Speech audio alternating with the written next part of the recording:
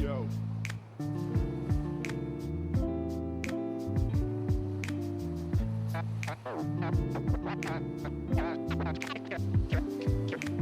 Cash and the ticket is yours. Cash and the ticket is yours.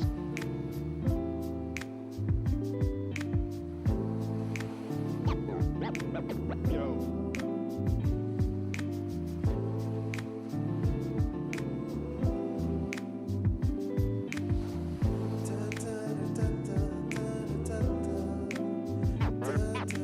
Cash and the ticket is yours.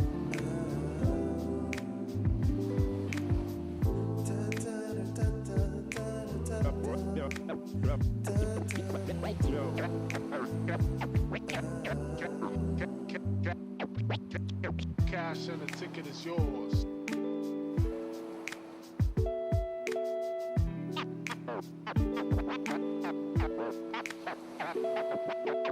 Cash and the ticket is yours.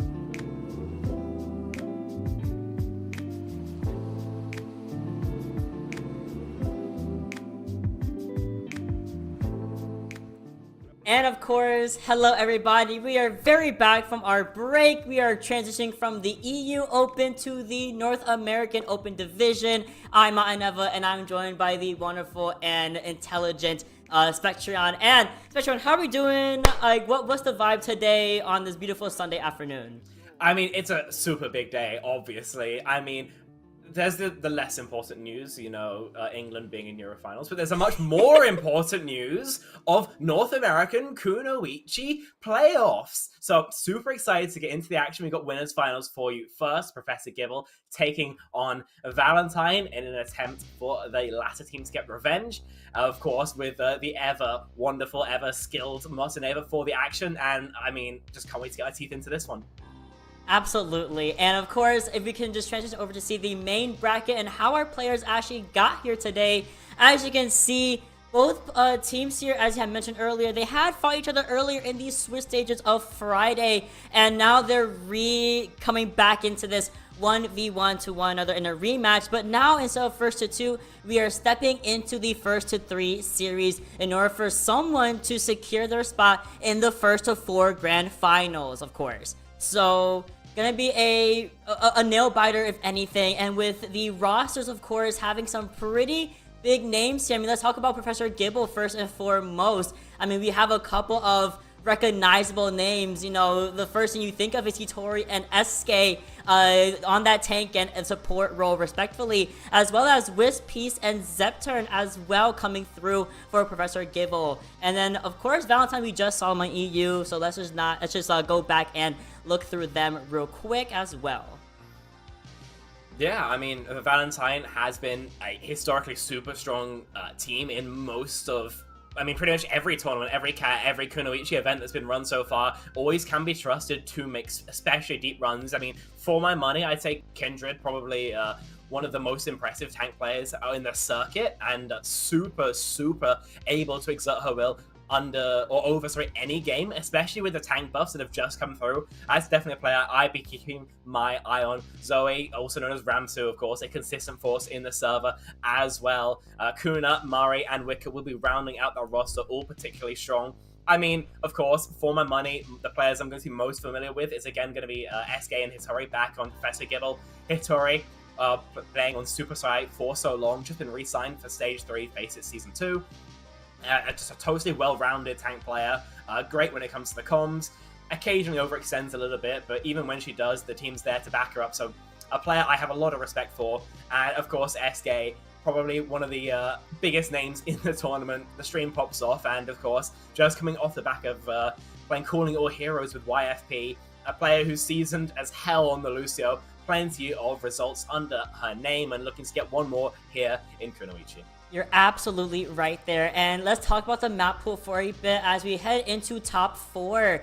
Of course, we have a selection of maps here under each type of map to play on. Of course, looks like we may be seeing a couple of a couple of different comps here depending on where you go on control, especially when you talk about things like Oasis or Nepal, which are two have been very popular throughout the weekend since Friday all the way to here, from the Swiss stages to the playoffs.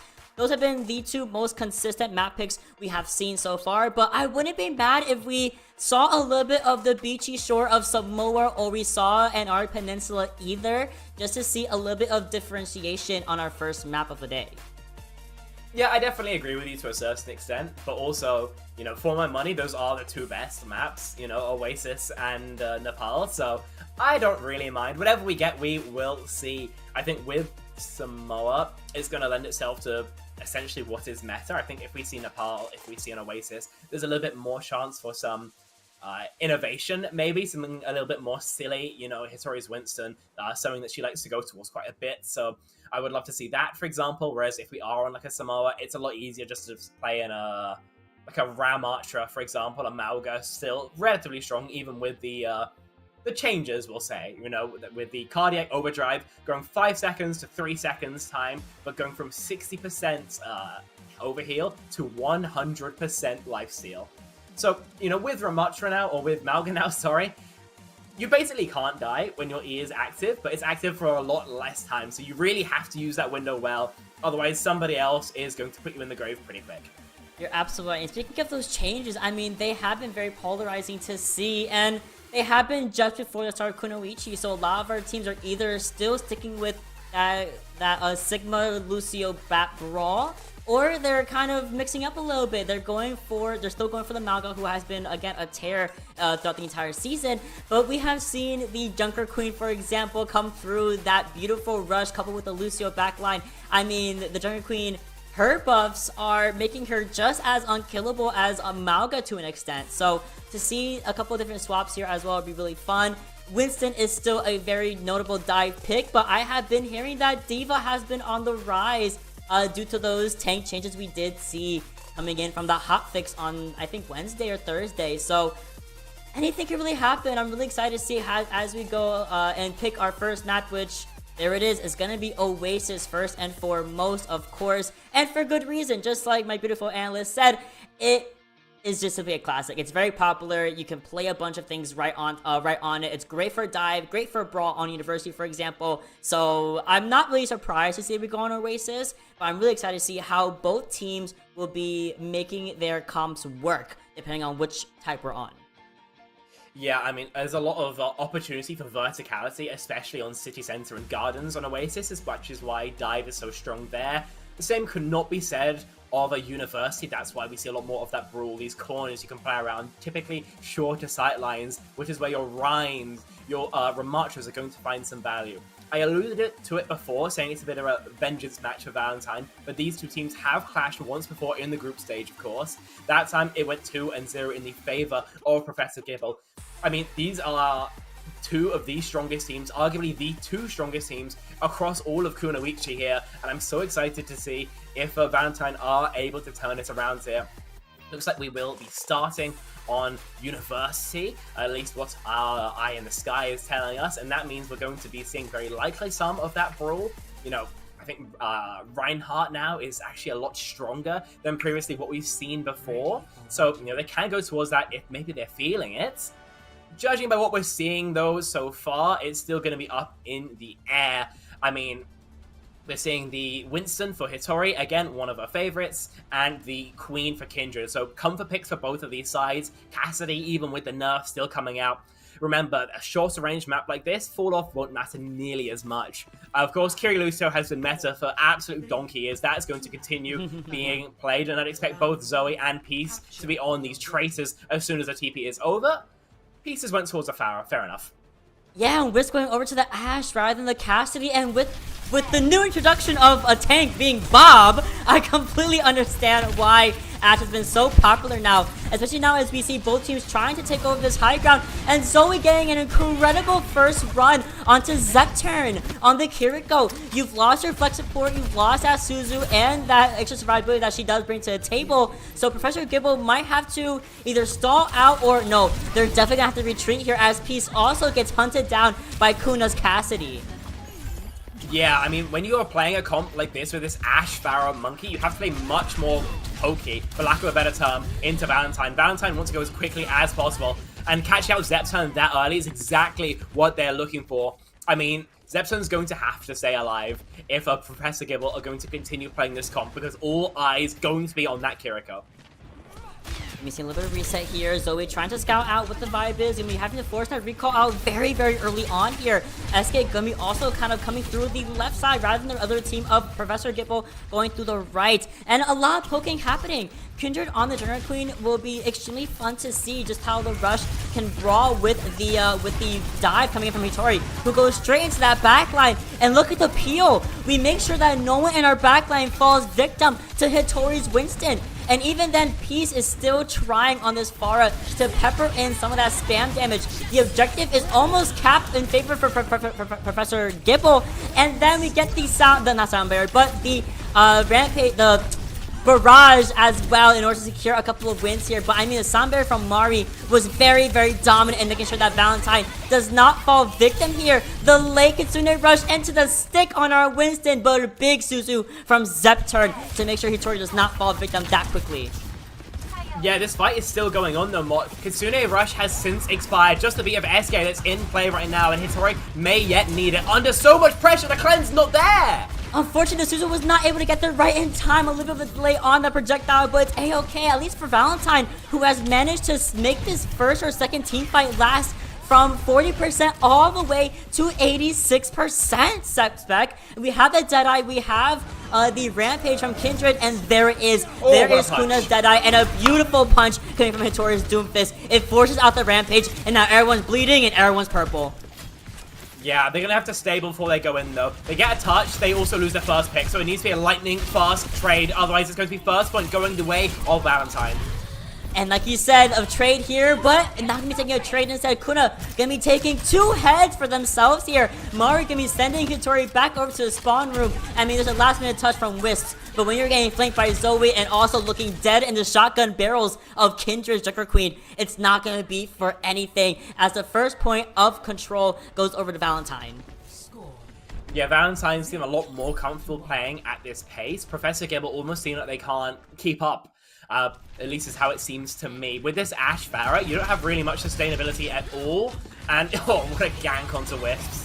Yeah, these heroes are so squishy when it comes to your actual DPS 1v1. So, anytime that Wisp or Peace finds a 1v1, I mean, we're seeing this Kuna and Zoe are winning them out so consistently. And with the added poke that you're getting, it's really nice to have. There's so many times when Hitori, Cleave, and a rocket from Peace is getting, you know, Wicker, Mari, Kindred down to single points of HP, but they're not finding these final blows, and that's why it's so tricky for them. They need to be securing kills eventually. Hitori on this Winston, or Orisa, sorry, not the Winston anymore, it's leaning more into that poke.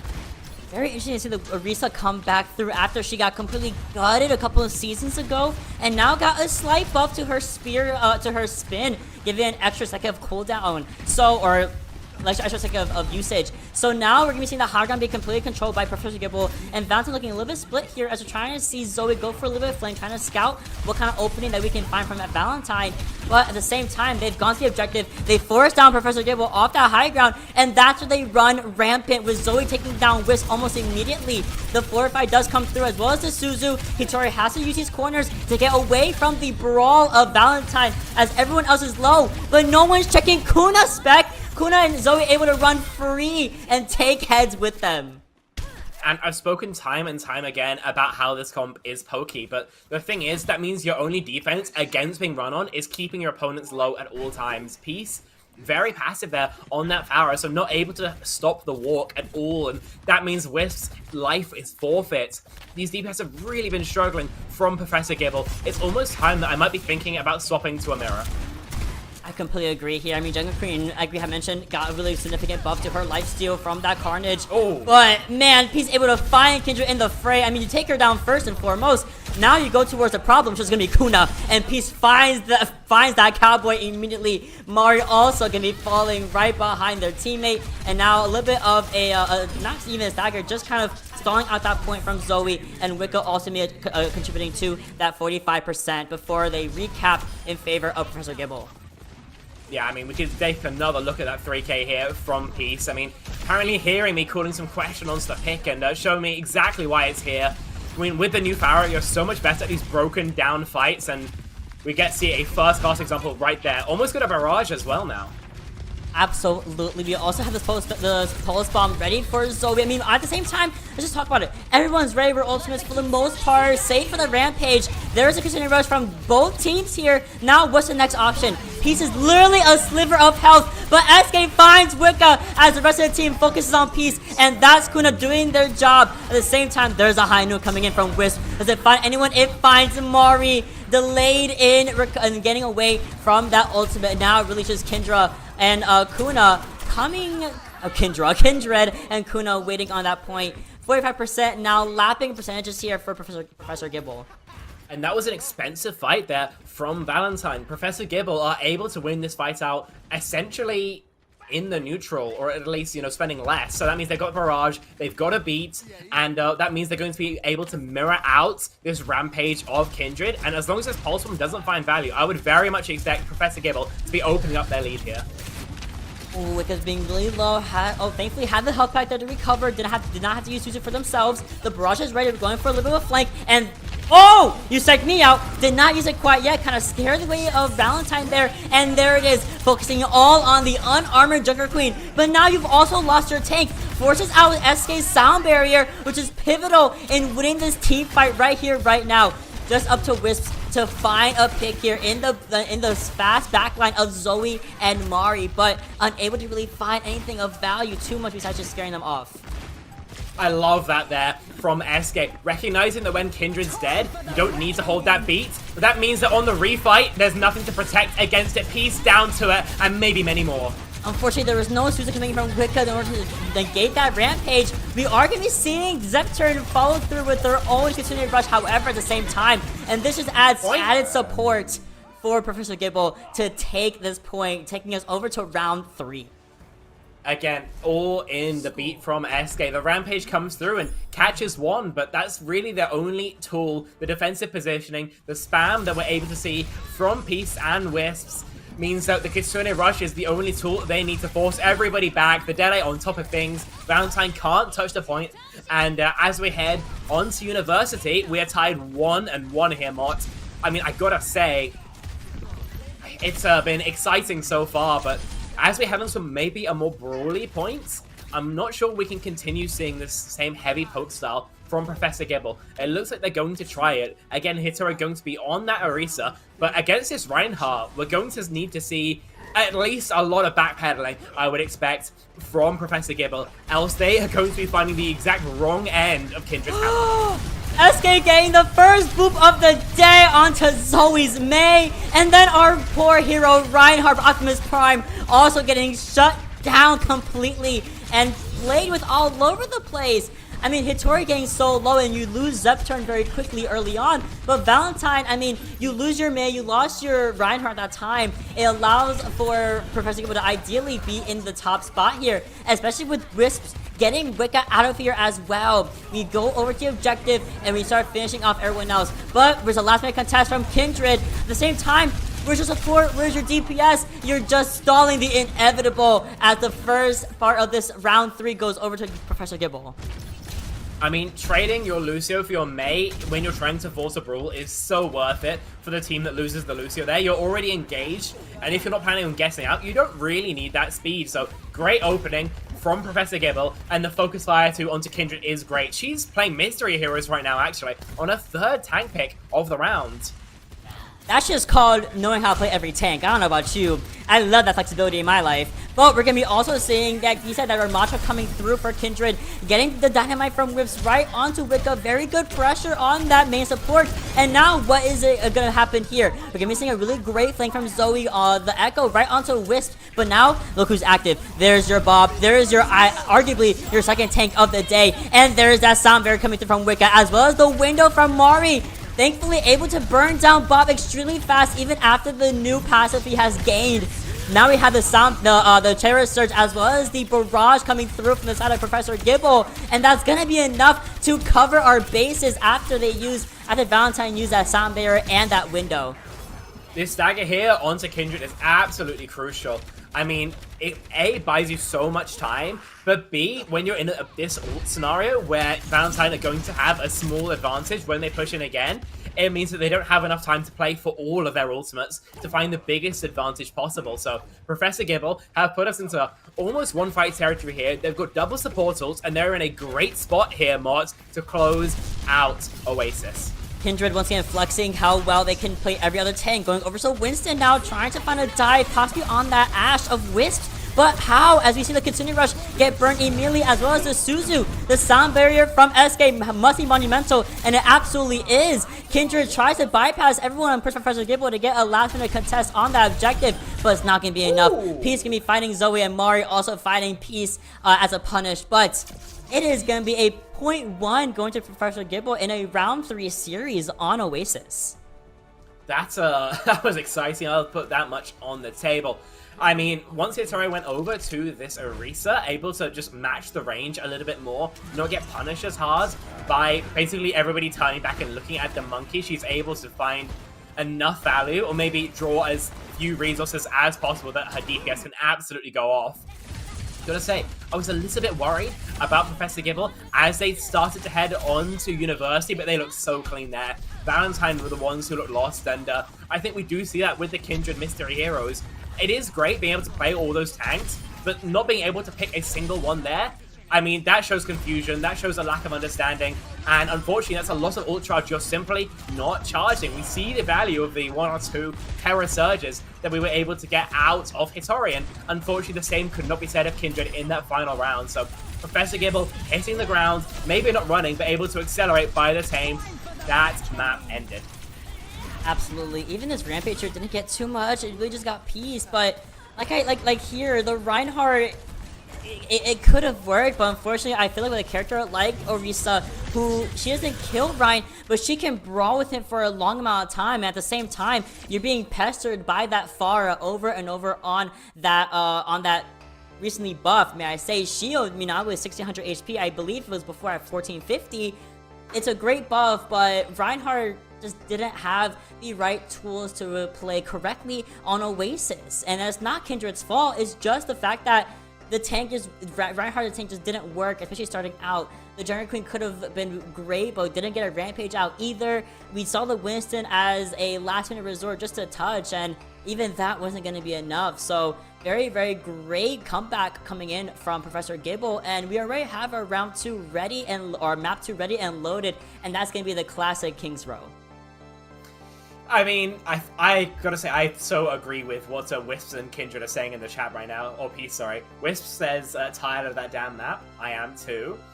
Peace says, please, no more King's Row. Everybody picks that map. So, they're so real for that, honestly. We've seen that map pretty much every time it's gonna be in the map pool, but we're gonna be seeing it once more here. I mean, same map. I don't really need to describe it to you if you're watching this broadcast. I'm sure you're very aware of what you can and can't play there.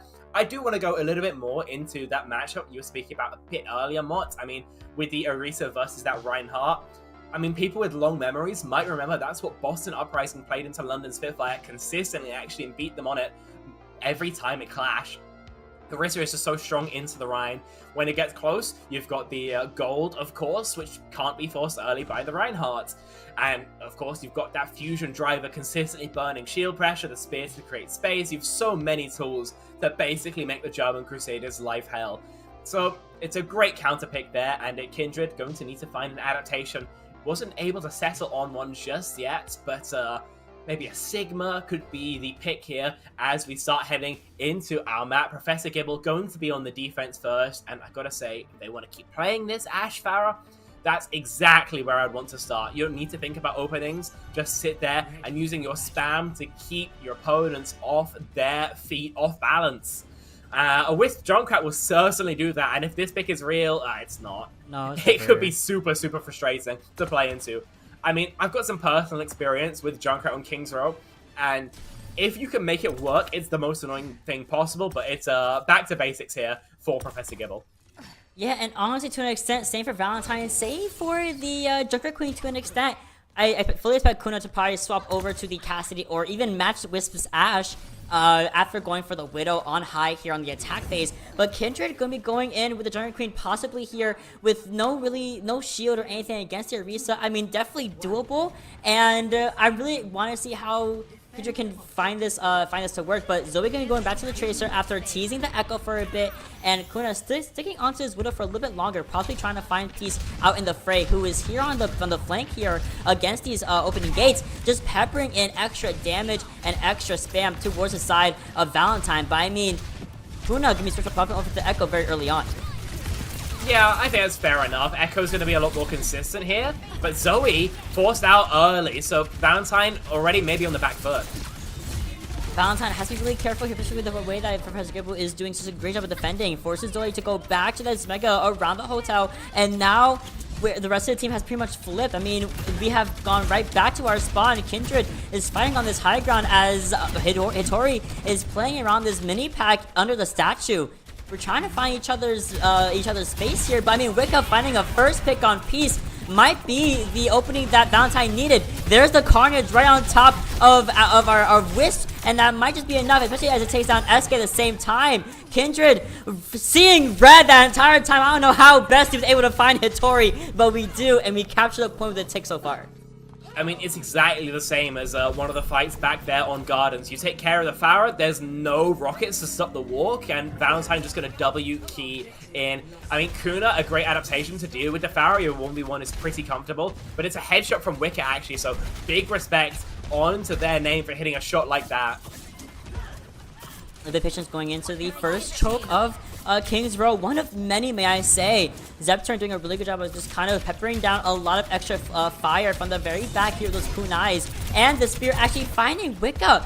Wicca having that continued rush can be very vital here in the alleyway if they want to maybe secure a win here and just kind of push a little bit further. Trying their best to go through. The continued rush does come out, as just as I said. And, I mean, the Terror is also ready in just a couple of seconds. Will we see her turret go right back in? No, instead, we get pushed a little bit back towards the second corner of Kings Row Street. And now a returning continued rush coming in from Zepturn. But Zoe is just making sure Wisp does not take advantage of this high ground. The Terror Surge is also active and ready, and now there's a duplicate as well. Yeah, Hitori's been able to find a kill on Tamari with the aid of a kunai from Zepturn here, so we're still in an even number scenario until Kuna explodes and finds a 3-piece. All while duplicated as well, we are still active here. Wicca able to find Hitori least, and finally, of course, as the cart moves gracefully throughout the streets, passing the second, third, and now almost a fourth corner here. We can only hold right here, right now, as Valentine has a pulse bomb, the sound barrier, and coming up on that rampage. I'm sorry, Mentira. Perfect Gibble coming up on that Bob, the barrier, the barrage, and that sound barrier. It's really hard to find purchase here with the Devourer, so I want to see how Peace plays this, because could be the make or break for Professor Gibble's defense. Ooh, Peace gonna be waiting out a little bit, gonna be finding some kind of opening with the barrage, possibly getting a lot of pepper spray from those stickies from Kuna there. And there it is. Bob is ready. The sound barrier also used expended as a response. And Hitori found out in the fray with that pulse bomb. Possibly goldless, possibly just didn't have the health pool to survive it long enough. SK trying to contest for a couple seconds longer. Now 4.5 minutes in a time by to push to 0.3. Peace can't really go in the entire time. The pressure, the flak that's been coming through from Kuno is just too much. And so Peace, oh, that's a brutal stagger. Absolutely heartbreaking. And that's going to mean that Valentine are going to have so much free push while they wait for their airman to come back. I mean, we got to see an absolute generational performance out of Wisp for the next couple seconds to buy that time. And all the while, Kuna, Zoe, they're setting up flanks, but there, exactly what we needed to see. Wisp getting the pick on Mari there is impeccable, and also finding the spear throughout from behind the cover right onto Kuna, who has been the biggest problem. We are stuffing and finding them. I mean, Wicca also going down after the continued rush gets expended. Wisp going down from Zoe. And there is a rampage from Kindred, forcing up the sound barrier from SK. The Terror Surge also gets expended, as well as the Suzu. But will it be enough? The duplicate from Kuna is monumental in putting all this pressure on Hitori, and SK trying to follow through, but Mari able to find the Lucio in their wake. I mean, Wisp back on the Widowmaker for that spawn hold, and that is a bit of a historic pick, but not able to find the value so far. One more recontest for Professor Gibble. They've got the rush, they've got the barrage, and they've got 3 minutes to get off the time back. This barrage has to be used here or now. It has not been used once in the entirety of King's Row. And there it is. Does it find anyone? It finds the most important target being Kindred. Wisp's also going to be finding Mari's head in the fray, as well as Zoe, who is trying to get away. I mean, this last minute Widow swap, I'm a big fan of from Wisp. I mean, clearly can click heads all day, every day. I mean, I think we can all remember a Widowmaker moment from that area, and Wisp able to do some of their own great work here. But I think the real hero was Zepturn. A great cleanse coming through onto Peace, allowing that barrage to complete and take care of Kindred. Absolutely heroic on that Kiriko, and that allows Professor Gibble to get their defense really started. Also being seen Kuna swap over to the Genji now. The pulse bomb ready and stuck onto Arisa. Is there a Suzu? There was, but it wasn't going to be enough for Hitori at all, as Kindred finds the tank in question. And now, I mean, the rest of the team fight might go the way of Professor Gibble here. And as I say that, it may not, unfortunately. Oh, we fell off! But we're back! I'm Echo! We are so back. SCB found the fray, and P's getting the stickies right onto Kuna. The fight is still going, Spec. Maybe not, though, for much longer. That's going to be a Terror Surge buying the space, denying that Kitsune rush. And Hitori this time, a cleanse that allows her to stay active just a little bit longer. Rush out once again, but it doesn't hit a single player. I can't believe this. Hitori also being found out. Zepturn can be putting Zoe back to their spawn room early on this fight. We need a touch, and it's going to be to our Kiriko Zepturn. The Suzu has been utilized. SK is trying to find the teammate, but we get Ajax out of our sound barrier. That's the second Ajax I have seen with my own 2 eyes while casting What's Going On. That's a little bit peak, I'll call it that. I mean, Professor Gibble, they did have an incredibly tough task on their hands holding for that long, but an Ajax isn't really the way you'd love to see that ends. I think SK was going for the rollout. I know she's hit it before, but come on, no. That's a goofy ass play. I mean, oh, Professor Gibble though, they're playing some very, very strong Overwatch there. I think the real domino that started their loss was a late cleanse there from Zepturn. I mean, I spent all that time gassing up the previous one, but that time, Hitori, the pulse bomb just connected onto her, and with no HP, that allowed the snowball to get started. It allowed Valentine to get it cleaned off, and we get to see a bit of a reset there from Kuna as well. So a bit of a time back now, accrued, I believe, for Valentine, but on the whole, I think both teams have to be relatively comfortable with how they're able to get that cap through. Professor Gibble, a strong enough defense on 3rd point. Valentine, a very, very comfortable time bank to begin to play with should we go to the extra inning. So pressure now onto the aggressors. Wisp again on that Widowmaker for an opening pick that likely won't be offered up. And 5 seconds till the spawn does unlock this time. Are you going for real spawn shot? Be honest. I love it here. We're so, yeah, going over for that Widow, trying to find a little bit of pick here. Likely on Kuna. I mean, that'd be great, right? You get the flyer out of the way, but no, very, very, very fast over to the Ashe instead. Like I said, she's been very popular as of late after the recent change to Bob, for example, and the recent some tank changes. Ooh, we're all going through hotel. We're trying to flip the point, and we get punished for it. He's trying to find Wicca in the fray, but just wasn't gonna work. I mean, finally Zepturn able to find their counterpart here, but Kuno on this Echo has been a problem and a half for the side of Professor Gibble.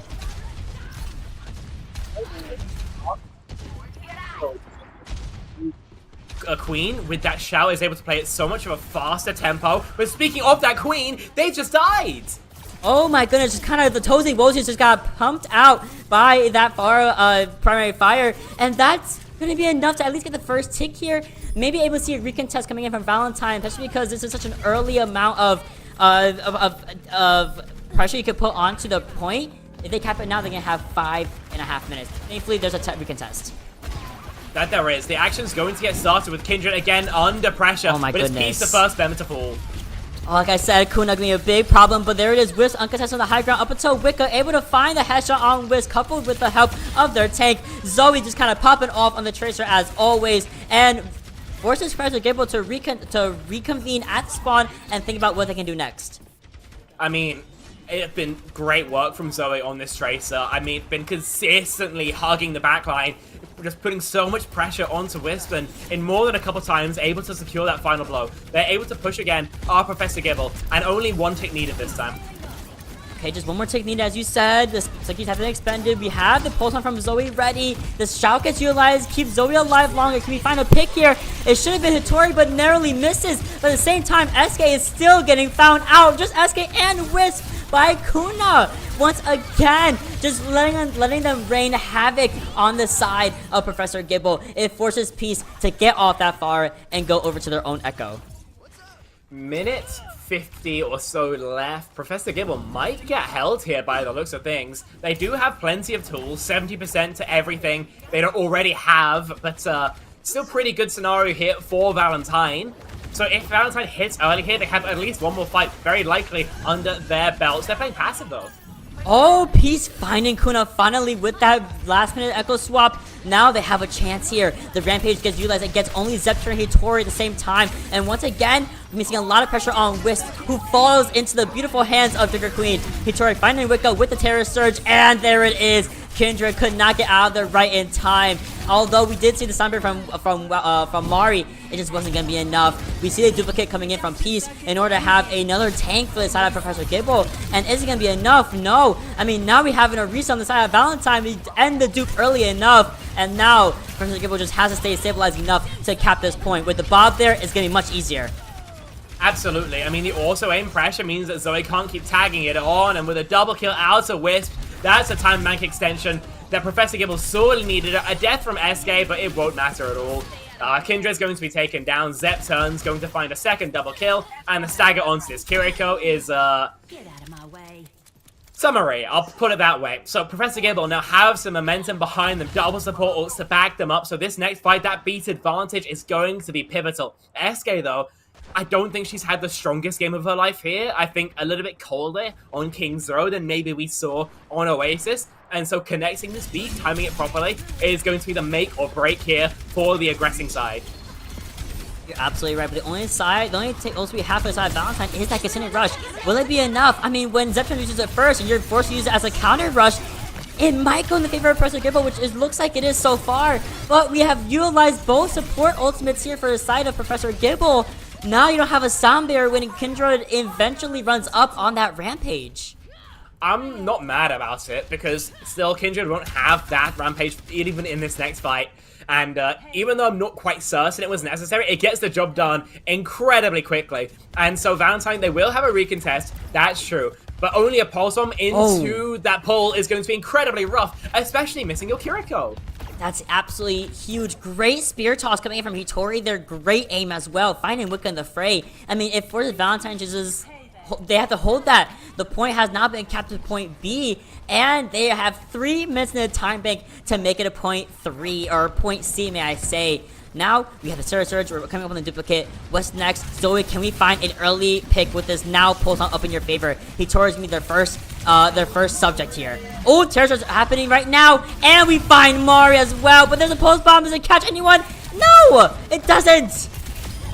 I'd be fuming if I'm Zoe, but able to get the kill onto Peace at least. We'll see if this Trace is able to survive, and on a prayer, looks like they will be able to vanish into the backline. Hitori backs up with that kill. Closer spawns for Professor Gibble, and they want to play them, but they're going to need to stay active at least for now as SK continues to battle, clearing out that flanker. And okay, re-aggress now, very likely from...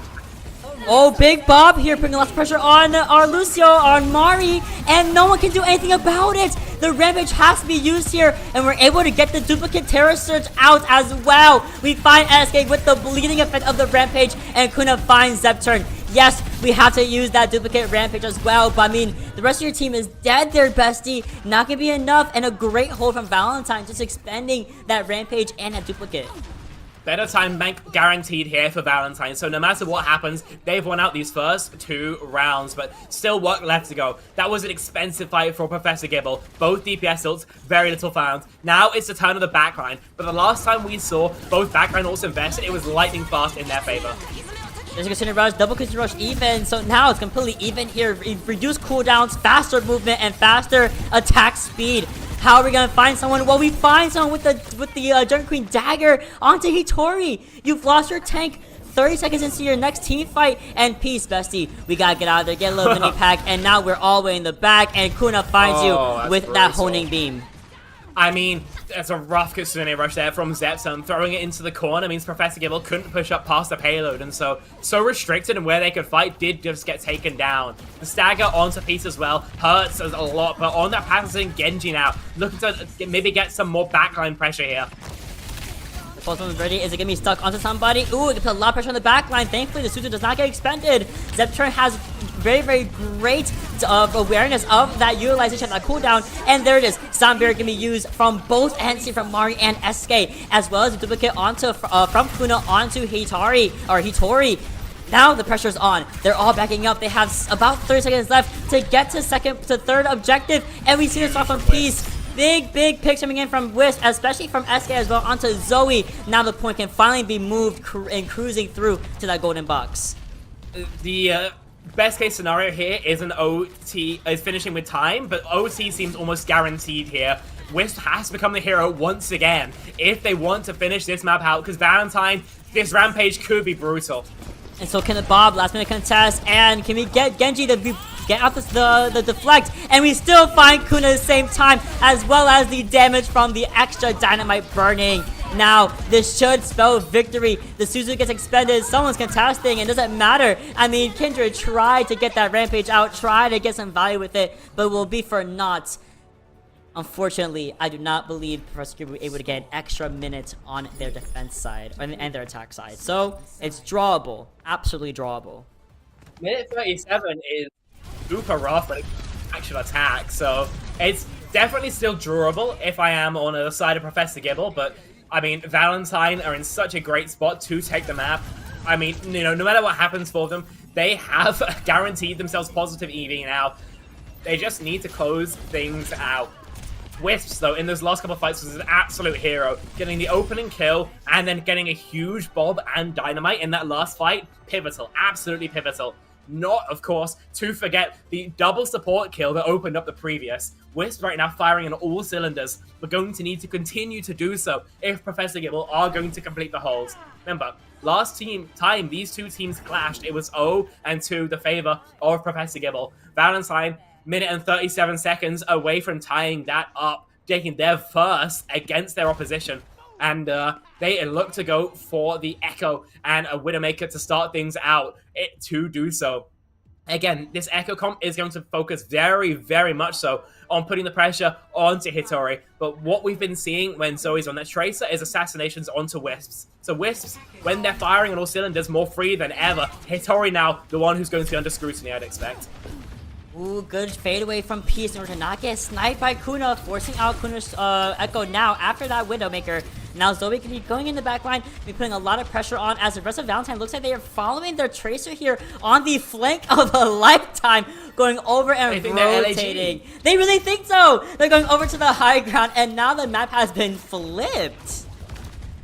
I mean, this is incredibly strange action here. Professor Gibble are re-clearing high grounds instead of playing the attacking positioning, and they kind of have to.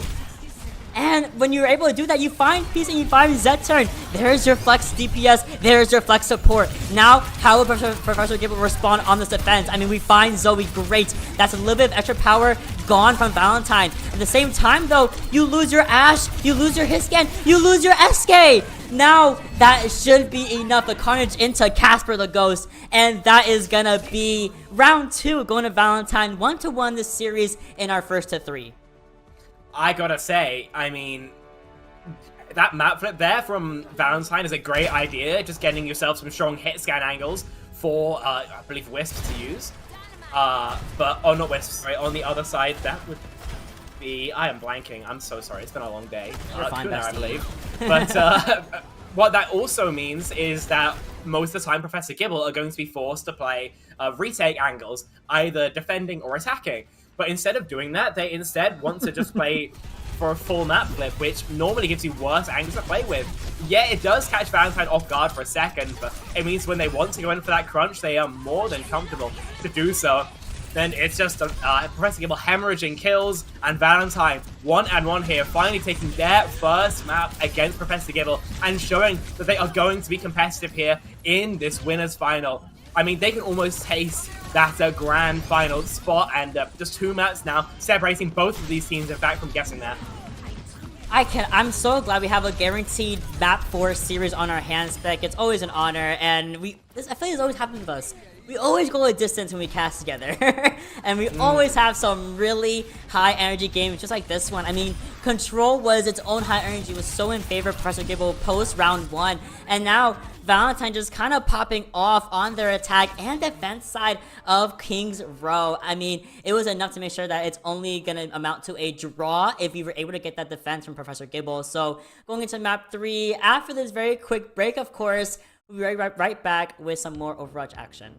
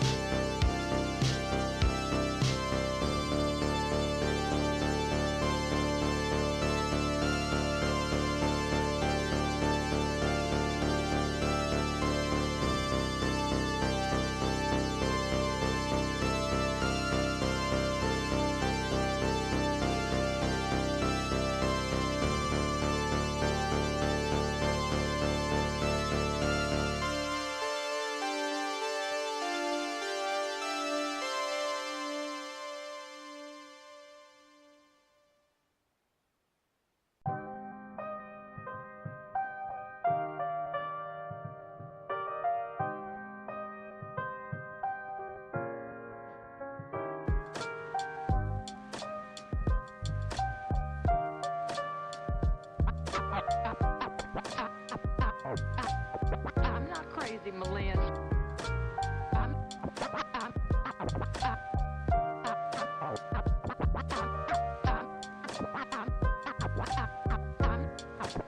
I'm not crazy, Malin. I've just been in a very bad mood for 40 years.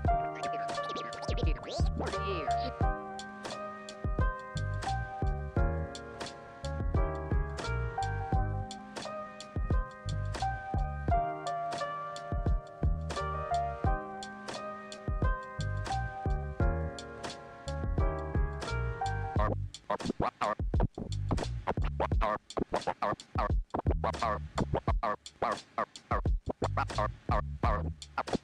Carpe diem.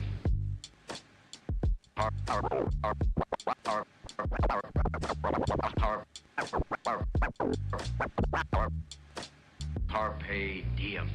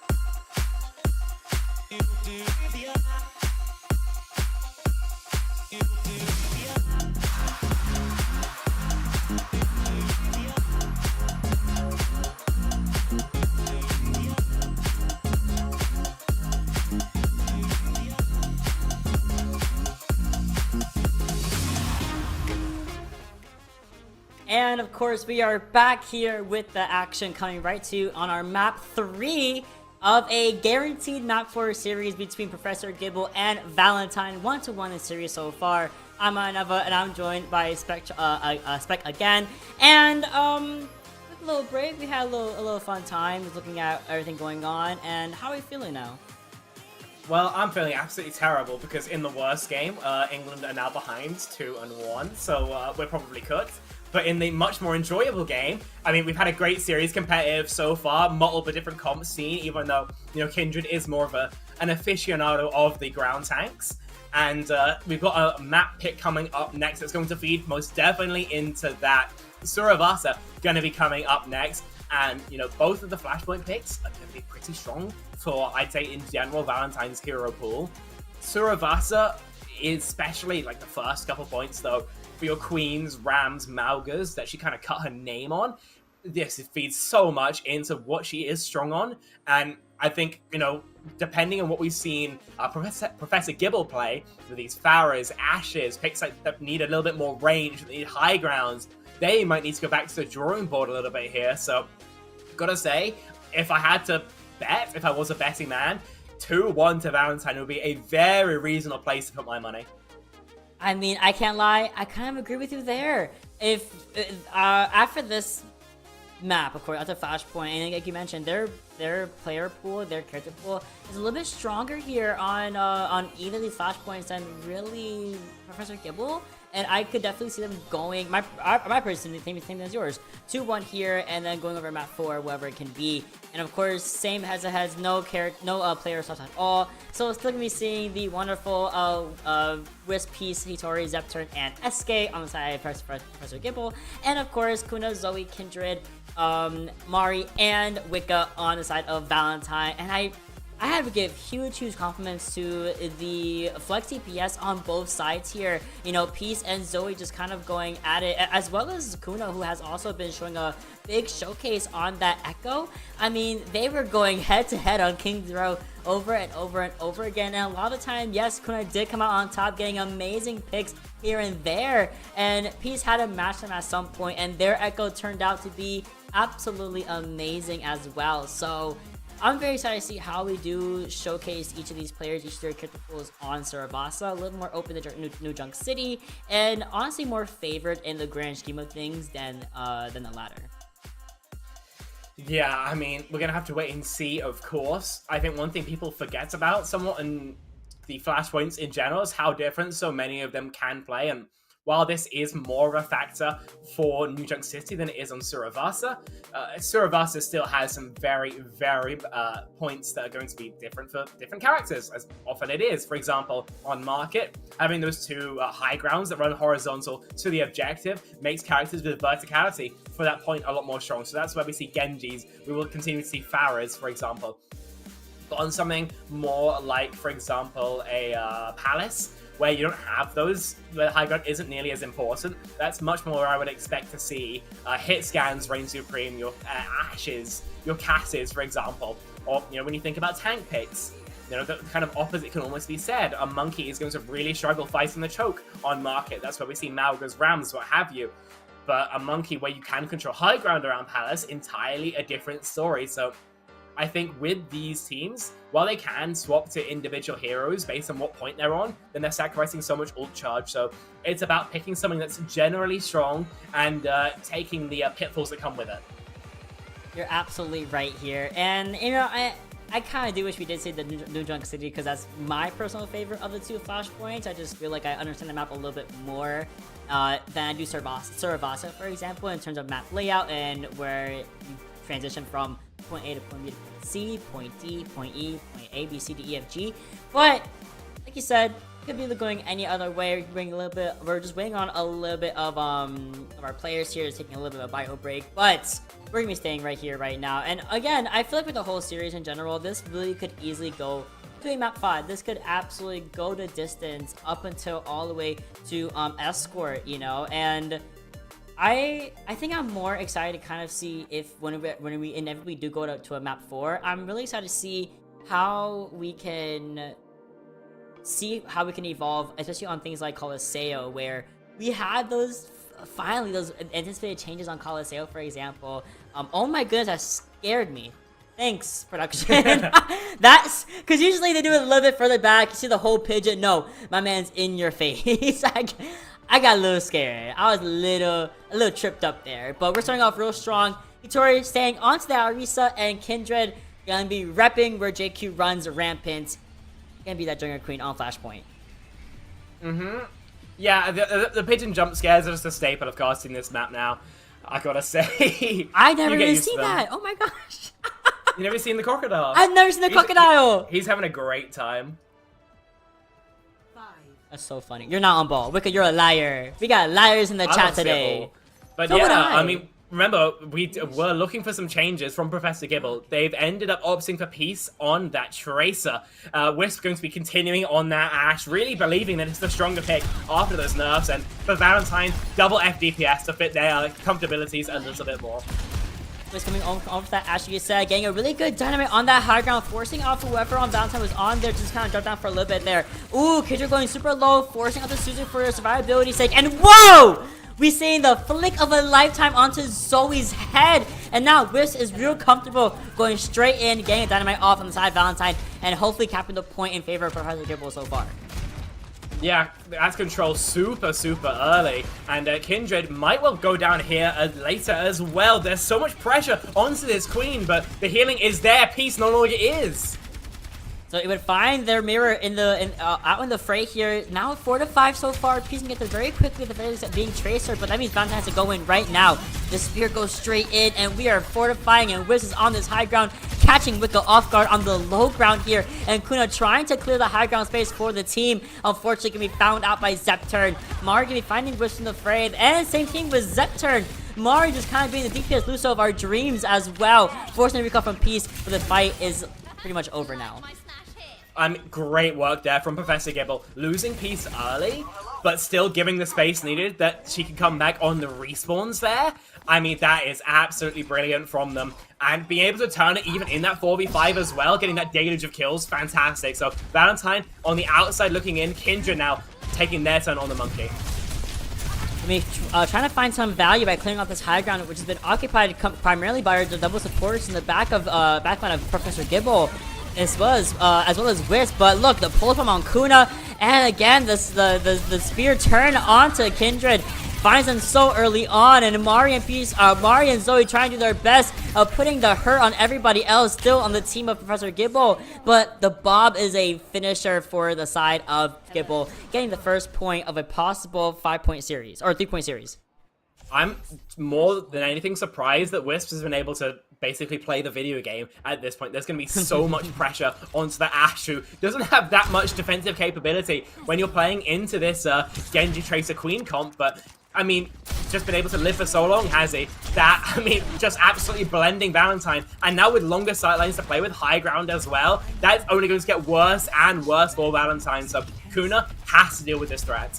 You're right, and even better, SK has a Sound Barrier ready for that Dragon Blade coming up on deck.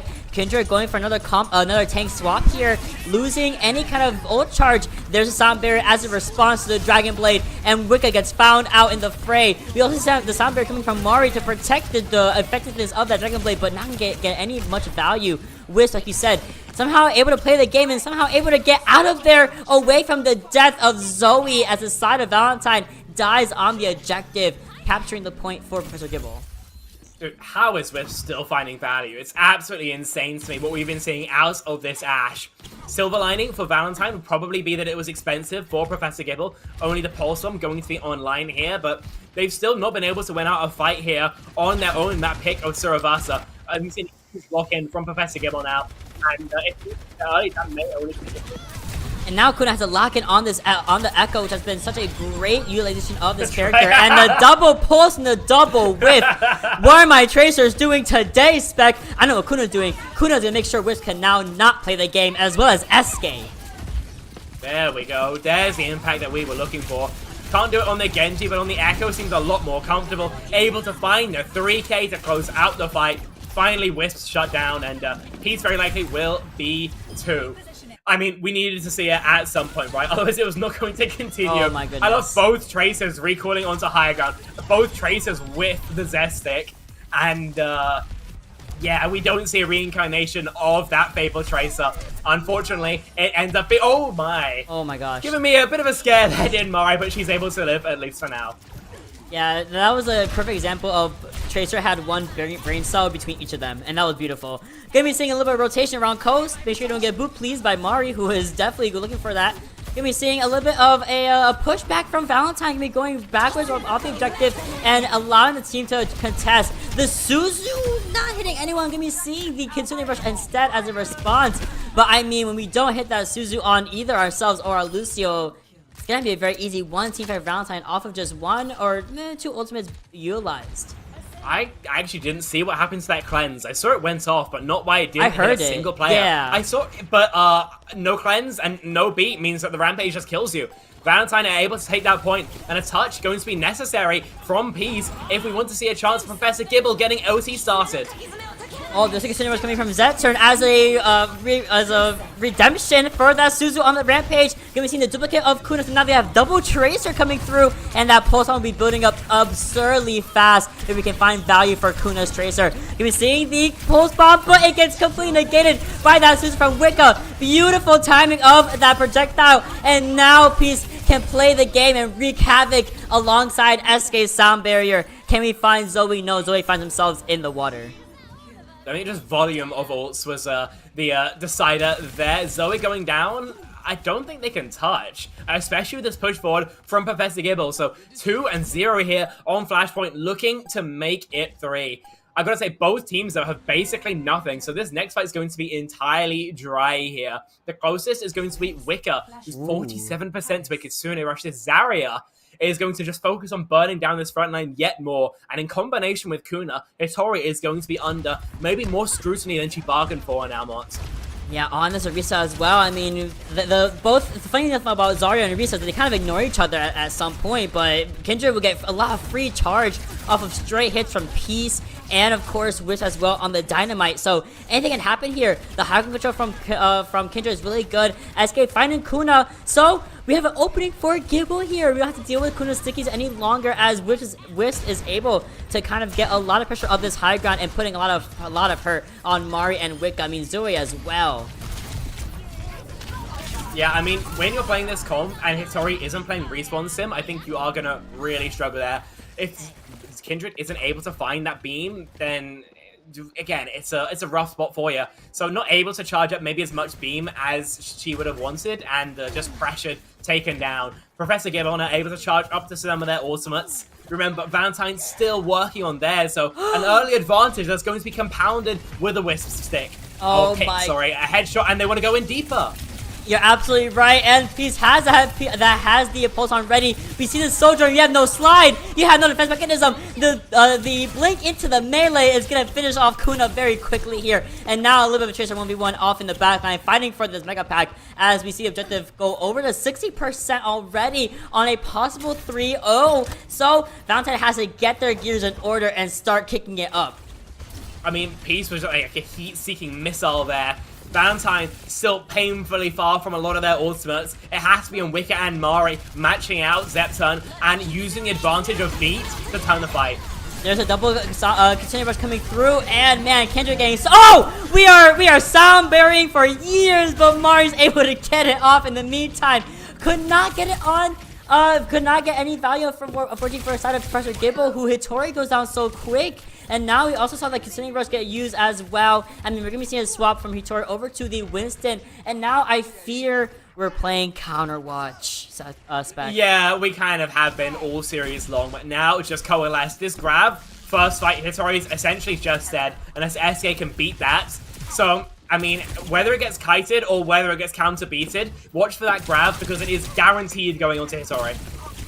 I mean, 9 times out of 10 it absolutely has, and maybe Hitori, the bubble be very monumental, and we see the bubble through the wall here, and the bomb is expended at the same time to save their tank, but it doesn't kill, but it's able to flip the point behind Valentine's back. Come on, we're gonna be seeing Zoe go for a little bit of a contest. Kuna falls within the Wisp again, and now the aggressive sound barrier will be enough possibly to put all the hurt on Kindred, who was high charge, but not enough stability or survivability.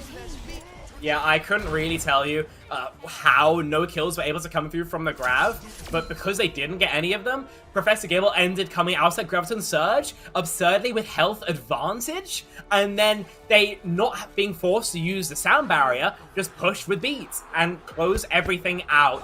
I mean, surgical play from Professor Gibble. Valentine got to be kicking themselves that they couldn't make Palace more competitive, because absolutely that point could have went in their favor. But again, the Mystery Heroes maybe not paying it off for them so far. I do think that it is kind of shooting them in the foot a little bit. Professor Gibble are just playing what's comfortable for them and only swapping when they're down on ultimates as well. So not losing out on the ults as well. Dude, Wisp is clean with it. Yeah, when I saw that flick, I was like, oh, Wisp is on another level. First 2 matches were just warm-ups. Now Wisp is locked in. I just want to mention, the way Bob was holding Ash there, it should have been me. It should have been me.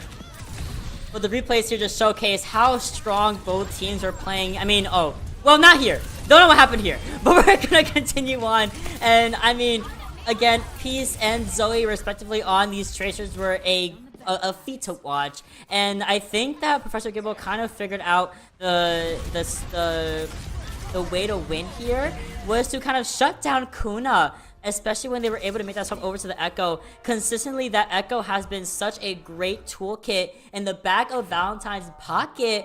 And when they're able to let Wisp play that high ground game, be marginally uncontested, or were able to consistently get peeled for or retreat fast enough on dives, they were able to get those picks. They were able to find Kuna in the back end, as well as put pressure on Zoe's flanks. And that's really how Professor Gibble was able to kind of bring it back in the end, even though, like you said, Palace was so recontestable and winnable for the side of Valentine. But no value on the grab, unfortunately. The Bob was there. There's 2 tanks in your face. Like, at that point, we're going to Esperanza for our push map. Our map 4 and match point for Professor Gibble.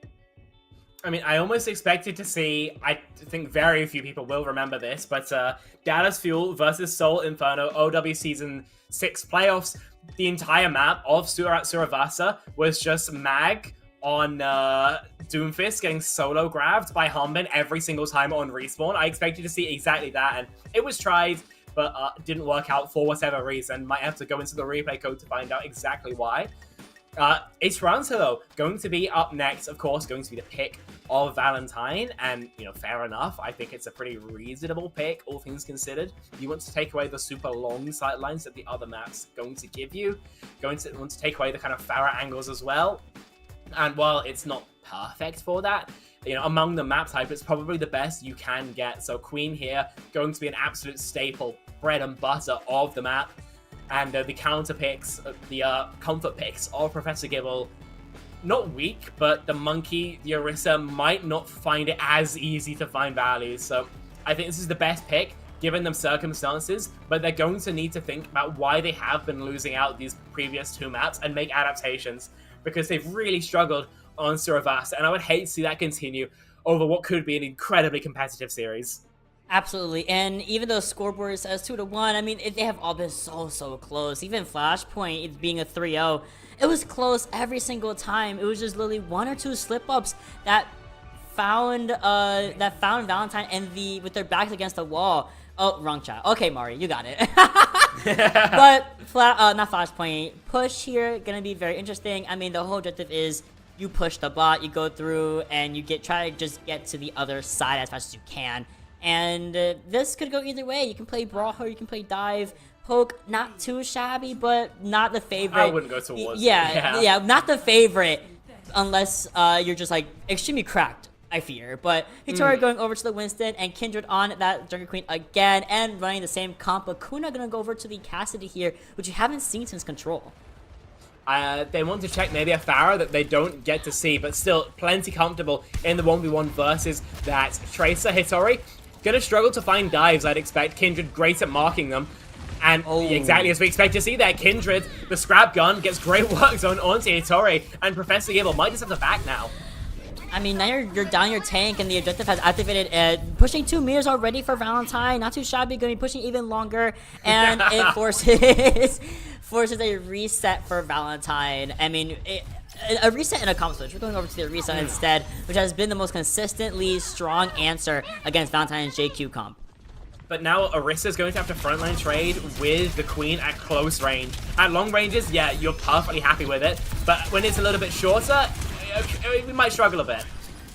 Absolutely, but we're taking over this high ground from Kuna, and like I said, haven't seen it since Control, and Kuna was clicking heads and wreaking havoc once again on the Cassidy, so I expect no different, especially now the objective has gone to 31 meters. We have to start pushing this point back in our favor for Professor Gibble as they try to get over this high ground, trying to clear it out as well, but we are fighting and brawling, and that's the name of the game for Kindred, who is continually going back and forth, and like I said, Kuna getting these consistent headshots on Orisa, tank passive B is still going to be putting a lot of hurt on Hitori. Again, it's all that pressure that's coming down. Even though it is a little bit nerfed on tanks, it's still Hitori who's kind of being put in the blender a little bit here. The game plan of Valentine, you don't have to think about taking DPS kills, even though you're so comfortable at that. You can just W key at Hitori, who's going to continue to fumble, unfortunately. So, Payload going to keep on moving. I mean, the forward spawns are going to be threatened, but it's a rush. It's a road from Wicker to stop that from happening. A lot of pressure on Kindred here, and the pulse also is expended, just nearly whiffing it on our tank there.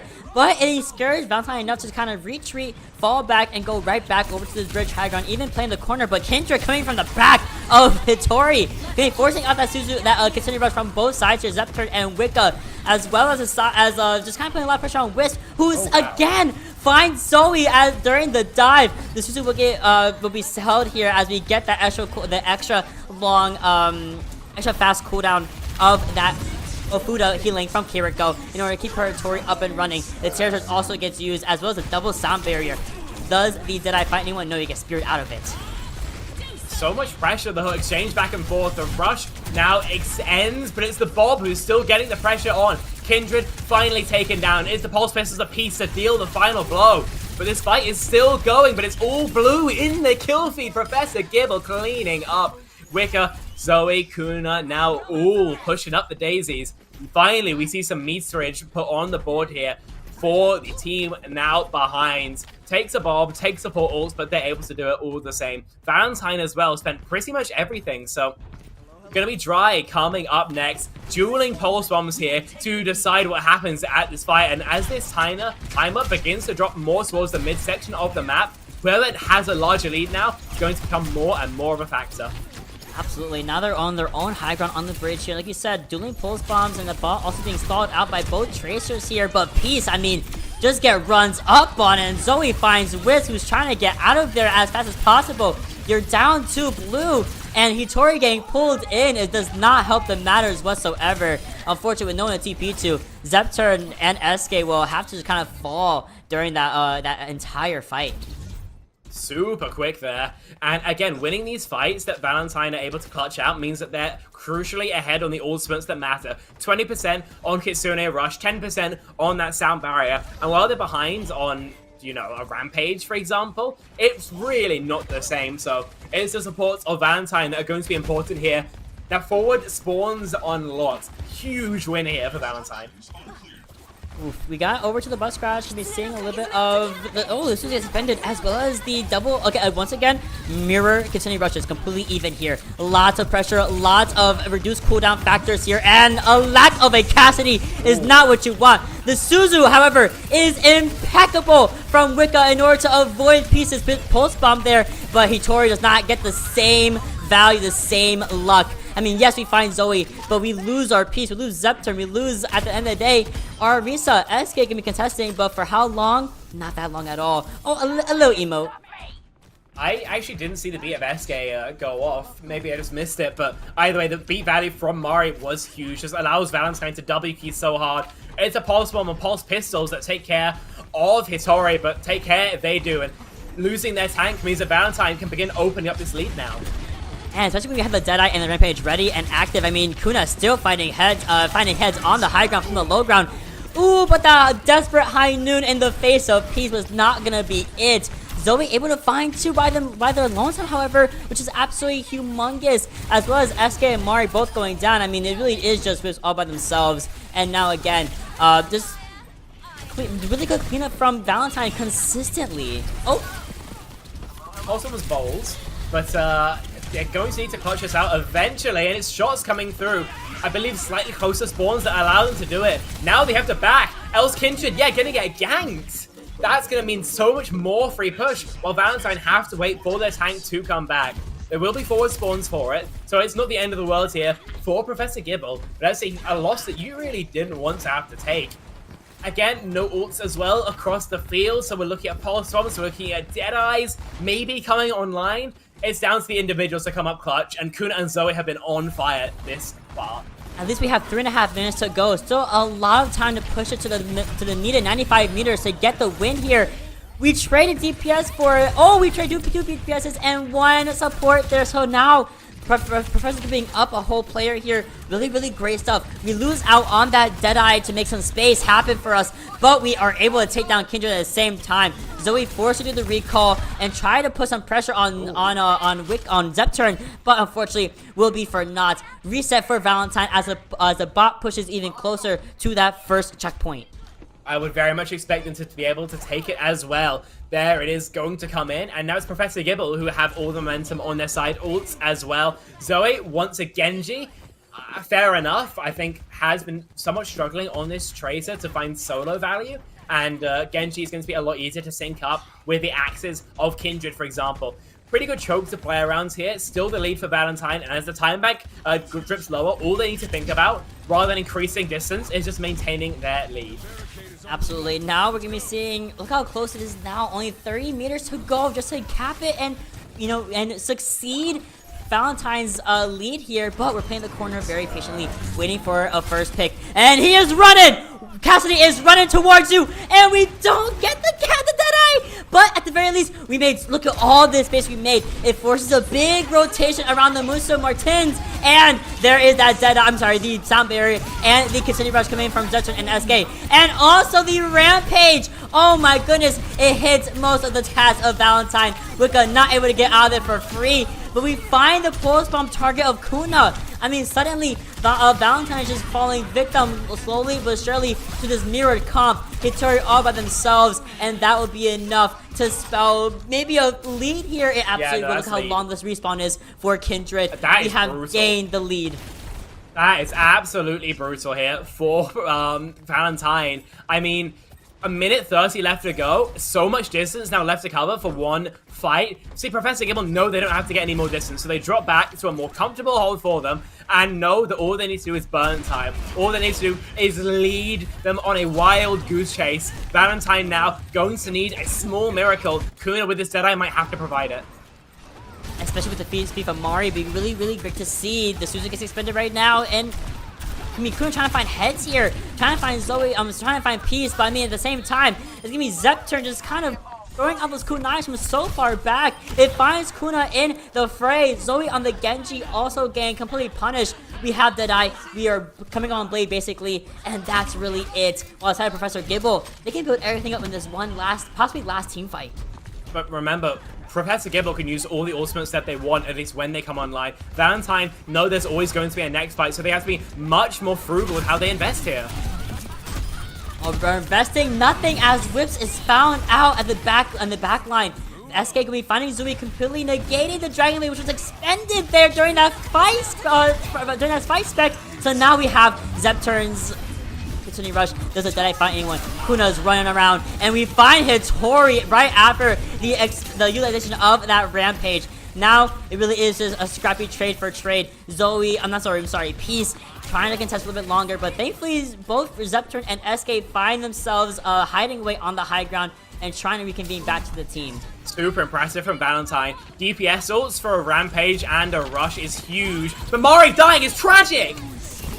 That's not what you wanted. We also get the sound barrier coming from SK. This should be an aggressive one. The Bob is also there. It forces everyone to this very small hallway-like area. And now you're trapped against a brute force of Hitori. We see Kindred go in for the Rampage, but it's not going to be for anything. There is blue all over this kill feed. That is another win for Professor Gibble. And that is a 3-1 victory in a first of 4 series for the for Professor Gibble's team. That is absolutely amazing. And you know, Valentine putting up a great fight, and Whis even saying see you soon, expecting them to beat them back in grand finals after their lower bracket. So honestly, very, very well played all around.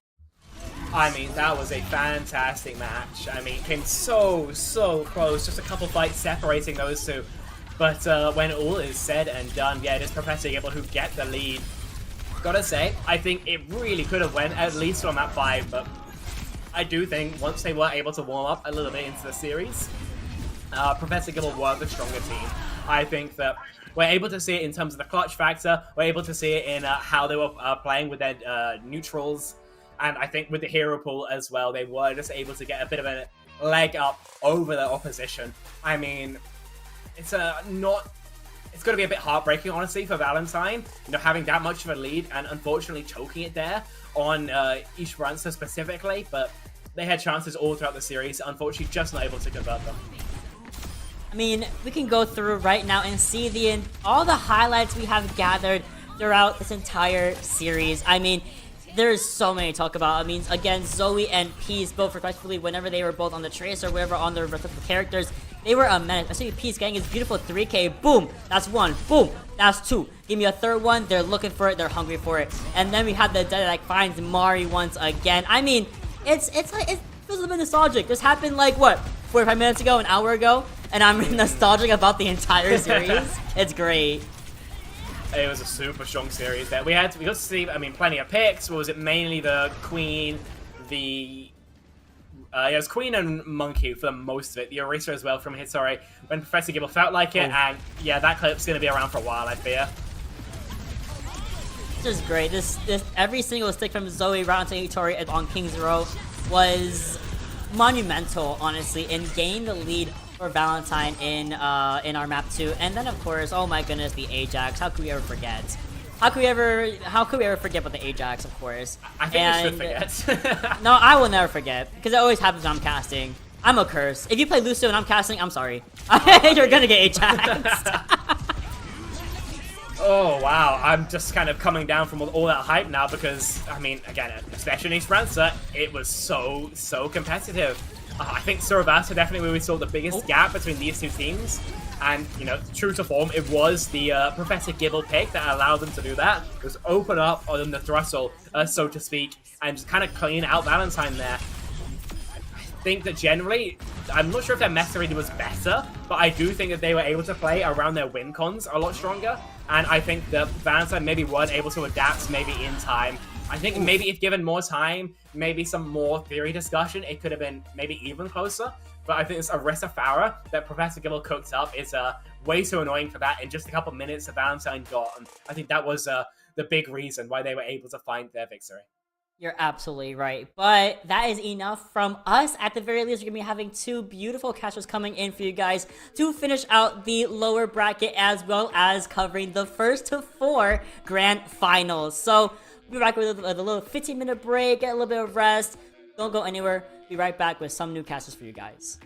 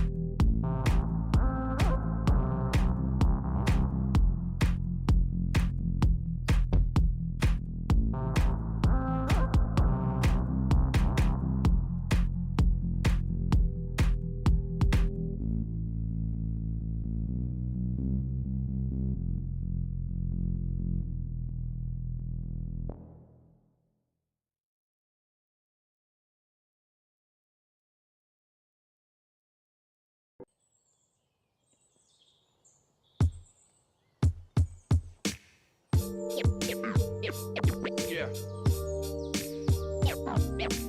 Yeah.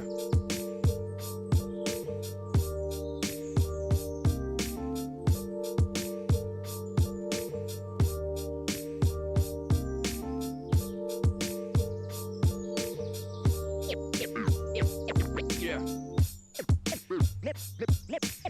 Memories. Memories.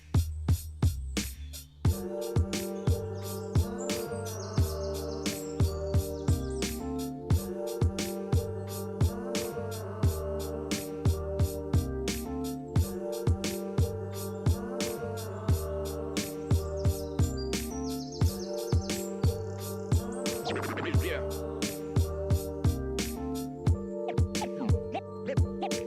Memories. Memories.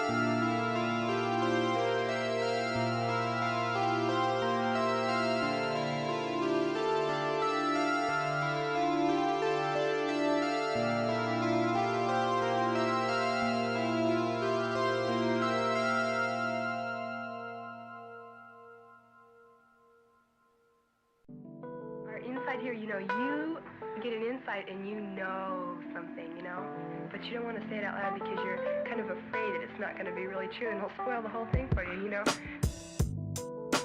But when somebody makes you say it, then, and it's true, then it just makes it more beautiful of a thing.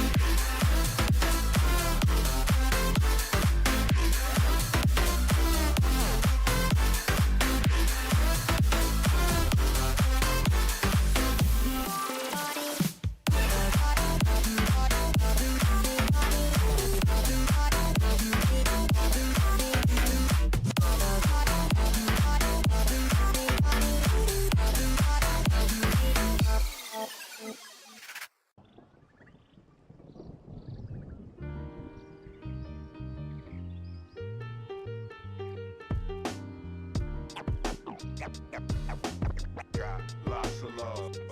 Love.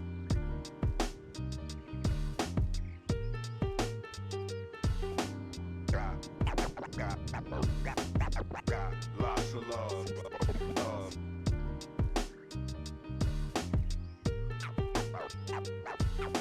Got lots of love. Love.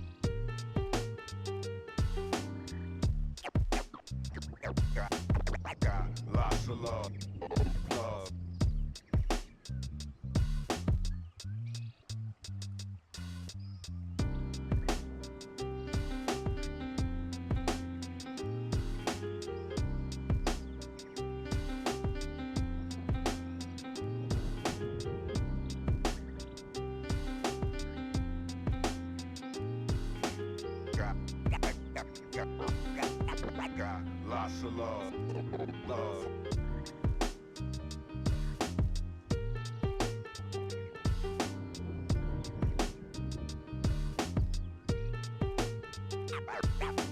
Got lots of love. Love.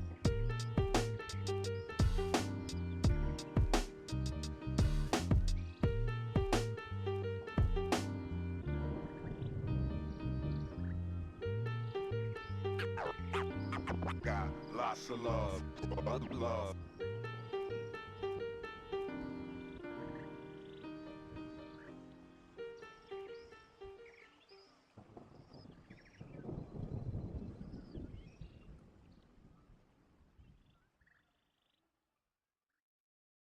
Feel my heart, it's beat tight. All my body's breathing, it's just you and me. Feel my heart, it's beat tight. All my body's breathing, it's just you and me. I'm so caught in this, we're so lost deep in it, can't stop. I'm forever the one you call. Let's free fall. I'm so caught in this, we're so lost deep in it, can't stop. I'm forever the one you call. Let's free fall. Let's free fall. Let's free fall.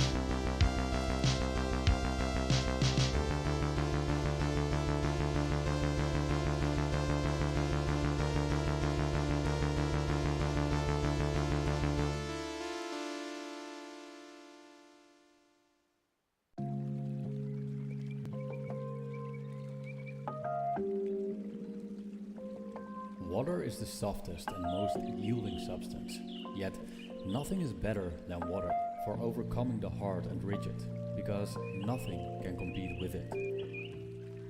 Lao Tzu.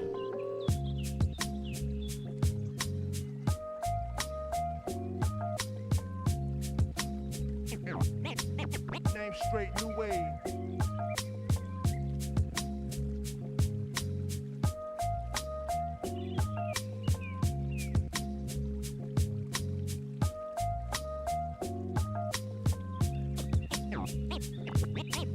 Name straight, new wave.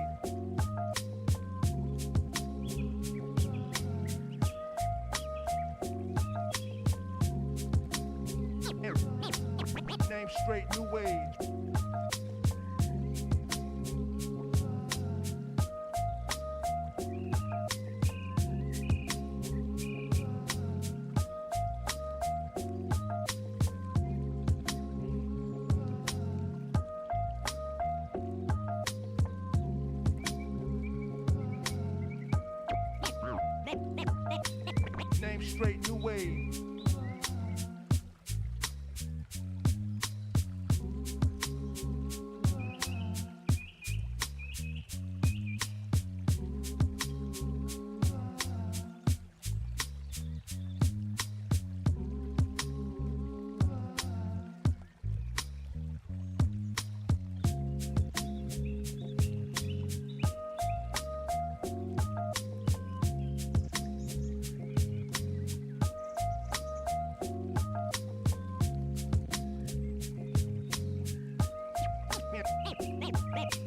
Name straight, new wave.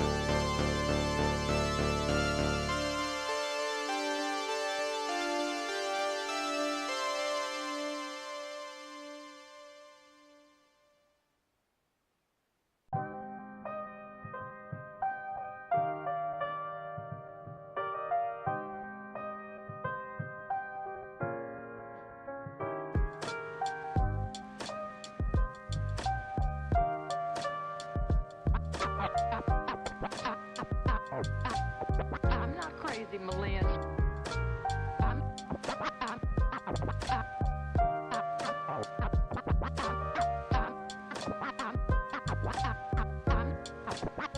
not crazy, Malin. I've just been in a very bad mood for 40 years.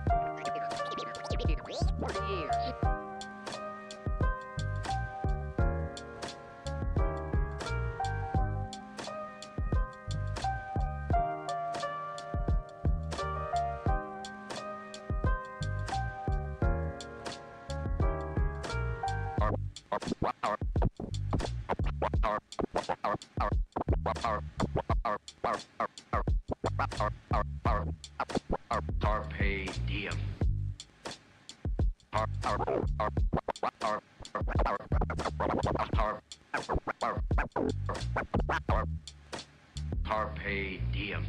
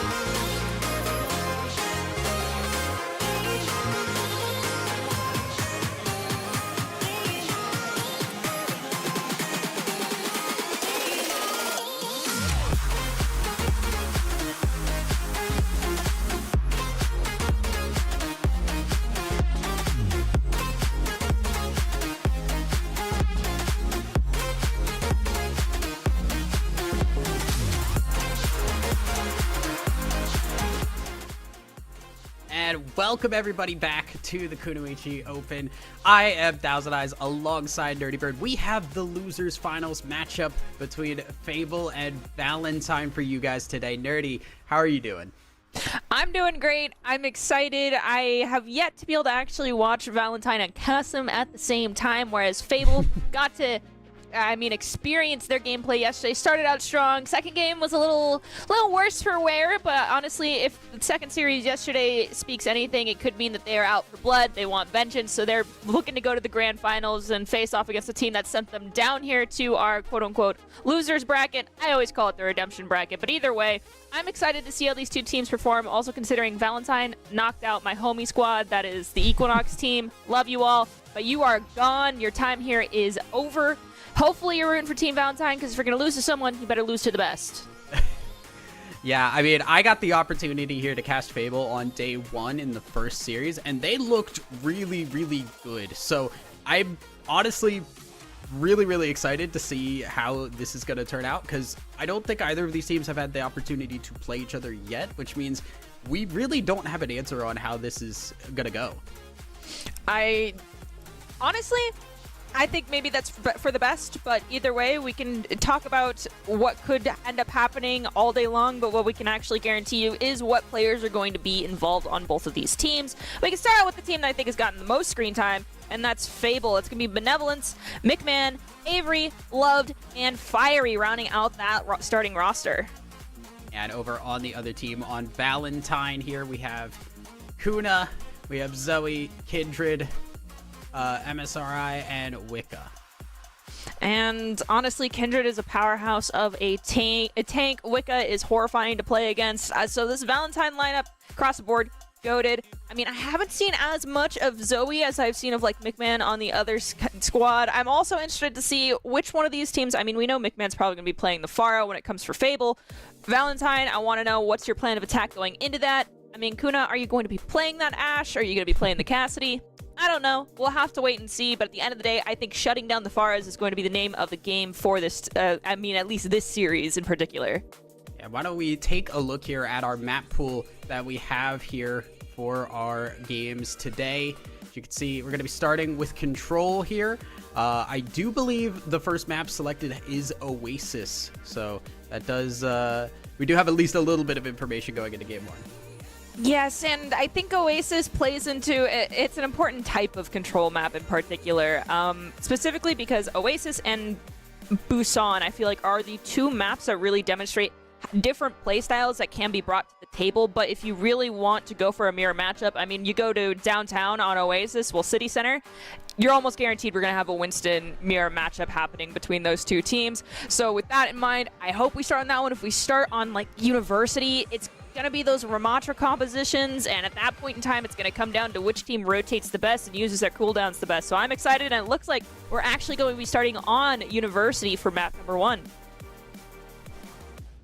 Yeah, we'll be hopping into that just a second here.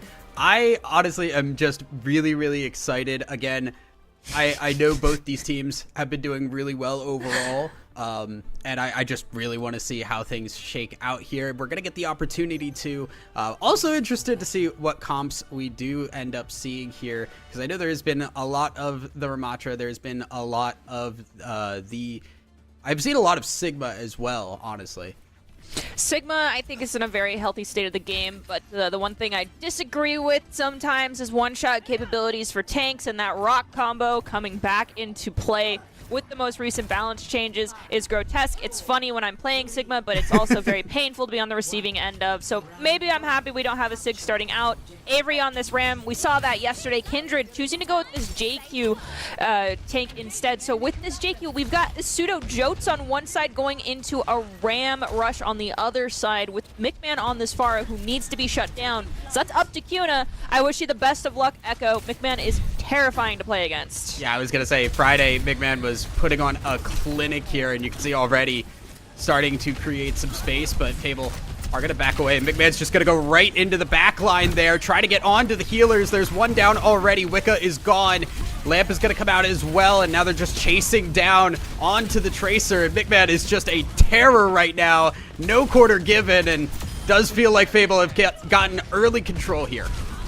With both DPS done and eliminated currently for Valentine, this is just cleanup crew coming through. They've got Room, the Dustpan. Unfortunately, Lucio tried to come in for Fable and nearly got themselves eliminated and sent back to spawn. That would have been a terrible stagger to have to deal with. We are regrouping currently for Valentine.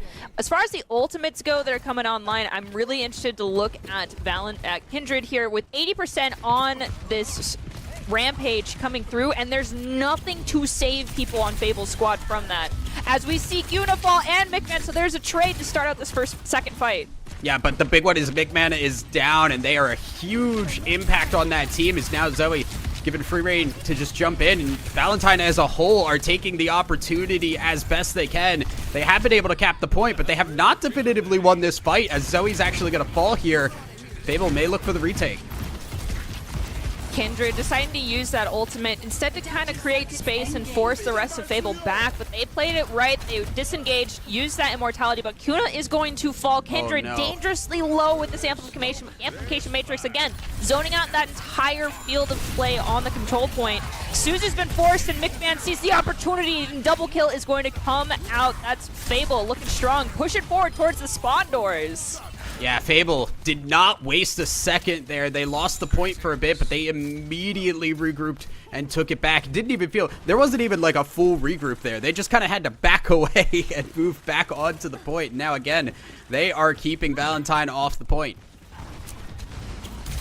Zoe has the opportunity to find a pulse bomb, most likely just going to use it to force out some of the cooldowns. We hear Kitsune Rush in response. We also have Benevolence hitting that Deadeye. Does not find anything. Wicca dangerously low. We get some headshots coming through from Benevolence. Loved will lose their immortality to that pulse bomb from Tracer. Beat has been expunged from MSRI, and right now no one is falling just because this sheer sustain coming out from these supports. As I say that, McMahon, Kindred, I cast a curse both of you. Yeah, unfortunately, Valentine. They do lose the tank, they lose the fight, and it's again a reset here, but they don't have a lot of time here. 87% on the capture. They need to at least get in and touch here, or they're not even going to have a chance at overtime.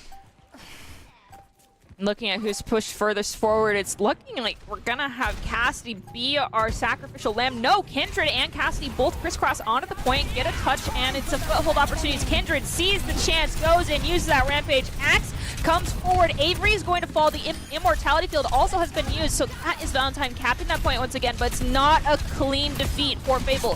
However, McMahon getting staggered is going to spell disaster, at least for another 15% in favor of Valentine, considering that spawn timer and McMahon being such a powerhouse for this team. You gotta wait for your Pharah to come back. Yeah, Fable really, really reliant here on this Pharah, and so far it has been great for them, but now they do need to regroup. They have time here, obviously. They're still got a bit to go. High Noon gonna be popped here from Valentine, and it's just here to stall, trying to keep them from pushing out as the timer keeps on ticking. Fable still looking for their opportunity to get in.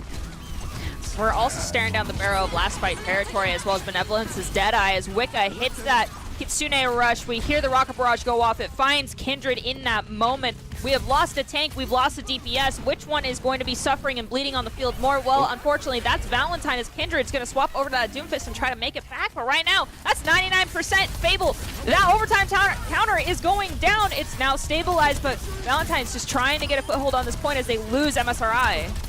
Yeah, and that's one down already. Loved is just firing out the heals and the damage right now. Getting jumped onto the backline here by the Doomfist of Kindred. Kindred desperately trying to get back into this. It actually feels like Valentine may have a chance. Oh no, Zoe has fallen down. Cannot find a way back up and does have to go the long way.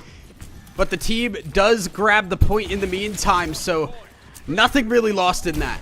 McMahon also falls, and shout out to Zoe. That would have been a big brain play. If the Mega Pack was available, I anticipated a grab of it and then a recall back to the high ground. Yeah. Doesn't matter. It's okay. We've got Lucio running into touch. That's Fiery, who does have the beat online. They got a and touch. Avery also insanely close to this, well, Annihilation's online, but Avery doesn't need it for Kindred. Are we going to use it now to zone out this entry point?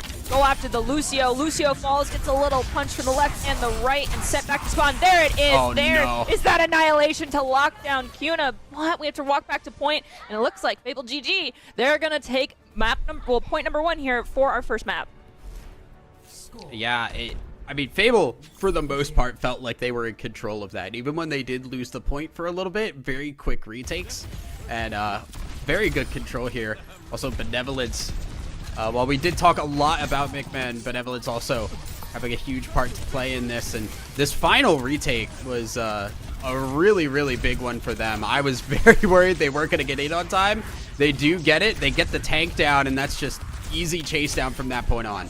The patience play from both sides was chef's kiss, impeccable. Honestly, like, they'd lose someone, they'd disengage, they'd see a massive ability instead of trying to hold their ground. Of course, you know, these players, they are extremely gifted at this game, so they know to disengage. And they did it well. There's only like 1 or 2 instances where we saw a team attempt to disengage and they'd lose some people kind of in the rotational phase of getting out of danger. So we're looking here now at City Center. It's Avery choosing to go with that Diva. We saw this yesterday. It worked out quite nicely, but a JQ can be a force to reckon with if they have backup in an area just to control a small zone, and that's all Kindred's going to be looking to do, controlling that area on the other side where the high ground's at. Yeah, McMahon also going to be going on to the Echo rather than the Pharah this time around. Like you said, Avery just trying to gain space here and getting in the face of Valentine, but nobody has been able to get the point, although we do see Benevolence and McMahon go down, so that is a big win for Valentine. There's no DPS, and does feel like they will just be able to push out Fable. They want to full kill here, but it's going to be a little bit staggered. I anticipated the stagger onto the pilot Diva, little baby Diva, to last a little bit longer, but I mean, you did have Loved also alive, so they chose to kill Diva first, and then follow up with the elimination on the Kiriko. As we're looking at these ultimates that are coming online, though, Kuna almost has that duplication available. Avery close to the self-destruct.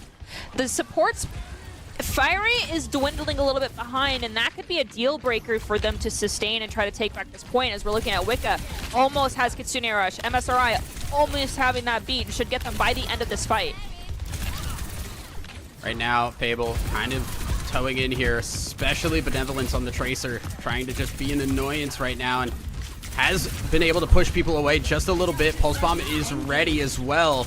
We're just kind of waiting for the ults. We do see Kuna turn into the D.Va here. There is the stick and another big bomb there. Does go 1-for-1 on both teams, and teams falling on both sides. Honestly, Valentine, though, they don't have their front line. They don't have the tank, and does feel like they're just going to get pushed away, although Fable cannot find their way in entirely.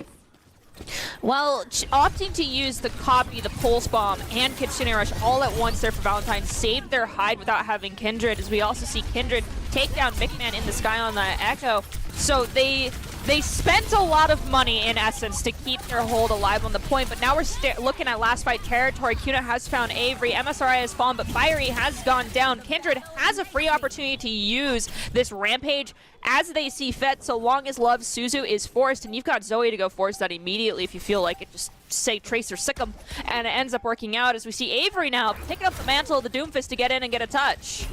Yeah, we'll get in, so we are going to get overtime here, but McMahon is up on the high ground, and we have seen what they can do with that, and already Kuna in the Echo fight is gone. McMahon just able to fire freely up above. Sound barrier used as well for Valentine just to try and buy them more time. It is currently working. They only have Benevolence and McMahon here, or McMahon is already down. Fiery will fall, and that will be round number 2 going over to Valentine. All right, so we are left with one map. We're tied one aside. It's basically a fresh start to the control point in my book. It just means it's control point on steroids. This is going to be the end-all, be-all for this one. The deciding factor, I don't know. Maybe Valentine needed to warm up a bit. Maybe they needed to adjust to what they were getting from Fable, because all I can say is, even despite when I thought they were going to lose this point, they did not. They were willing to spend 3 ultimates with the recognition that Kindred had gone down, and not just use them, but they staggered them out far enough to make the fight last and turn it into last fight territory. That's the type of mentality I want to see more of. We're going into Gardens. This is going to be a little bit harder, I think, on Kindred and company just because of the upwards mobility that is required for this map, but Avery is hopping off that D.Va and going back to the Ramatra.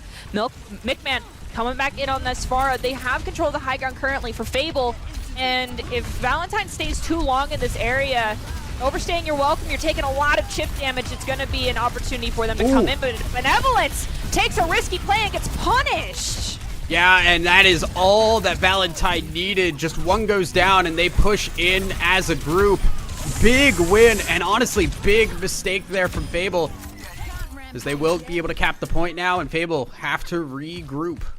Thousand Eyes, the word you used was mistake, and at this level of gameplay, I always consider it's not a game of who's better, it's a game of mistakes, because both these teams extremely gifted, well-rounded players, and it just shows in their gameplay. But the one mistake Benevolence made, I think, was rolling in the wrong direction, as we've got a trap set by Kindred coming in. McMahon falling down first. Yeah, Kindred just setting up in the corner here, and now is just able to push out everybody else. We do see Avery go down on the Ramatra as well. Fable, again, just not prepared for the hidden Chunker Queen. We're not going back for this, surely. Kindred's in the exact same spot. There's no way it works twice, right? Surely. This does not work 2 times in a row. We gotta check your corners. Not something I usually say. Yeah, this is not something I usually say in Overwatch. But you do got to do that. And that's just big ult across the whole team for Kindred. And an easy wipe again. Valentine looked to be on form. The worst part is, and this just is because this is something I've seen more than once. McMahon with the Mei is like, look, I see that they are going to have Rampage. We can take a look at this replay. There was a Mei wall that went up to try and block off Kindred, but Wicca comes in, Suzu's Kindred, and plus the axe reset after axing, I think, everyone on the team. The sustainability is grotesque, and now we've rotated our positioning. We're doing it again. No one checks the corner. There's duplication coming out, beat being used, Wallace misplaced, Kindred is going for the cleave. Looks like the health bar trickles down and immediately shoots back up, but Avery is going to hit that annihilation and force people to go away as Kindred and Puna have both fallen. Yeah, finally Fable get their opportunity in. They do use Avery's ultimate in the process, but they are finally able to capture the point here. 97%. All Valentine need is one win on a fight, and they'll be able to win this whole map here. So they have their time. They could kind of just play with it and look for opportunities. The scary situation that they're walking into is that Loved has this amplification matrix online. Benevolence has Deadeye, which is like a 50-50 shot, but when you can walk hard now, Deadeye is getting scarier and scarier. But McMahon also, with the opportunity to use this Blizzard, means that we just force out Wicca's Suzu, and we're good to go. As Benevolence gets dangerously low, is still holding this down, trying to bide some extra time for their team, using it as a zoning ult like we saw earlier. Yeah, now again, just holding ground and trying to split up the team. But right now, Fable, they've used the amplification matrix, and it is currently doing some work here. But that is a big ult again across everybody on the team. And Kindred, 2 5-man ults. They're going insane. Kindred's a little bloodthirsty, is wanting to pick up this Lucia, but recognizes, hey, the wall riding frog is gonna hippity hoppity off of my property anyway, so it's fine. But that means Gardens is going over to Valentine, and Oasis as a whole will go to Valentine. Honestly, that entire round there, you have to give it to Kindred. Obviously, play of the game too. You can see multiple 5-person ultimates across everybody. No doubt it was going to be Kindred with the POTG here. This is peak JQ play, and I love it. Yeah, incredibly good. And it's taking us through the whole map here. Obviously, like we said, Valentine kind of struggled on the first point here. They did have a little bit of an issue, but we got to the second point. Second point was a lot more of a brawl, and Valentine, I don't know if it's confidence or what, but they just felt like they were back in the saddle.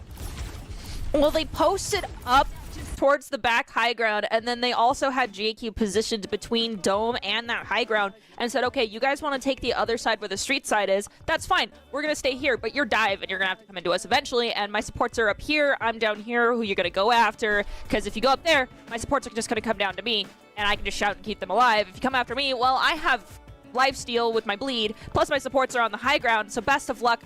I really think City Center came down to just advantageous positioning being done by Valentine, and then the rest of it was just poetic justice to understanding how to set up on that map for your composition. Like, both were correct, but it just came down to the deal breaker of Kindred. Yeah, I mean, props to all of Valentine there, able to take map number 1, but we do have another map here. We're going to be going to our hybrid map in round number 2, and honestly, I don't know what. Okay, we do know what we're getting now. It is going to be King's Row. That is pretty much all that I've seen for hybrid here, and I mean, I'm excited. Have we seen anything else yet, really, at least on broadcast between the two of us? I've only gotten King's Row, which is funny because for a while people were like, oh, Midtown, let's go Midtown. I'm like, oh, yes, I'm finally getting some pepper with my salts. That is King's Row at this point. And now we're back at King's Row. Sigma is in a very healthy state in the game. So is Winston. I feel like Midtown should and can get some love here, but it's just not. All of these teams, we're going back to King's Row. I'm excited to see what we're going to bring out. I think JQ's viable. Ram's viable, Ball's viable, Winston can be done. Even Reinhardt, if we really want to go back to classic Overwatch, we saw the Ram brawl come forward with McMahon swapping over to that Mei anyway, so there is, it's not out of the realm of possibility to also see a Reinhardt come out to do the wall and maul with a Rein, but then the question is, if they swap Pharah, you got to completely change your rotations on that composition, and it gets a little irksome. So I anticipate something along the lines of Ramatra on both sides. We'll have to wait and see. Yeah, I'm interested because when I did cast King's Row last time, I had a Wrecking Ball on both sides, which was an interesting experience for sure. Don't think we'll be getting Ball Tracers and Yada. Yeah, I don't think we'll be getting that. I would like to believe that we won't be getting that, but we'll see. We do have a Wrecking Ball, so Fable seemingly gonna be picking that one up. That was nice. All I gotta say is never trust anything that anyone picks on a map that has an offensive and defensive spawn, because the offensive team yesterday broke my heart multiple times. Like, I saw Bastion, and I love Bastion. I absolutely adore him. I don't care what anyone says. My little Omnic man deserves a lot of love, and he does not get enough love. And right now where things are, I think bringing back a version of the London Spitfire comp that we saw in the past, which is, you know, that Reinhardt, the Bastion, the Symmetra, with the rotations, placing Bastion literally on a pedestal with the TP, and then your team wide swinging a corner and just Rein holding shield for the Symmetra, or even a Sigma doing it, is something that can come back into play here in the current state of the game, right after all of the readjustments have been made, the corrections were put through. So I was excited. I was here for it. I was ready, and then the Bastion was gone. The tank that I thought wanted was gone. You're like all ready to go, and it's just disappointment. Nothing. Like half a second. It's like, you talked about the salt and pepper. You just like only got salt poured onto your plate. Really, is what happened there. So I do feel for you. In a lot of other games that I do stuff in, have same kind of concept. Just like we don't talk about hovers. We don't talk about what people are currently on. Did see a good chunk of Widow though. I would kind of expect that to be picked. So Benevolence maybe trying to make some picks here to get an opportunity for Fable to just go in. Valentine, though, kind of running a little bit similar to what we've seen here. Like you said, the Junker Queen is back, and they're kind of just trying to run into people, right? I love Jotes. I love Junker Queen. Avery showed me Wrecking Ball. I got excited. I was anticipating maybe a slam and then Benevolence getting a headshot. We also have Fiery on the Mercy. Probably just literally 2 blue beam here for an initial shot. Not going to see anything. Both are going to swap. Yep. Yesterday we stuck on that Widowmaker a little too long. We even went as far as going past movie theater, and at that point I was like, okay, come on. We're milking it too long and we're not getting anything out of it. But McMahon, on this May, I'm anticipating some massive walls now that we don't have to deal with the JQ. Well, now that we're dealing with the JQ once again, up to you to block that ultimate, considering we don't have a Kiriko, we don't have a Baptiste. Yeah, we do see both teams just kind of brawling it out right now. Big Susie to try and get the health back up on the Junker Queen here, but Kindred falling very low, is keeping alive though, and that healing was just perfectly played. Now has ult already and is killing people with it. How? Valentine, I don't know how you beat Kindred on Junker Queen here. Kindred, the math isn't mathing. How was that even possible? I was like 10 seconds into the fight. Wow. It's crazy. 45 seconds to Rampage. Yeah, that's disgusting. And now it's all rotating to Hotel. Kindred has already gotten McMahon. There goes your safety net. We've forced out Wraithborn. Fiery's gone. Blood's gone. Kuna did fall. But Baptiste gets staggered. Benevolence is going to be eliminated. MSRI also has been eliminated, but think about it. You've got your Lucio coming up. Your Lucio's gonna meet you on the pathway back to the point anyway. So those two will be back by the time Fable is hitting the choke point. Yeah, the crazy thing is, McMahon has only a little bit more percent on ult than Kindred does, who has already used it ultimate. that is a scary prospect here. So hanging around on the side here, gonna be looking for a way in. There is the ult from Moira to try and just give more health, more ability to push in. Right now it does seem to be working out just a little bit here, but McMahon getting low, has to pop into the Icicle. Big stick there, not going to get anything. Kindred does go down though, and that is a huge loss for Valentine. They're gonna pop the sound barrier as well. Valentine, they do not have a way to get back into this point here, and I think we may have seen the point get captured for Fable. Fiery hitting that beat might have just been a little bit too soon, considering what's, yeah, the Rampage coming through. McMahon also hitting the Blizzard. Avery's going to hit the Annihilation. So that's almost every Q. The only one that's left online as far as ultimates is Benevolence with the Death Blossom. However, they're on point, they're zoning. We also have the opportunity to get a little bit of extra healing coming through. Avery going for that pummel, finds one. Will we find another? We will, technically. That was you can see all three of the people involved in that one. Avery is in that assist lineup. I think that beat from Fiery was too early. Had they waited a moment, the cleanup here would have been nicer. They wouldn't have had to expunge so many ultimates, because now Benevolence with this Death Blossom is all we have left. And if you think about it, we have Conk Mine that can come from far to boop you out of LOS. We have Lucio boop. It's minor now, but it still does a little bit of work. And then we have Suzu from Kiriko. All of three things are available to protect us from this Death Blossom. So now Benevolence has to go in and try to find value, which means you got to be sneaky and not help your team so much on the front line. Yeah. Regardless, we do see Fable starting to push their way forward here. They're going to hit this first snag, and is a little bit difficult here, especially because you are going to be dealing with so much frontline damage. There's Benevolence going in. Fable creating space finally here. A little bit on a roll now, as they have not only captured that point, but they have very quickly started to move on to the next one. The one thing I will say is that they did better yesterday as far as capturing the point quickly. They had over 4 minutes on the clock. Not be able to reproduce that today, but the pace that they have going down this Streets phase area much better than what we saw yesterday. So improvement has occurred despite going against a team that I feel like has been doing a fabulous job of countering them. As we have Kitsune Rush come through, we're also going to see the Coalescence come online to counter it. There's the Rocket Barrage as well, dropping down from Kuna. But Kuna will fall down to Avery. Tracer, it's Zoe currently here inside the middle of the team, forced to use Recall. Is still dangerously close to a lot of damage, but doesn't take any. No one is paying attention to this Tracer, who's about to have Pulse Bomb online, and everyone is stacked up and together, but the Wraith is going to save that Reaper from Annihilation. Yeah, almost got in there. Almost was a big bomb, but the Wraith form helps out majorly, and now we do see Fable get on to the next point. They have 3 minutes now to get into this final area, and considering how this match had started here, I did not expect Fable to be getting this far along. 3 minutes on the clock. They've got enough time for about 2.5 fights, roughly, if we're looking at trying to lock this all the way in.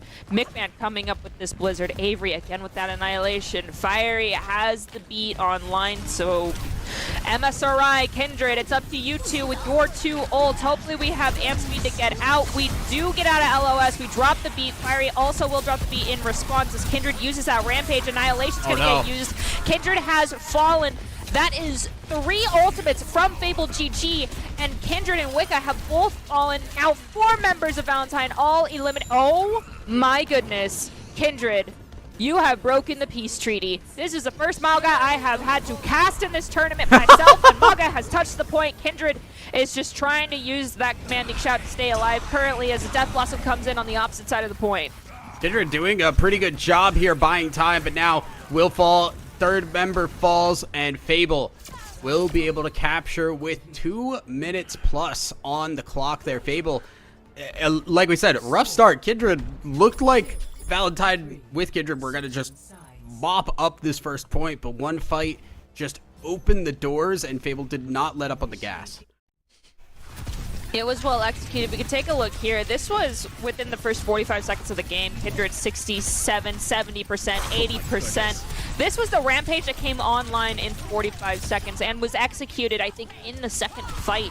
It was disgusting. No one anticipated that type of gameplay from Kindred, but losing McMahon early here meant another fight that was going to be lost. It was the one thing that I will say is Kindred gave a gift to Fable by eliminating them all in rapid succession. There wasn't a lot of staggering happening, so it did allow them to recoup and come back and have extra fights when Kindred is being such a powerhouse. Yeah, it has been...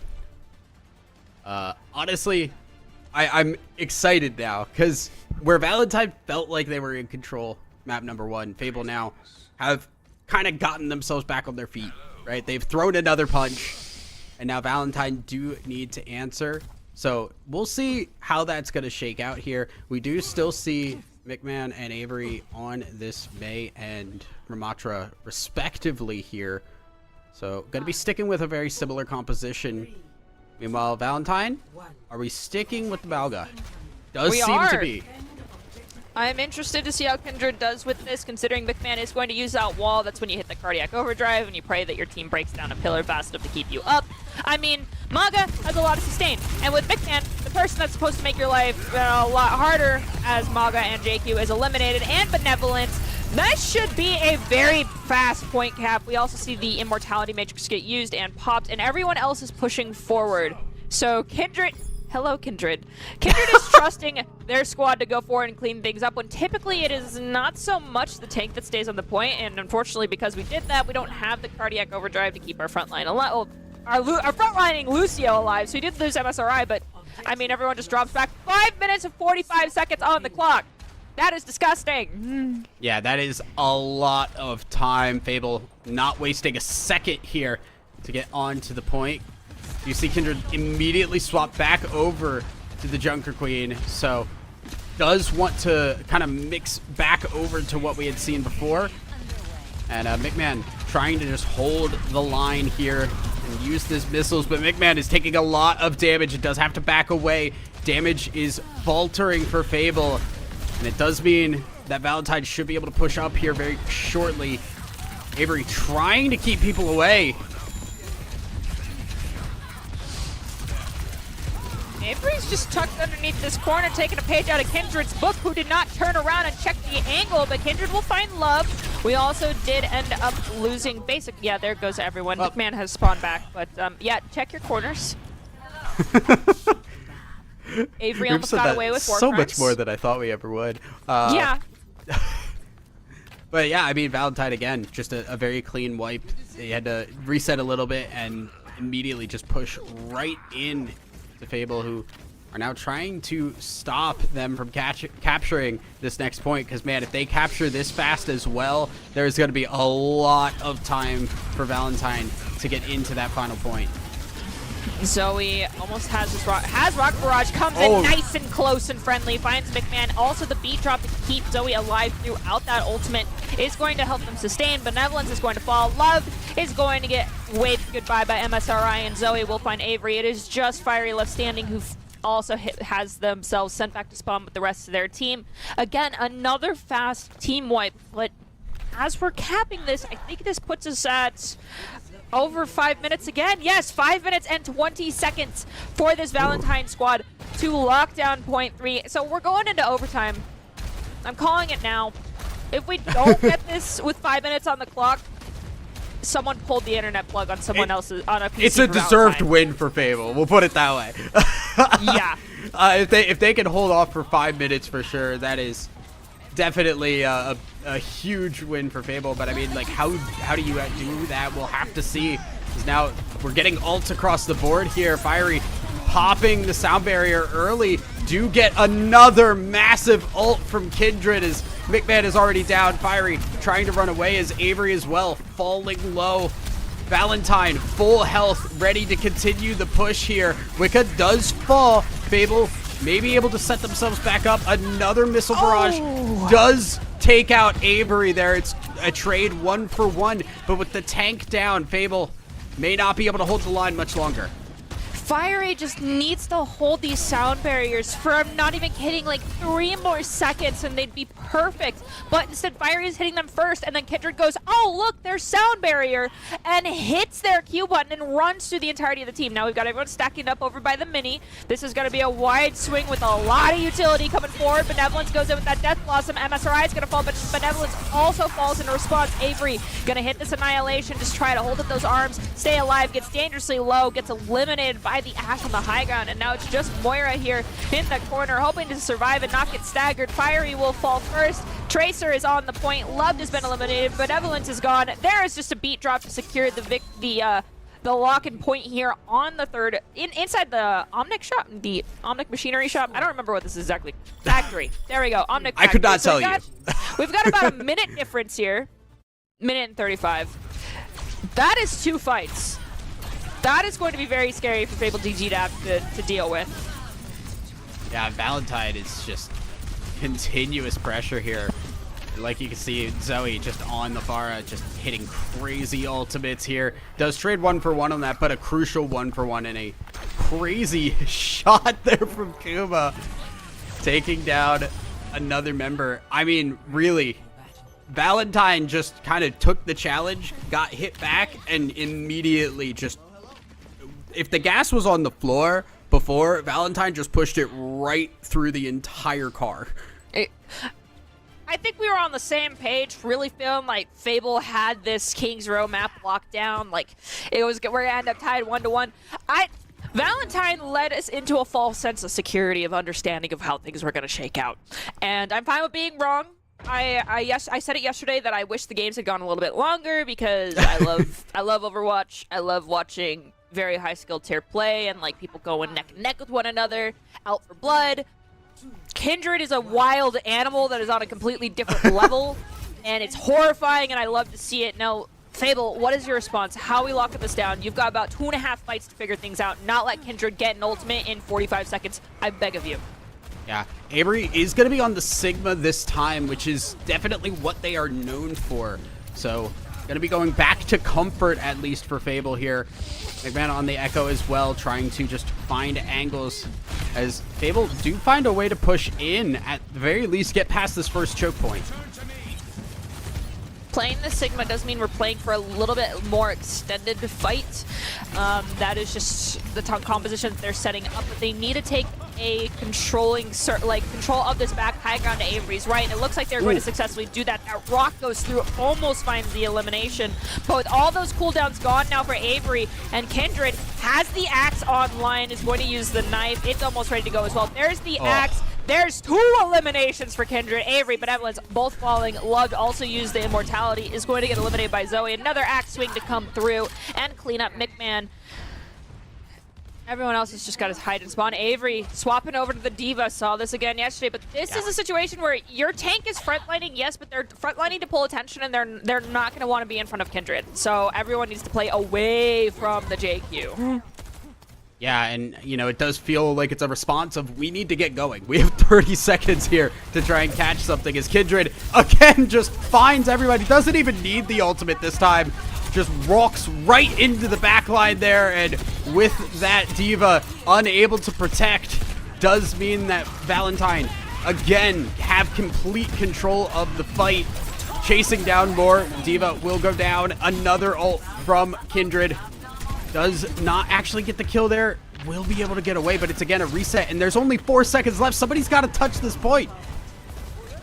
There actually is 2 people on that objective, and Kindred and MSRI have both fallen. I think Wicca hitting that Kitsune rush at the choke point to try and rush people back to the objective. They got a little scattered, they got a little worried, and now re-engaging here with 3 people is going to be a little rough, but then we're going to use Bob. It's just going to get TM'd. D.Va eats all of that, says thank you for the lunch. And somehow, Fable has managed to lock this down, but now we're permanently in OT, so someone has to remain on the cart, and it could lead to a lot of fights happening on the payload, and that is where Valentine's composition is really going to excel, because we are not able to gain space past this archway choke point. Yeah. That is going to spell disaster for Fable GG if they don't figure something out. I mean, Benevolence has Bob, Avery almost has self-destruct, but they have to buy a lot of time at this choke point to use both of them. Bob gonna be used. It does get into the open here, and Avery gonna start to push up to follow. Kuna does go down. Zoe also will fall. Fable have not lost anybody, so Fable able to get a little bit more space here and use this overtime effectively. Now we're looking at Avery to find this self-destructive to get it online. It's more or less going to be used as a, hey, I'm about to lose Toki, I need Toki back, but it gives your team a little bit of breathing room depending on where you drop it on the payload. If you can force a JQ to back off, it can be huge. But we have beat here from MSRI where Fiery is nowhere close to that beat. And there's Kitsune Rush almost online. So we could have a beat to gain space and get in everyone's faces. And as I'm speaking it, there it is. There's the rocket barrage coming through from Zoe, but they get punished. Self-destruct being used at the back of the payload just to give the team breathing room. Works nicely for most of them, but Benevolence falls to MSRI.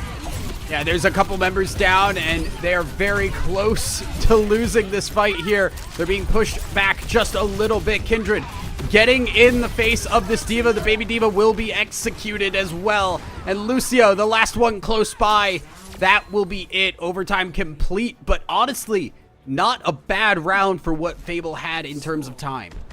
Not at all. I mean, nothing. No time left on the clock. I really suspected that it was disaster was going to strike at the archway, but you can see here again, Kindred on this JQ using that axe perfectly. The immortality field was dropped, I think, trying to save Avery, but then no one else could get saved by it as it got eliminated. And then just using that axe cooldown, plus the axe reset changes that were done, JQ gets a disgusting amount of health from bleed now. I love it. Some people hate it. I don't know if Avery wants to try and match the JQ on match JQ. Instead, we're gonna stick with the D.Va. I think Avery's D.Va has been working, but when you have to chunk down at 3.5 minutes, it's gonna get a little bit rough when that rampage comes through. And we don't have a Suzu. We don't have, you know, a Moira Fade to cleanse ourselves or a recall, anything, unless you time it and say, McMahon, I need you to copy Wicca, and we have a Suzu online for the rampage. I think what does worry me a little bit is just, most importantly, Valentine looked really unstoppable on offense. There was a little bit of a hitch at the beginning, but then there was just no stopping the train. And Fable, they do need to find a way to fix that in this rerun here. Ideally, you don't let them even get the point, but saving that, you do have to draw the line at somewhere. Part of that is going to be coming down to not letting Kuna just free spam on these wide angles. It's similar to how you deal with a Pharah. You cannot give up these wide angles. You either need to play out of LOS and swing together and shut down the angle, or you send your D.Va attack dog after that echo and hope that D.Va finishes the job. There goes the axe. Avery loses all of that shield health, drops back down just outside the point, and we see immortality also used. This is how you have to play D.Va. It's touch and go, but look, already 32% has been captured in favor of Valentine. Yeah, it just immediately Fable pushed off the point. They didn't even lose anybody. Now they lose McMahon, and now they're trying to pull the trigger a little bit, but they're so split up, and Valentine just kind of picking their fights. Just have to go in one at a time. And this is a really unfortunate fight here. Valentine have lost their healers, though, but I think they will still be able to capture the point.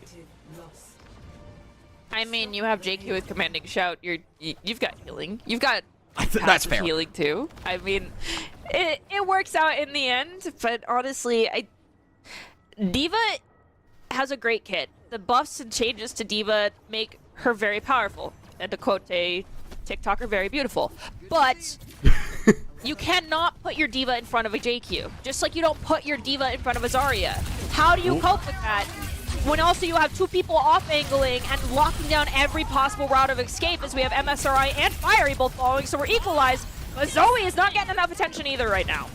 Zoe is just kind of in the back line right now onto the healers. Will be taking down Loved. It does get Benevolence as well, so that's 2 down, and Zoe still on the run here. Will get eliminated, but does do a lot of work. Valentine gets staggered just a little bit here, and they are quickly starting to feel the pressure of the timer. Tracers need to get a little bit more respect. It's like a Redditing Lucio. You can't just let them do what they want to do. Yes, it doesn't feel like a lot of damage, but that damage quickly stacks up. You need to go swat them. You don't have to fully squash the fly, but get them out of their zone of comfort. Oh, McMahon immediately down, and now just full fight here. We're going to drop the ult for Avery for that time, for that pressure. Just immediately try to reset here, but you can already see Kindred starting to move up to the final point here, trying to buy space so that they can just push it up for free. Again, D.Va losing the mech, the baby D.Va soon to follow afterward. Benevolence has also gone down. Ultimates across the board. And now here again, Kindred comes in with the ultimate to finish things off. Fable just have one member left, and now the point gonna get captured. Valentine take map number 2 as well. I mean, Kuna also hit a double elimination self-destruct in the chaos, in the turmoil, and I think it actually might be the play of the game here at the very last second. Yes, yeah. It is. This is... In Overwatch 2, because of the speed of people, self-destruct, I think, does not find as much value as it used to in Overwatch 1, especially because you can't combo it with something. But it doesn't matter. Hyuna gets a double and finds the POTG up for me as well. Now we're going to take a look at Kindred. We saw the early Suzu come out as well. Just that Suzu to allow extra sustain, but the axe resets coming through, cleaving onto 2 and 3 people at a time. Rarely ever do we see this axe swing only land on one. Like, look at that. 2-second axe reset.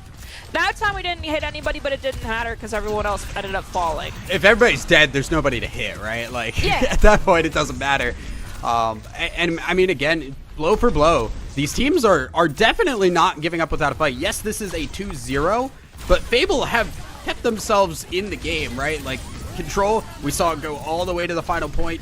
This time around, we went to overtime, and honestly, for a little bit, Fable seemed like they had control. It's just the consistency there. It's just one slip up, one mistake, and Fable kind of feel like they start to fall apart. I mean, you also have deadly DPS coming in, hitting headshots that both you and I are surprised that are being landed. We're trying to counter Kindred. I see the vision. McMahon is making some swaps to try and shut down angles, make Kindred's life a little harder, but let's just be honest. JQ's self-sustain is disgusting currently, and I think if you're wanting to shut down Valentine, your only option is going to come down to playing Jotes or playing a Brawl version with a Mei to wall off the JQ. Yeah. We've seen them try, right? They've had the Mei. McMahon has been running it, trying to get something going there, but just has not been successful so far. And Valentine, for all that it is worth, Valentine have just looked really, really strong. They want to make that run back to go up against Professor Gibble again for that grand finals there. But that is going to take us to a quick break here, guys, while we do get ready for map number 3. We will be right back right after this.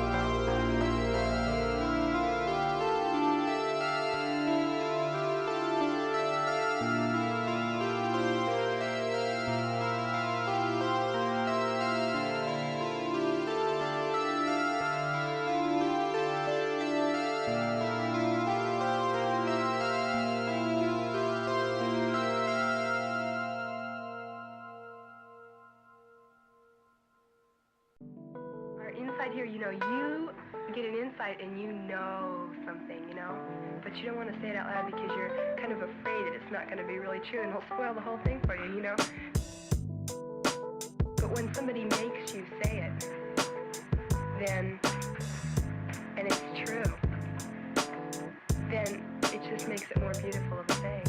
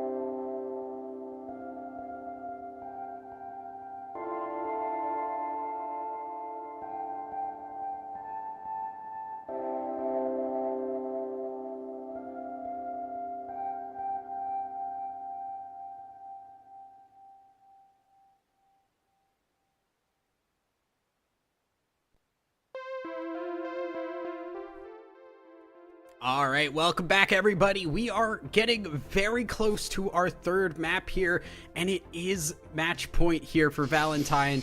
Again, you can see here, it is 2-0, but it's a very tentative 2-0. Fable have been very close on both maps here, and we are going to be going to New Junk City for a Flashpoint map, and I'm really excited to see if Fable can pick up a win and start to turn things around here.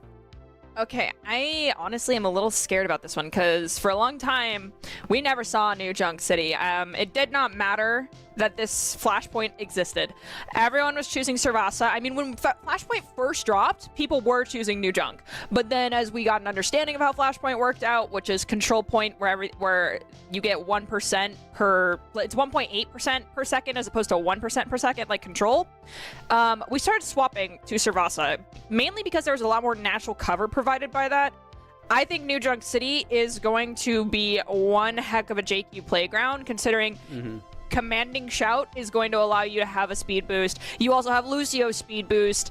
And with that in mind, you're able to rotate so much faster. So if we do not have a composition that is highly mobile, you're going to get run over. Are we going to see the introduction of more spread out gameplay coming from Fable GG this time to try and surmount the Deathball comp that is able to come out from Kindred and company when we're able to pinch off people, because we see Tracer go on an off angle and then swoop in as Kindred's starting to push forward? That type of mentality needs to be shut down, and the only way I think you can do that is playing long range, but that's so hard on these control points.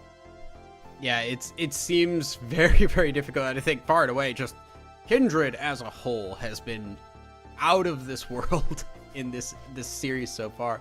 The Junker Queen specifically, just constant ults across multiple people, constant hits from the knife as well, like you said, across multiple people. It's so difficult, and it just feels like the whole series is a little reliant on, can they find a way to shut down Junker Queen? And like, I understand the Mei trying to wall off the JQ, wall the JQ down. But when you've got a full team that's working together, all in comms, I can guarantee you that Mei Wall ain't going to last long. Kiriko's just going to jump in and Suzu. I mean, we have had loved perpetually on this Baptiste, and yes, it can work. You can have the opportunity to use the Immortality Field, and hopefully you have speed available to get into that a safe zone and sustain. But I think a full-blown mirror matchup would just be better. However, I know I said it earlier, we don't trust it. Kindred is changing a lot. We're going to the horse. We're going back to Mauga. Are we going Mauga? If we're going Mauga, I'm going to be worried. Oh, I am now officially worried. Okay, so all of that to be said about Kindred's Junker Queen, throw it in the trash. Doesn't matter. We got the Mauga right now. We also do have Kuna on the Junkrat as well, which is just going to hold these corners so well.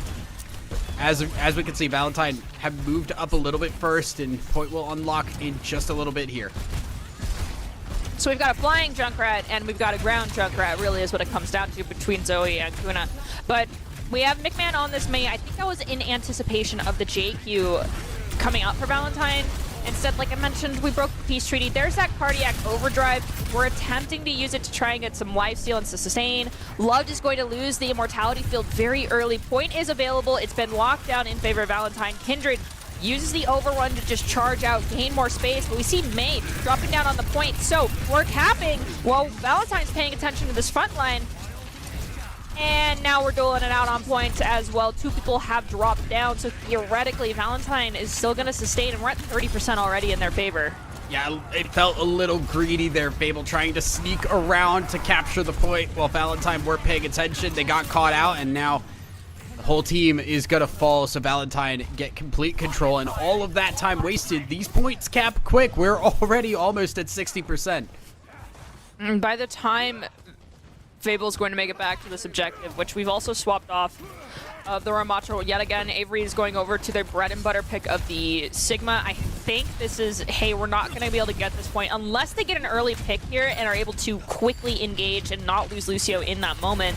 This is more, we're playing to get our ults online. As we hear the Riptire go off, should be able to live through it.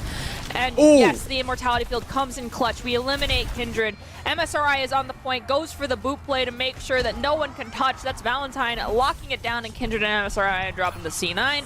I really think it came down to Fable just being like, we're not winning this one. We just got to stack these ultimates and get them ready to win the next point. And we will be moving over, and unfortunately it does mean here Valentine do feel like they get a little bit of a first push here. They don't have the whole team just yet, and as you can see too, you have a lot of ultimates ready. Fable very close to 4 ults.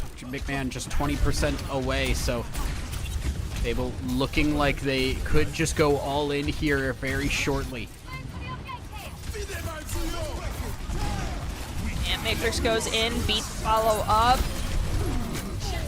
Cage fight goes through, the Deadeye to counter. We see Fire use the Rocket Barrage, McMahon falls. There's a lot of Qs being hit and a lot of bodies hitting the floor because Kindred has gone down, Zoe's gone, Cuta's gone, Loved is gone, McMahon and Benevolence all have fallen. It's going to come down to these few people left in the point, but Kindred also swapped over to the Doomfist to rush back in and try and help out their 2 supports who are here on the objective. Doom is in, the Rock lands on 2, but Kindred's going to manage to sustain. There's the Graphitic Flux with Kitsune Rush in tow to try and keep MSRI alive. We've lost our Lucio, but everyone else is back for Valentine, and Avery has now just finally fallen for Fable. GG. Valentine, a crazy back and forth fight, but currently have gotten control. They have not capped it though, and Kindred does fall there. So that is again tank down for Valentine and Fable. They've retaken here. Still nobody has capped this point. We have been contested the entire time it has been online, and now we do see McMahon getting around, trying to get onto this Lucio. They want this point really bad, but there's just no way to actually force people off. McMahon's been trying to use this ice wall to shut down either healing or damage. It worked out nicely to get a little extra space, but after finding MSRI, McMahon's gonna fall. Benevolence falls to Kindred as well. Fiery is trying to stay alive, wall ride to freedom, poke a little damage out, but Kuno uses that recall, has his pulse bomb online, is hunting an out for blood on this Baptiste, forces the immo, finds the cleanup on it. I think it's not gonna look to use the pulse bomb just yet as we're locking down the point in favor of Valentine. Kuno, that pulse bomb could be massive to get rid of the immortality and allow for a follow-up ultimate from someone else, or you might get lucky and no cooldowns will be used and that person just ends up getting eliminated anyway. Yeah, Valentine finally cap it now, and be trying to hold Fable at this choke point here. You see McMahon now on the Echo. There's the Doomfist ult as well coming in. Doesn't really do a whole lot. Actually does take Loved out through the Immortality Field. Now Avery just trying to push in. Will take Kindred down. Now moves over to the side here. Needs the rest of the team around, and Valentine, with their losses, will limp back around to try and continue this fight. They're going to hold ground, but they now lose another, and it's just up to MSRI again. Cannot survive like last time. And Fable finally get themselves this point. Avery getting that 2-piece. I mean, McMahon got Zoe down to half health and said, oh, you're under 50% focus beam. That is the bread and butter playstyle for any Echo player. And honestly, I saw the vision, the attempt of quick rotation into point, but I think McMahon read it like a book and was prepared for it. Kindred now back on this Oh, JP. no. Fiery getting eliminated. There's the Kitsune Rush coming in. This is going to allow for a lot of quick cooldown resets. The Deadeye just to zone, try and buy time during this Kitsune Rush. A deadly opportunity set forth by Zoe. Ends up finding themselves eliminated as well as Benevolence, but Tracer, Kuna going in, looking for an opportunity to deal with this Baptiste, forces the immo and decides, oh, I'll get out for a little bit as Kindred gets pulse bombed. Yeah, and this fight just wild all over the place here. Multiple members of both teams have died, but Fable starting to lose a little bit more here as Kuda is just doing work on this backside. 2 members down in quick succession. And Valentine able to cap the point again. They get this. They are just 1 point away from taking the series. Okay, so we have this pulse bomb online. Theoretically, it's just going to be used to force out the Suzu, but then Kindred, look, I know it's 70% on Rampage. We're just going to say that Kindred's going to get Rampage during this fight. It's going to happen. Mathematically, it should take 5 seconds, right? Yeah. Right? Going Kindred. Yeah. Seeing what we have seen before, now Fable knowing they need to push in on this to try and get some level of momentum for themselves, but they are not finding a lot of ability to do so. Loved and Benevolence are down. Avery falls too, and Fable still trying to buy time, trying to get in and see if they can get the staggers back in. No, they will not. It's a team kill, and the second flashpoint goes to Valentine. One more point, and they're moving on to the grand finals. And looking just at the ultimates we got online, of course, Rampage is ready. We almost have Sound Barrier from MSRI, Wicca almost with that Kitsune Rush. McMahon, 65% on the Blizzard. I'll call it. I'll say it's there. Fiery also has this beat online. Avery has swapped back over to this Ramatra. There is that commanding shot. We're going forward. The wall. Kindred standing on top of the wall, saying, I am above all of you. What are you going to do now? As we lose Benevolence, we still have this Rampage online. Are we going to go for the extra little bloodthirsty touch on top of that quick fight win? Because, honestly, you get one elimination. The only option is to disengage or drop a bunch of ults, and Fable did not have a bunch of ults to spend in this instance. Kindred, I'm looking at you. I want to see a big, juicy Rampage with this pull. We need to force out the Suzu, so that means we're waiting on Kuna to get this Pulse Bomb online to force that one out. Yeah, I mean, the question really becomes, and I mean, at this point, you almost have to say Professor Gibble need to start thinking about what do you do about Junker Queen. Obviously, they've been able to win one already today, but now Valentine looking, big ult, gets over the wall, still hits everybody, and again, Kindred, with the crazy rampages, does not seem capable of being stopped on this character. And Loved is the last player standing, is gonna get Gracie to the face. We are at last fight. I mean, we already have Fiery on Lucio, so there's your speed. We've got nothing in the tank. Avery is getting very close to this Annihilation ultimate, but then MSRI also has beat. So those two nullify each other. What do you do about Zoe with the Dragon Blade coming online? Kindred, that wasn't even a corner. Kindred just hiding around the circle somehow, some way, and now we have the blade. Zoe does fall, and Kindred low, so Valentine a little bit on the back foot in Fable. They have been able to get onto the point. Avery is here, does have a bit to go, like you said, on that ultimate, but they are able to get on to the point here, but they have to stick it. They have to get this. If they lose this, the series is over, but it doesn't seem like they will. Valentine finally pushed off, and Fable with a little bit of life still in them.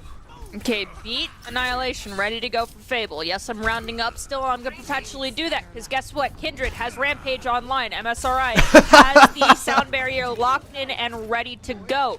Zoe is swapping off of the Genji, opting to go back to this Tracer. Zoe has perpetually been ignored when off-angling as this Tracer, finding a bunch of chip damage, allowing Kindred to go in, hit the Carnage Axe, and just eviscerating so many players. Hopefully Zoe gets paid attention to. Avery, with this Annihilation, could theoretically zone this point hard. It's just a matter of finding the elimination on the MSRI first, then follow up with that Annihilation hit. Valentine had moved in here. Do get the stick onto Kindred. Kindred gets low, but doesn't go down. Sound Barrier comes out from MSRI. Valentine able to reset a little bit within the fight here, as Avery also popping the Ramatra ult, doesn't gain a lot from it. Kuna getting chased down. Zoe is already gone. They have found the Tracer on the side. MSRI and Kuna are gone as well. Kindred, another big ultimate, but there's not the same amount of follow-up, and McMahon finally on the signature Pharah. We get a point, and Fable still in this game. Honestly, I think the swap to the Pharah by McMahon, I don't know if it's a whole team call or if it's just, hey, I'm not finding as much value as I want, and I'm going to swap back to Pharah. I think it's a great call, seriously. I mean, yes, you take a little too much damage, and Kuna's going to have your number very quickly because, like I said earlier, focus beam. But the amount of attention that can be paid to McMahon is not as much as when there's a Cassidy or an Ashe on the team from Valentine in conjunction with that Echo. As we're instigating with Kitsune Rush as well as Coalescence from Lugs. Fiery also has beat, but I don't think we need it. We have lost McMahon and Kuna, so we're equalized on both sides, and there's the beat I was talking about. It should work out.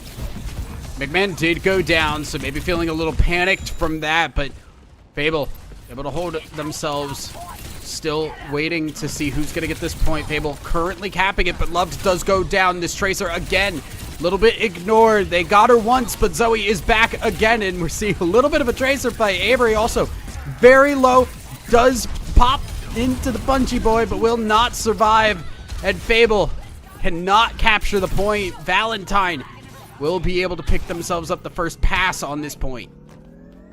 Going going into Nemi form and holding up your arms does block a significant amount of damage, but not all of the damage, and Avery had to experience that. We see an early pulse bomb from Kuna on that pop. You go onto the Moira to force fade, and then Zoe says, okay, now time to use the real pulse bomb, and we're going to see Love get eliminated. So we've lost one on both sides. It means that there's really going to be no fight happening, but if you're Valentine, you can theoretically go forward considering you've got 2 ultimates ready to go almost, and Avery with this Annihilation looking to use an amp speed and get in onto someone, but that means we got to force either that amp coming out from MSRI, Wicca with that Suzu. You got to force some form of massive utility that allows for life-saving opportunities to occur till you find value with this Annihilation. Benevolence went in a little bit early. We have another ult from Kindred, only hits 2, but Big Man does go down. Avery able to pop the ult in response here, and Fable still want to take this fight, but a big sound barrier from MSRI. The stick doesn't even kill, and Valentine, again, just able to push back a little bit here. All the ults used. Now we have the ult from Wicca as well. Valentine able to push forward, and Fable,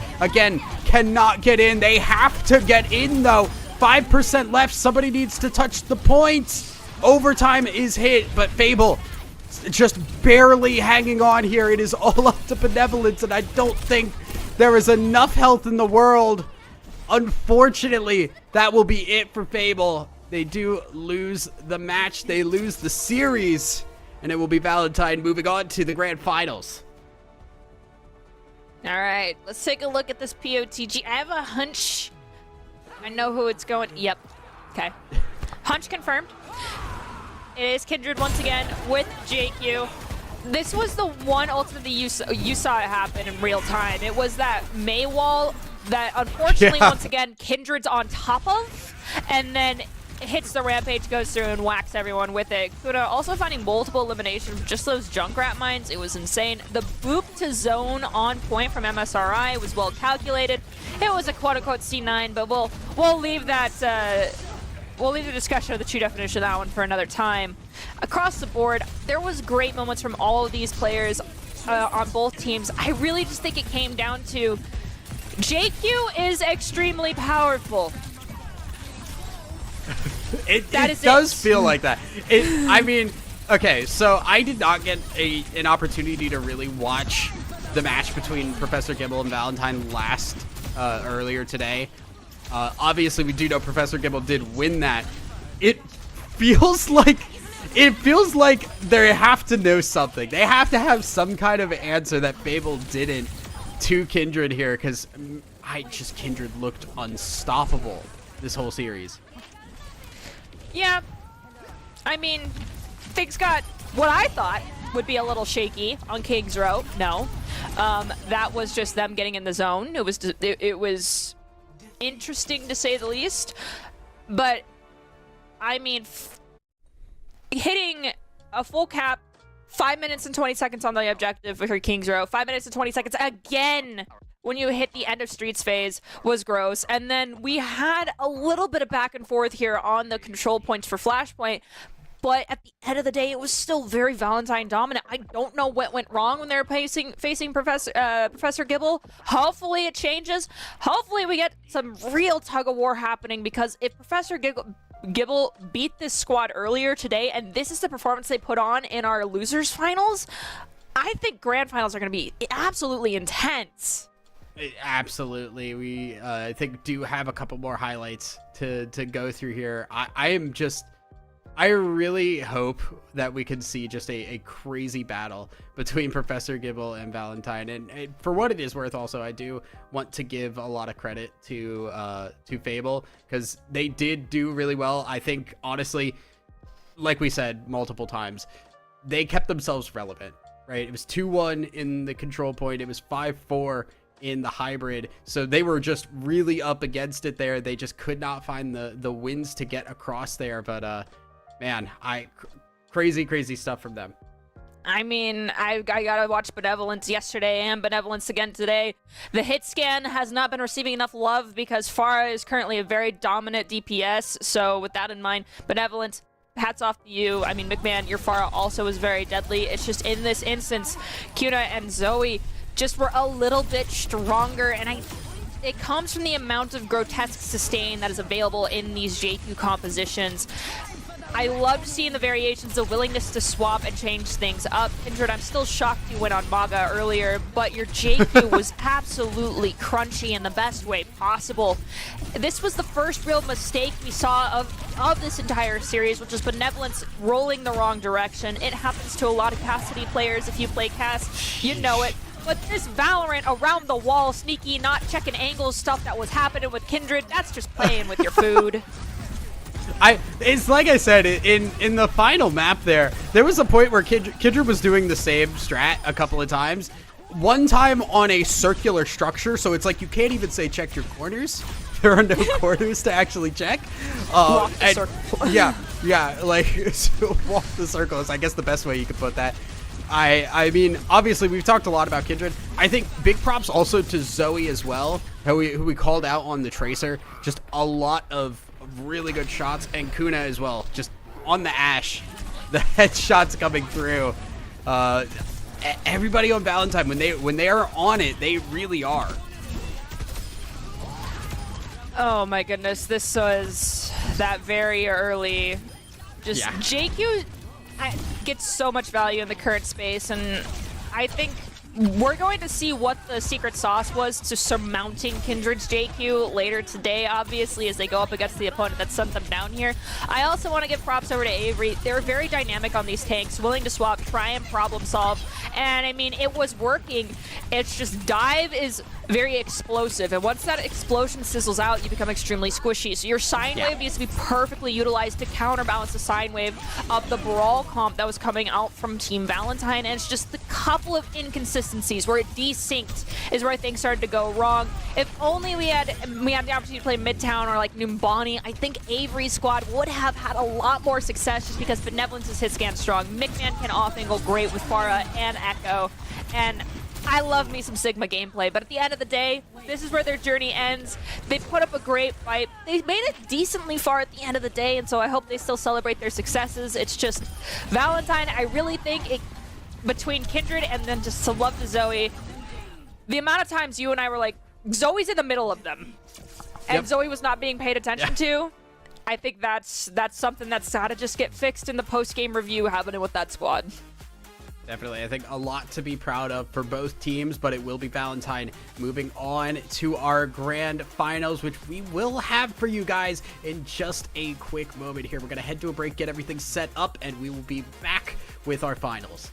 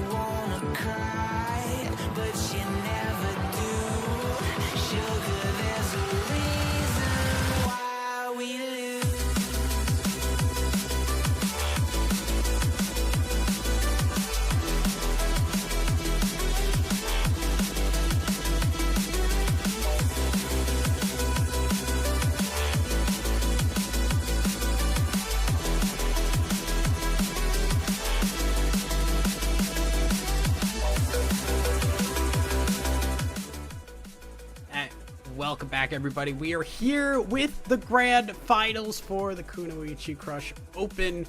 Again, I am Thousand Eyes, that is Nerdy, and we've already seen Valentine work their way back up to take on Professor Gibble in the rematch, the grudge match. I mean, obviously, we just saw Valentine do really, really well in their previous game, and that terrifies me because Professor Gibble beat them 3-1. Yeah, it does beg the question, what was the secret recipe to overcoming just the powerhouse that we have been witnessing? And yes, if you're just joining us, you can see here on our bracket that Fable GG lost 0-3, but that was not an easy 0-3. It was not quick by any means. It was definitely fought tooth and nail. It was just a few mistakes here and there that ultimately lead to a map going in favor of one team or the other at this level of gameplay, and unfortunately those mistakes were more in favor of Team Valentine than they were in Fable GG. And I think also it comes down to the type of comp that Valentine was choosing to run. I think the JQ composition is very forgiving, it has a lot of sustain, and that's why it's so hard to break apart. So Professor Gibble, how in the world were you managing to do that and successfully doing it 3 maps, considering there was one that went in favor of Valentine? I think this one might go the full distance. I honestly hope so, because obviously it's two really great teams. Why don't we take a look here at Professor Gibble, the team we did not have for our last game, and go through the lineups here. We have Wisps, Peace, Hitori, Zepturn, and SK on this team. And for the Valentine squad that we all just got to have graced on our screens, it's going to be the same people, but let's reintroduce them. That's Kuna, Zoe, Kindred, MSI, and Wicca. This squad across the board has been extremely powerful. I think perhaps Zoe might get a little bit more attention than she was receiving during the last series in this one, and maybe that was what was shutting some stuff down, because you eliminate that DPS, it means there's more pressure on that tank, and that means Kindred's more likely to fall down. Whether or not that's going to come to fruition, I don't know. That is kind of just the big question. It was difficult to find a way to stop Zoe. We did see a couple of times where Fable were able to find an answer for that.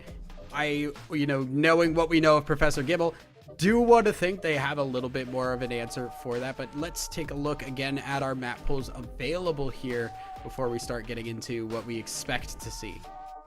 So at the last series, we started out on Oasis, and that one was the playground currently, at least for Valentine. And I think if you know that they're going to stick with that JQ composition, maybe we avoid Oasis, but then that also means that most of Samoa is pretty difficult to deal with as well.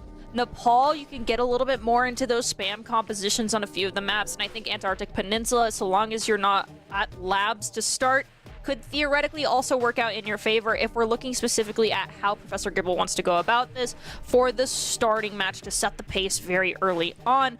But as I believe they have already, a very common trend here being set, Thousand Eyes, when it comes to which map we're starting on, what hybrid we're going to go to, because we're going to Oasis first. If we go to Kings Row for the second map, I might be a little bit sad. I'll be checking for it a time loop, to be honest. It just feels like it's like Oasis into Kings Row, and then maybe things change up a little bit there. I've honestly not gotten to a third map outside of the previous one that we went to, which had to go to a third map. So we'll see how that shakes out. But like we've already kind of seen, Oasis has been the standard so far. I think teams have a lot of familiarity with these maps as well, so maybe just going with comfort.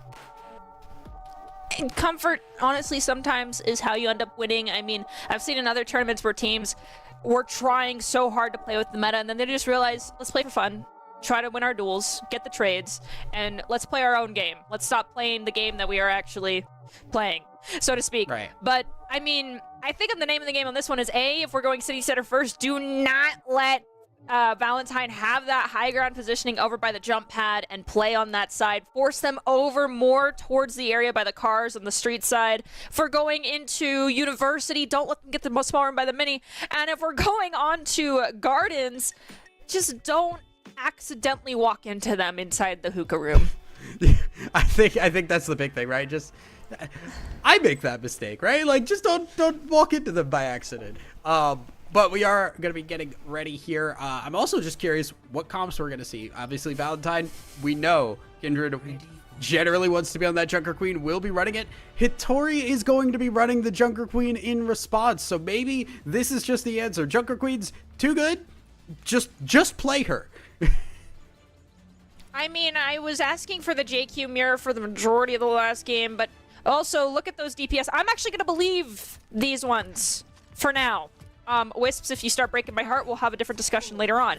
But the Junkrat with the Pharah, that's a lot of just spam damage and locking down of angles that can happen from Professor Gibble. And now Wisp is going to go over to the Ashe. Still, Dynamite does the same thing. And we've seen Wisps on the hit scan do really, really well before. We'll see exactly how things are going to shake out here as we do have teams going in. I do not have pictures, so I'm unfortunately not able to help much. I'm in the same boat. Unfortunately, technology is our friend and our worst enemy, but I can tell you Zoe has been doing a lot of damage. I can hear her guns firing, and I've not heard her get eliminated yet. Yep, we're playing on the coastline. Okay, no one's looking at Zoe. She has just walked into Hookah and has picked Wisp as her target. Kindred and Kuna have both fallen. Tracer's recall is going to be forced out. Hitori goes for the axe swing on MSRI. Keeping in mind that that was the last player standing, that's fine. But that does mean that the axe reset was a little bit longer. I'm hoping to see some bigger swings with Carnage coming from Hitori in this next matchup. Well, the next, at least, fight and engagement. Yeah, Professor Gibble getting the good start here. See if they can remake the magic. No!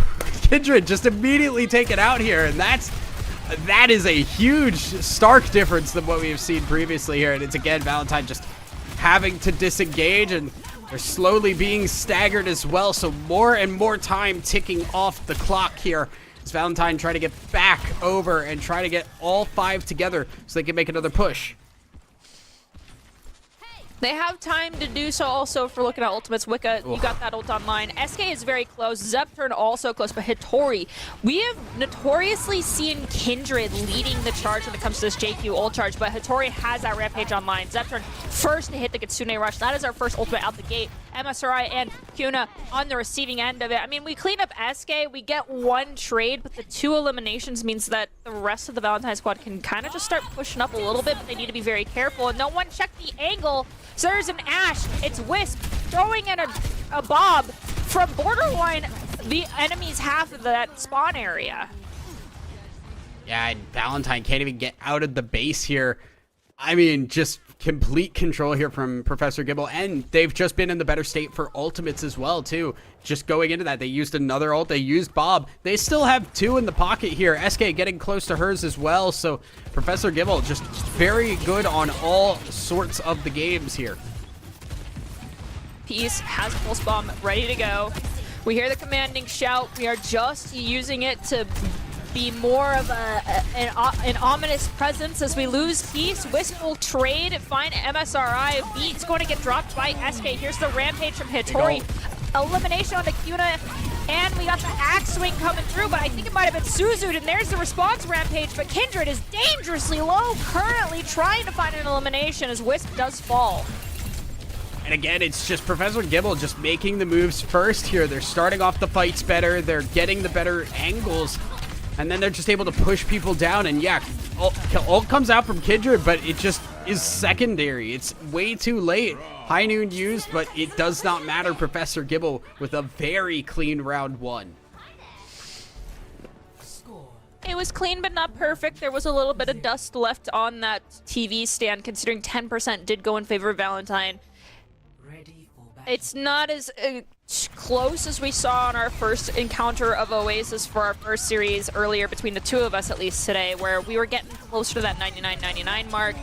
I just think, honestly, Wisp is pulling some plays that we saw earlier from Kindred. It's just the Valentine squad is not prepared for someone else to be off-angling and literally standing at a spot where if someone had just walked a little bit further to the right, would have spotted that out and prevented a easy Bob running through the entirety of the squad and booping them in the air. We got Peace and Wisp walking out on this Pharah Ashe once again. Zoe opting for the Genji instead of that Tracer, and Kuna is going to still be on this Ashe. Right now, Valentine trying to find angles here with the Genji here. Zoe doing the best she can, because goodness knows that she has been very strong on these off angles here. Finds the Ashe, but cannot really get the kill on Wisps. Wisps is buying a lot of time, and they just take the Genji down. Peace also gets MSRI, so Valentine just falling across the board, and first fight again goes in favor of Professor Gibble. Get out of my way. I'm thankful that we didn't stagger Wicca too long, but that was a stagger onto her nonetheless. And yes, that was a hello and goodbye wave to Wicca, and now we've got that initial dynamite landing on multiple. A late Suzu, since Wicca was coming out of spawn, perhaps could have just been held. Everyone's just gonna stand here, wait at these choke points, get some damage in, shut down these angles. It's really difficult to deal with this Pharah, considering you have to let Ashe go off angle, but if you overstay your welcome, you get eviscerated. As we see Hattori going for the axe swing, it does get Suzu'd. We're gonna back off 4 seconds till another one, but Kitsune Rush from Zetturn means go back in. That axe swing cooldown borderline, nothing. Kuna falls, Peace is going to be eliminated. We're equalized, but the Kitsune Rush, it means that it's no holds barred currently for Hattori. Yeah, and again, ult now goes through. Ult responded with Hattori, and does feel like Professor Gibble are losing out a little bit here, but overall they are just pushing Valentine. They lost a couple of members, but the fight is won. It doesn't really matter, and again, Valentine can barely get themselves out of base. I mean, we're looking at this one for Valentine. I'm seeing the sound barrier. We have Kitsune Rush ready to go. Zoe almost have Dragon Blade. It might be used to get some util out. Kuna has this Bob, which used early could mean that you have a 6th player on the field as Wicca instigates with that Kitsune Rush. There's one Bob, so now with Wisps falling, they're equalized. Peace also falls to Zoe with a quick dash going through them. Kuna finds Zetturn. Hittori also is going to fall. So finally, Valentine with a foothold on the point. They did have to use one ultimate, but only one, where in the past we've seen them have to take 3 ults and not even be successful.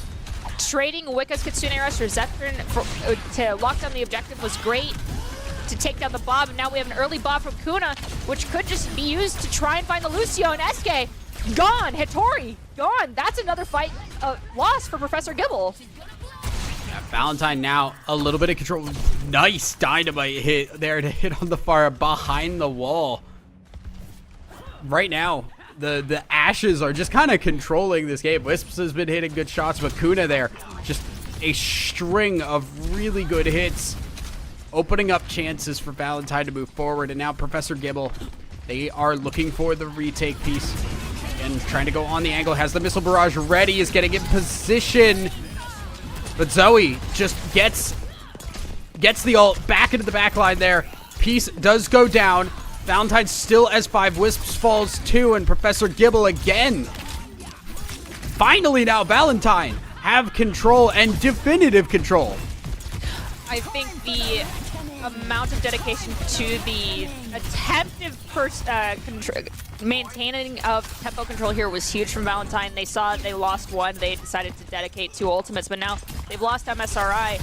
And this is an opportunity for Professor Gibble to come back in on the counterattack, using this Kitsune Rush to just give them that extra leg up. The deflex is used, Suzu's used, Zetturn falls though, so it's all up to SK to keep this team alive as Peace has decided to go in with Hattori. That X-swing from Carnage takes down 2.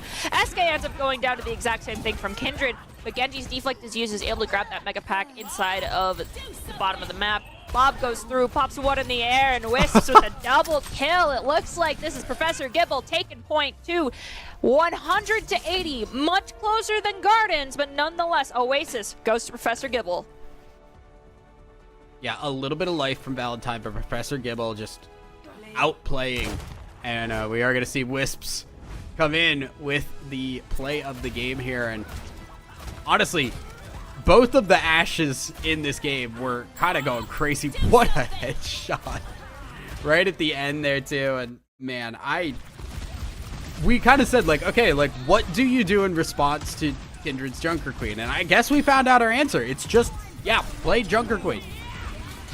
It's play Junker Queen and then also try to force out the Suzu that's from Wicca to protect Junker Queen. And then that's where I think Kuna and Wisp both were popping off so much, is these early dynamites, forcing those Suzus, making either the team, you have a decision to make at that point. And that decision is being forced by these Ashes. Just Kuna and Zoe getting multi-kills here is beautiful, but you force a Suzu early, both JQs get to do what they want. The question is who does it first and who does it better. And then just the cleanup capabilities coming through from Peace on this Genji were beautiful. Yeah, we saw a couple of times Zoe also just trying to go for flanks. Definitely not as successful this time as she was in the previous series here. So does seem like there needs to be a little bit of figuring out what are the right angles, what is the right time to go in, and you know, what are the real weaknesses to try and find something here. But that does mean Professor Gibble are going to take first map rather 1-0, and our second map, as is tradition, gonna be taking us to King's Row. You know, we hoped and prayed. Our prayers were not answered. This time, I could say that I saw it coming, not just due to the data we already have in existence between these squads, but honestly, if you're going to run the JQ mirror, you don't really want to go midtown. I mean, Eichenwald, that high ground, is really difficult to deal with when you're running JQ on both sides. So I think the most balanced map that's currently available to us in our map pool for a JQ mirror, yeah, you're gonna want to go King's Row. So I'm a little disappointed that I'm not getting any extra flavor. No paprika being sprinkled into my my recipe that's being cooked. Not really. It's just a little bit extra salt at this point. Who doesn't love salt? And you know, this is still. It's a first to 4 in this instance. So theoretically, even if this doesn't go in the favor of Team Valentine, the next map might. Yeah, I mean, for what it is worth, there was signs of life from Valentine. And Professor Gibble, while they do definitely look strong, there was a solid chunk of that second round where Valentine did just have control. They were on the point. They were able to push Professor Gibble a couple of times back here. So the question really does become, what do you do for this map? How do you continue? You know, you found that momentum. How do you find it again? And how do you stick to it so that you can find your way into a 1-to-1 going into map 3? Well, I think Kindred might have the response. It is playing monkey. Nope, never mind. I really need to take my own advice and stop trusting it when the player is on attack and they're showing a hero. Don't talk about hovers. We don't talk about it. I think Kuna is honestly just going to be looking for one of those early picks in this instance as opposed to sticking with this Widowmaker. I mean, damage fall off, that kind of nerfed the kit a little bit. We'll have to wait and see what ends up occurring officially. Kuna, I'm going to be watching you a little bit longer than I think I normally want to, but it's just to check. Do you walk out of the spawn or you just... Ooh! Nice headshot, but 25% reduction on the tanks. I mean, so yeah, we're just walking back to the Ash. Yep. Just head back over, and we do see Professor Gibble moving forward here. They've already pushed Valentine off of the point here, and again, Zoe on this Genji. It has not been successful so far. I don't know if it's going to be successful this time either. Does get away and healed back up. But Valentine do look like they want to try and push up here. As we do see Kindred moving forward here. They're starting to push back. And Zoe, again, falling low. Does go down fully this time. And Kuna going to get back to the rest of the team while the point does get capped. Very rapid cap in favor of Valentine, something that we saw earlier, but the rest of Professor Gibble's reconvene. They're coming back in. We see an early Suzu used by Scepter and follow up with the Kitsune Rush, having that cooldown time, making it a little bit easier to sustain. It's Peace going against Kindred and MSRI. Kuna is going to end up following. We see that commanding shout come through. It's going to heal up the Gibble squad that's fighting it out over here by this mega pack. Wicca falling. Hitori is also going to fall with Sozan. We dedicate the beat from MSRI. Not sure if it was needed after we found those 2 eliminations, but it was just a situation of just in case. Oh, well, maybe he would have loved to have it there as Kindred does fall. Peace does a lot of work, but MSRI grabs the kill there, and they will push off Gibble entirely here and be able to cap the point here. Just under 5 minutes to push. Honestly, not too shabby. You can see Hitori's posted very far forward, which means like that shout's gonna have to be used to disengage almost, unless Scepter lands a great Suzu. We have an early Dynamite yet again, but because of the location of the rest of this team for Valentine, they don't need to use that Suzu. They've learned their lesson. They're just gonna wait it out. Now they're closing this distance with the Kitsune Rush. There's the Suzu to go through, but it does not counter that Rampage. Wicca falls, Zoe falls. That Rampage was beautiful, but Kindred, MSRI, everyone but Kuna has been eviscerated. and immediately just recognizing this is not our fight, not commit anything. Valentine need to reset, and they're going to get back up here. They have 3 ultimates to the only 2 of Professor Gibble, but there is a sound barrier ready. SK does have that ready to go. And speaking of no. that ready to go, Wisps is going to end up falling. Yes, Wisp, that was a hate crime on you for what you did earlier on Oasis, but Kindred's going to get eliminated as well. MSRI almost has beat. SK did use the beat that you were talking about. Scepter, though, has another Kitsune Rush online. MSRI will be able to counter that with the beat. Tori is coming in very close to another Rampage. And Kindred, this is what I first ever got to see Kindred on a Reinhardt. This is what I love to see. You recognize everyone's in a small space. I have a big hammer. I'm going to go in and swing. That's Hattori and Zepturn following. We're going to use that charge. Catch up to Lucio. SK and Peace have both fallen. Now we're making it through this choke point and going to lock down over here by the bookstore. Might go a little bit further forward and then come back and reel it back in closer to our supports, because at the end of the day, Lucio gets to be the one pushing the cart. And no, we're not going to stop emoting. I was a little concerned there. Valentine just kind of stuck in their base for so long. But yeah, the swap to the Reinhardt was just a huge change of pace there. Now Valentine, are they going to stick with it is the real question. They're going to push themselves out here. We do get the Kiri ult from Zepturn as Professor Gibble are trying to go in. Kuna is down. Wicca is down 2. Just 3 members left on Valentine, and Kindred next on the list. Valentine pushed off entirely thanks to the ult from Zepturn. Okay, we used Bob. We also used Kitsune Rush. MSRI's beat was forced, but Kindred is dangerously close to this Earth Shatter, and the thing that changed really dramatic. Corners. Hattori. Corners. Check This one your is a corner. angles. This is Valorant. Check your angles. Check your angles. Oh no, we did not. We go there with the axe swing going through. The reset's going to allow us to get one more swing in. Kindred has backed off. Wicca hits that Kitsune Rush. We hear the Rampage go through. Kindred has Shatter. Hattori has fallen. Oh. That's Wicca's. That turn gone. Yeah, it just did not work out. Just a little bit scattered there. Hattori could not get enough heals to survive, and the ult was not followed up on. Valentine win the fight, and now another strong push. I think they may be able to get close to capping this point. So Kindred has this Shatter online, but Sound Barrier for SK is going to save everyone. Zepturn has opted to no longer try to match Wicca with this Kiriko anyway. I mean, there's no longer a JQ, there's no reason. You can't Suzu a Shatter, but you can drop the beat, protect your team, as well as drop an Immortality field, and a wall from Zoe makes it so that everyone's cut off on the side of the payload. That is forcing Kindred, unfortunately, to back up. Loses a lot of shield health in that moment. I think it was great timing, but there wasn't enough damage. We hear Bob, we hear Blizzard, and unfortunately, while in Nemesis form, you can't put your arms up if you're frozen, and Hattori, Peace, SK, all have been eliminated. Really good walls there from Zoe, just sectioning off members over and over again, and a big Shatter as well from Kindred. Valentine now 2 minutes left to try and get into the final point of this game.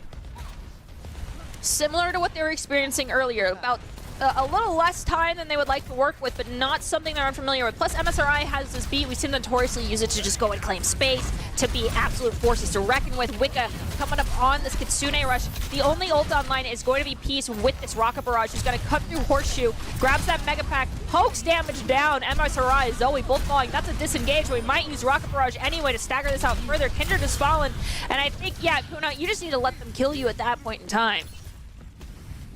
Yeah, Gibble able to gain control again, and now you see Valentine resetting a little bit. Kindred going to be sticking here on the Reinhardt as well, so there does not seem to be any kind of change, and there is again checking the corners. Peace does not get a kill there.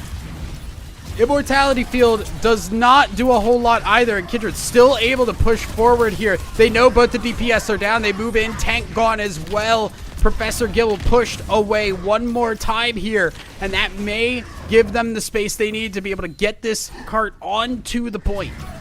Okay, we're coming up on Bob. Annihilation, Amplification Matrix, beat, all ready to go. There's the first one to come out. It's Amplification Matrix from Professor Gibble. That's just going to force back the rest of the Valentine squad. Unfortunately, they did lose Kuna, which means they need the backup even further. Had they all sustained, they could have just waited and respawned back with Kitsune Rush.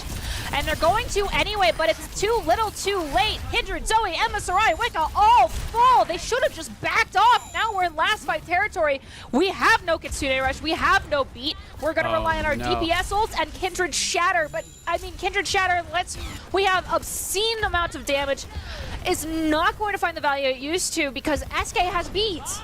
Yeah, the big problem too is they just have to push up here. Kindred just gonna go in. Shatter only really hits one, but it does get them the kill. Hitori though, going crazy on the backside, does get frozen, so time will be bought. They're gonna get onto the point. Kindred is there alone. There is the Tracer from Peace as well, and SK coming in with the beat. Going to be enough. Valentine cannot get any overtime. And just before the final point, Valentine will end with just 2 points. Switching sides. All right. The win condition has been set, but this is where things started to make the tides had begun to shift in favor of Valentine, and that was the recognition of, hey, I know you have Cleave, but you can't really have Cleave anymore if I go Reinhardt and I decide to swing my hammer, which is bigger than your axe, and pin you against the wall and make sure you cannot hit me with yours. That was the undoing very quickly for Professor Gibble with that a very egregiously close spawn hold, mind you. I respect it, but Peace also coming through here with this rocket barrage. It's a little harder to check an angle that's behind a wall and above your head, so I'm not going to throw shade in any capacity, but I think we all need to be prepared for these sneaky plays from not just the tanks anymore, but also the DPS. And Professor Gibble, you're on defense. Don't play with my heart because you know I love the Wrecking Balls in Yata composition. Don't play with my heart. I'm looking at you, Hitori. Zepturn, I've not seen you on Zen yet during this tournament. Don't do this to me. You're going to break my heart if this is not what we're going with, but considering you got to walk out of spawn, and you're all on the high ground, is it going to be a Wrecking Ball Slam for an easy pick because you're running double sniper? Because this ain't a real comp just yet. It's close, but it ain't it. Yeah, that's what I thought. Yeah, it does seem like they will swap things up just a little bit. And we'll see exactly what Professor Gibble can do here, because they do need to get themselves going here. Valentine did get far despite not getting the whole way, so they cannot really take their time on this. And it looks as though Professor Gibble is opting to take control of this high ground. Both DPS are there, but it's a 2v3. Suzu is going to be forced out early as well. That is high ground. Ash is just going to be up here doing rain damage down from above. Unfortunately, MSRI not posting up there with the 2 DPS meant that that one extra player was all that was needed. The aura from your Lucio could have done so much, but SK is going to fall. Kuna, Zoe, Hitori all have fallen as well. But the point is slowly but surely getting couched. We have one player on it for Professor Gibble, and Peace is making sure that they're cleaning out this hotel, bringing people into line of sight of the rest of the team. Now, we do see Professor Gibble now starting to move up. Valentine currently holding decently, although Zoe does go down. And does mean Kuna will fall now after, so no DPS left for Valentine. Feels like they're just going to be in straggling, trying to hold on, and first point going to go over pretty cleanly to Professor Gibble. Not just yet. We have one player T-posing on the objective. MSRI will be the last one to fall with 2 minutes, 20 seconds. That leads us to almost 5 minutes on the clock in favor of Professor Gibble to get this point, to get this payload over to the second objective. And judging by the fact I don't see, they all just chose to back up. I think one person, it would have been an MSRI who got really bad far spawn all the way at the back of the Omnic factory. So they had no choice but to back off. They cannot take the archway over by Bookstore where a lot of teams would want to, especially with the comps that they have built out. And recognizing that, we had 2 players on the payload for a moment, as opposed to just the Lucios. Wicca around the corner gets Kitsune Rush, I think, canceled. And we have the response Kitsune Rush, Hitori falls. So we're equalized as far as hero power on the field, but with Zoe gone, that means we're favoring Professor Gibble squad. And again, just no front line here. Professor Gibble able to wipe the floor here with Valentine. And again, Professor Gibble can just move forward and forward here. A much cleaner start here than what we saw from Valentine. Valentine, it felt like they had to push a little bit tooth and nail for a while here. And Professor Gibble, it's just, all right, we fight, we win, we keep pushing. Willing to dedicate this many players to being on the payload, it really shows how comfortable. We're also wanting to maintain the speed of this payload as much as possible. So we have an early bomb come out from Wisps. The Axe Swing is going to get thwarted by the Coach Gun. Beat gets dropped from MSRI. Peace falls down to Zoe. Zepturn will go down to that Ghost Dash reset. Zoe gets dangerously low, gets punished by Wisp, but we've already lost 2. Professor Gibble's team, I think y'all gotta just back up at this point and admit that right now, payload control goes to Valentine. So finally stalled out here a little bit is Professor Gibble. Valentine, on the other hand, though, not out of the woods just yet. They do have 2 ultis here. It's their DPS ultis. Kindred's still working towards hers, but Hitori, importantly, ready to go with that rampage. Bob's gonna be called in here as Kuna immediately goes down, so it's more just a supplementary right now. Hitori ready, and there's the big ulti, does grab Kindred. MSRI also ticking down as well. And Valentine, again, a little bit in shambles. They're spread, scattered everywhere. They're not going to be able to stop Professor Gibble from taking this next point. Well, currently, finding that Lucio pick means most of Professor Gibble's squad has no choice but to back off. I mean, they are just a support. That is how Lucio works, but they're very important, the Frog Boy, despite the nerfs. Still paramount to a lot of these compositions, so we're just going to play for control around this corner. Pretty standard between these 2 teams, but that deflect out means Kitsune Rush City on both sides. Duel the fates currently across this corner. Kuna's going to be the first one to fall. Wicca gets dangerously low, so Wits will clean that up. Kindred falls. MSRI is going to be eliminated. SK still hanging on to this beat, doesn't need it. Peace has this Dragon Blade online. Am I going to get to see a Beat Blade come into fruition? I haven't seen one of those in a while. It might make my heart a little bit happy after y'all tease me with the Wrecking Ball composition, because I love my Wrecking Ball comps, but I have yet to see one and cast one on broadcast in a very long time. Kindred coming up with another Rampage. MSRI, another Beat online. I think the deal breaker, though, is going to be Wisps with this Bob almost ready to go. One good dynamite, and that's disaster. Zoe goes in dangerously low. Dragon Blade from Peace. There's the beat as well in conjunction with it. That's a 3-piece combo, and Wisp picks up unit. There's just one on the point, and they're getting staggered. Except they walk in, get eliminated. Don't use your shout. Don't use Carnage. Yes, Kindred, just go back with your team, because that was already a pretty painful stagger. Yeah, and again now, Professor Gibble just moving forward. A lot of ults used in that process, but Valentine's still building towards their own, and Wisps still has Bob ready to go. MSRI, the only one really close to an ulti on Valentine, and they are going to absolutely need it here as Professor Gibble moving up on the final point here. Bob going to be used as Valentine just immediately trying to deal with it, but they do have to expend their sound barrier to move forward as Wisps still firing. Sound barrier has fallen off, and Valentine's health starting to follow as Hitori takes out 2. Peace another one, and that is another wipe as Professor Gibble take map 2 in clean fashion. All right, they're halfway to the finish line, but let's take a look at who ended up. I think it might be one of these Dragon Blade story with. Oh, all right. Well, either way, I love me some JQ gameplay. Let's take a look at this POTG. It's one Kitsune Rush instigated the Suzu. As soon as it is gone, we hit that rampage. We go through, clean up a few of them, and then this is where things started to get a little bit, a little cheeky. We don't talk about anything past that. It was, play was good, right? It was good. This is where we ended up walking into the spawn and holding them very closely and saying, "You don't leave this zone. I'm not trapped in here with you. You're trapped with me." That was until Kindred said, "Okay, I'm done with all of you, and I'm going Reinhardt."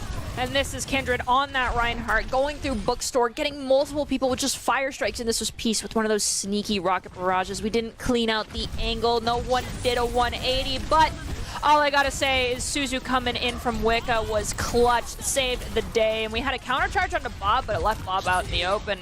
Here's Zepturn, a Kitsune Rush for a Kitsune Rush and a Rampage.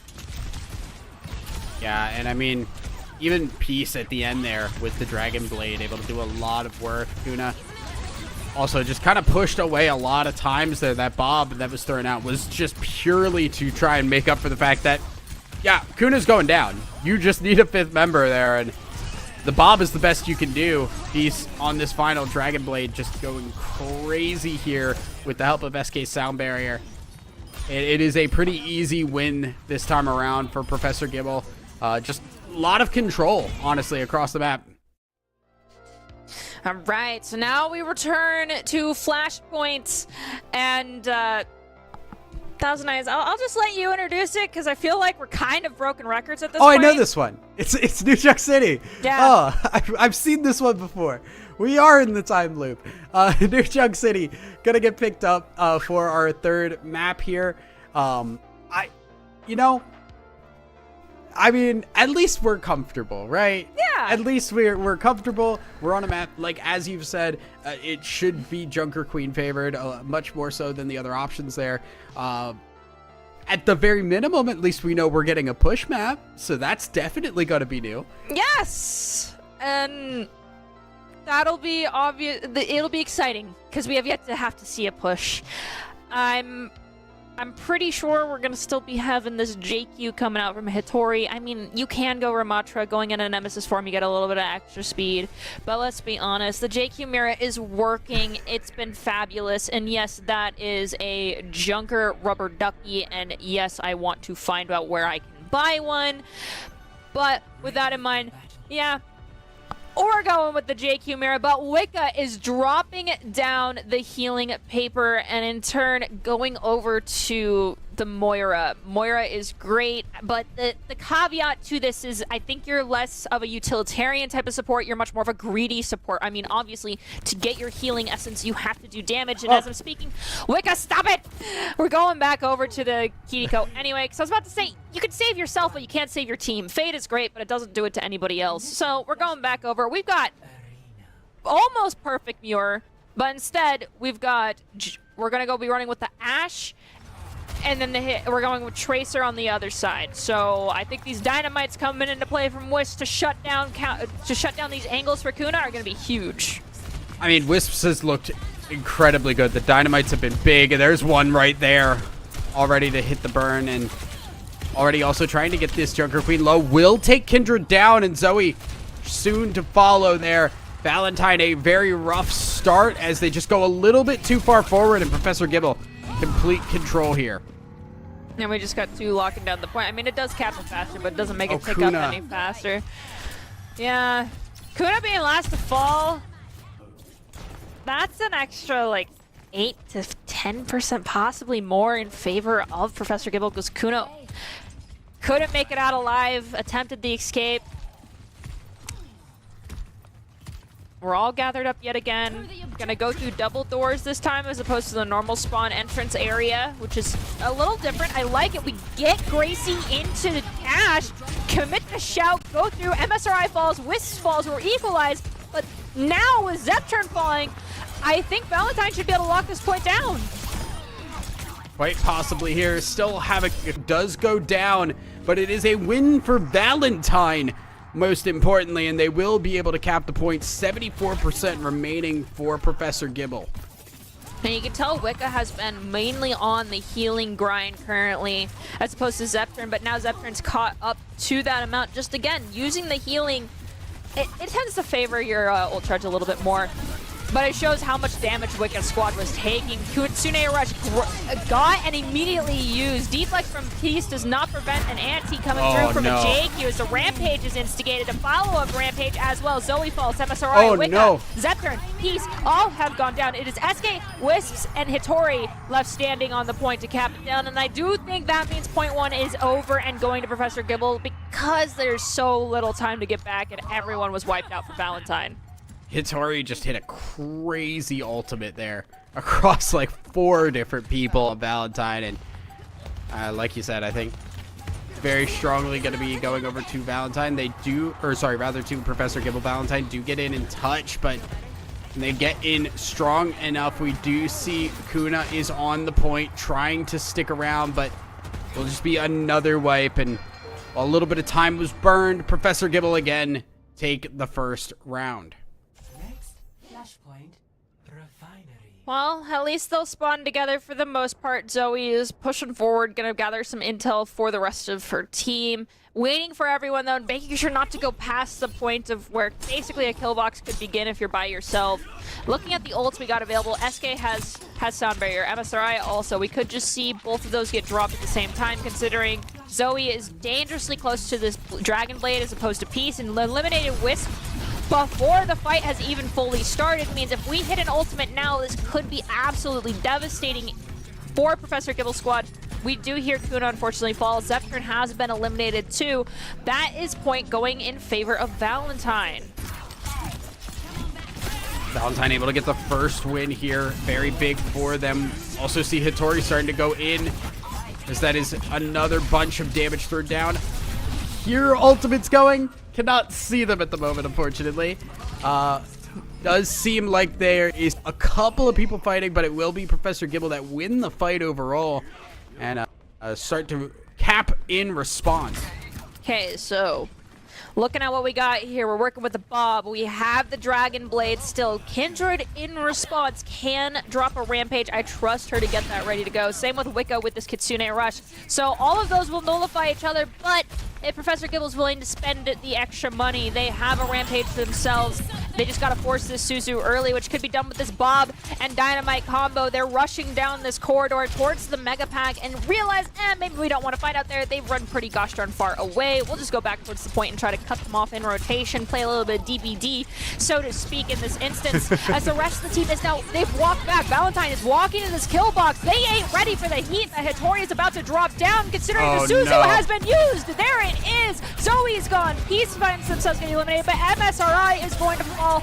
I do not think Valentine will bring this back in their favor despite using this Rampage. I mean, yes, SK has gone down, but there's still 3 people standing for Professor Gibble. Kindred did hit a solid ult in response, though. Professor Gibble kind of starting to slow down just a little bit here, but they are in overtime. They have to cap this, and they do push the last of Professor Gibble away. We'll be able to cap it now. There was a lot of ults used during that last fight, and SK getting staggered is terrible. There's a whole other fight that's going to be lost now for Professor Gibble to try and take this objective back. We will be re-engaging with this Kitsune Rush as well as the Blade, which may not work as well as a Beat Blade, but it's still, you know, it gets the job done. Kuna is going to have the Bob available, and Zoe very close to their own Dragon Blade too. So as we instigate Zepturn with this Kitsune Rush, we're going to throw the Bob in, try to cut it off. But if it's in the rush, everyone's just going to turn around and blow that poor Bob up. As I mentioned, look at all the assists as Kuna's Bob's going to fall down first.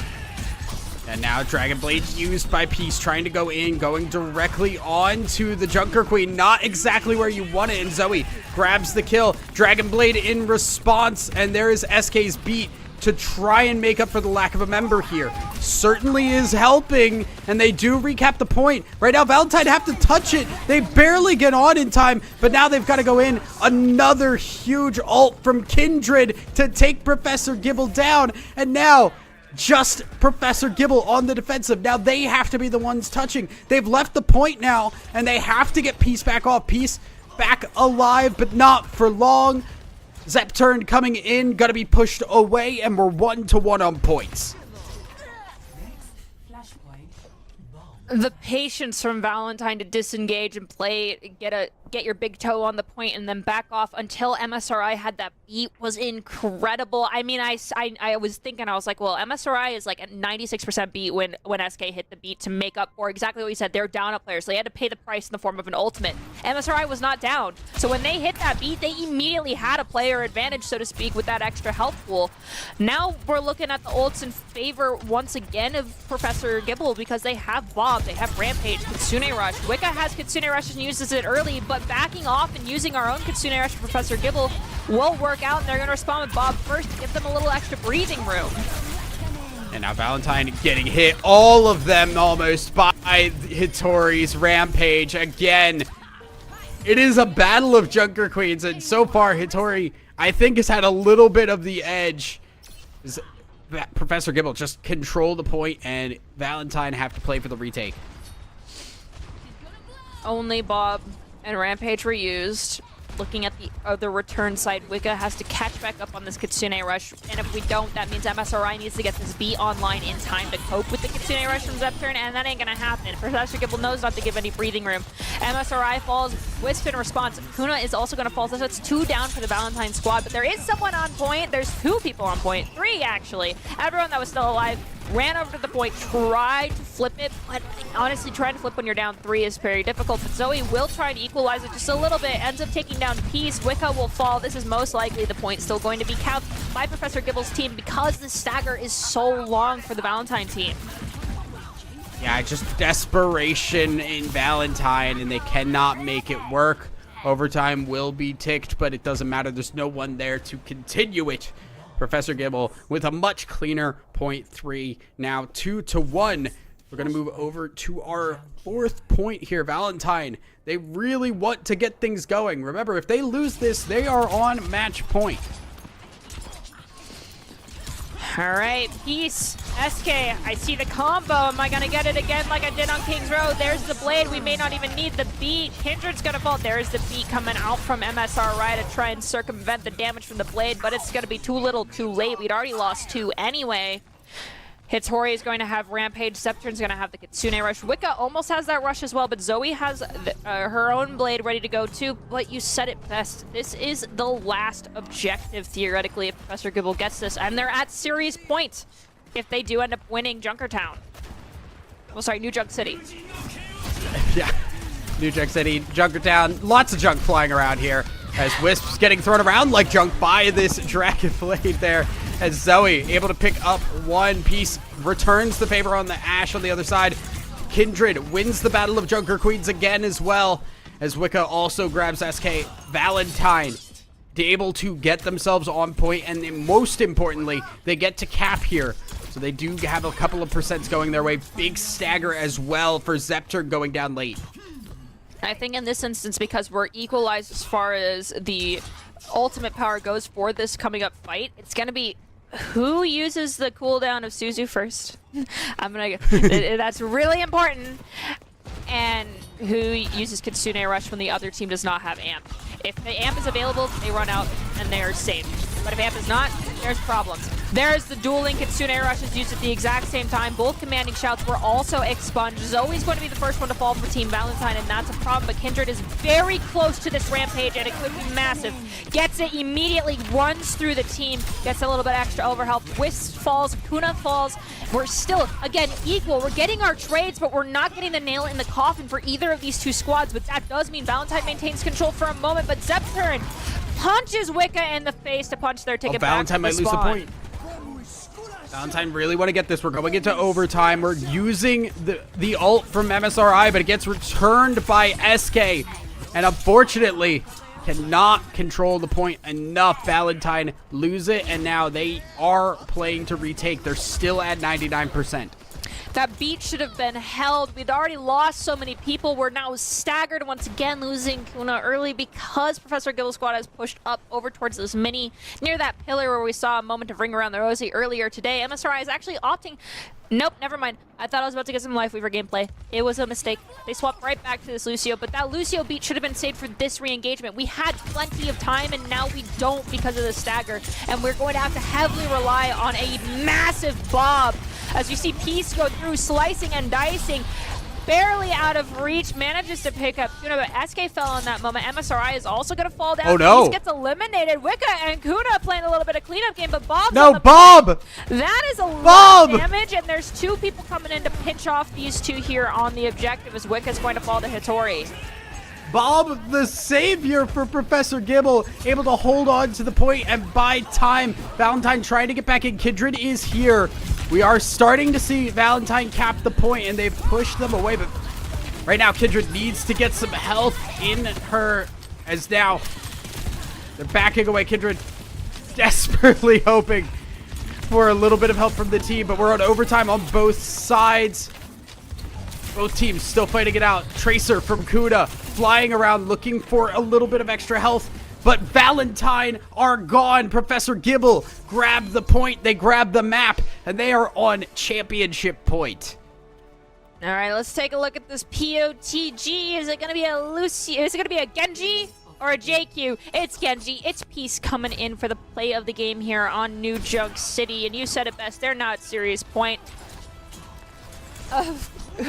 What? Hattori is accusing Peace of being an OTP. That's a little cruel. It wasn't even an ultimate. It was a ghost dash. And we get more action from Peace here on point 1 when Professor Gibble was in commanding control here of the first objective. Hattori goes with the Rampage, and there's been a lot of great follow-up damage from the DPS on Rampages from both sides. For Kindred's team, we've seen Zoe go through and clean up. And then whenever Hattori does it, I'm seeing Zepturn go in and click heads as well. I love the coordination. I love the patience, but if you're Valentine team, I think you need to start taking a few more risks because we're staring down series point.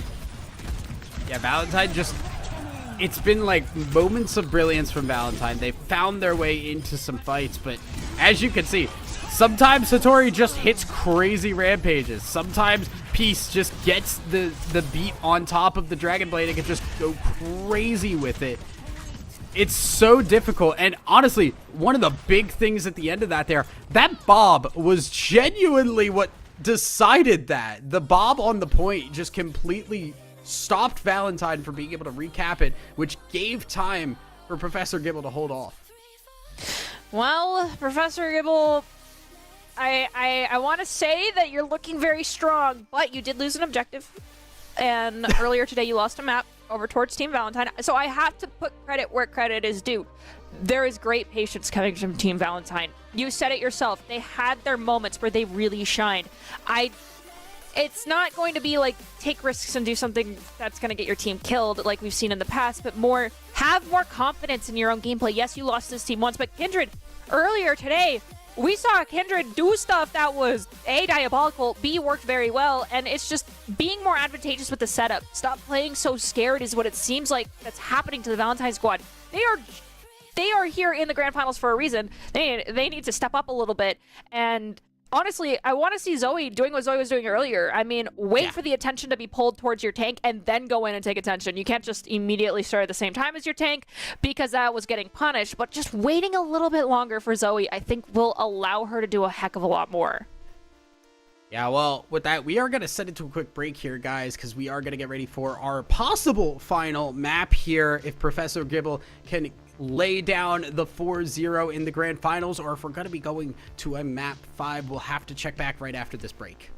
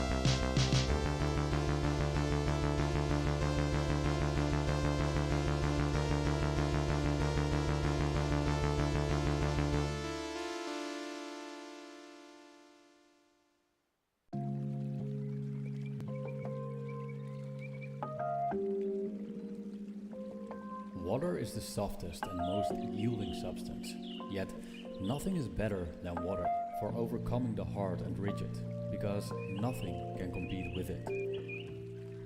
Lao Tzu.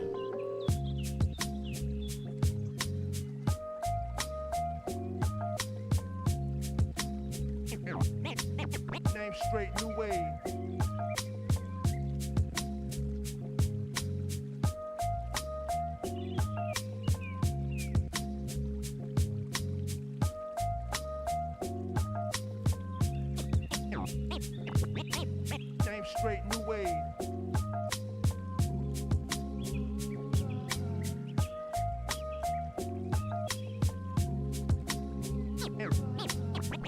straight new age.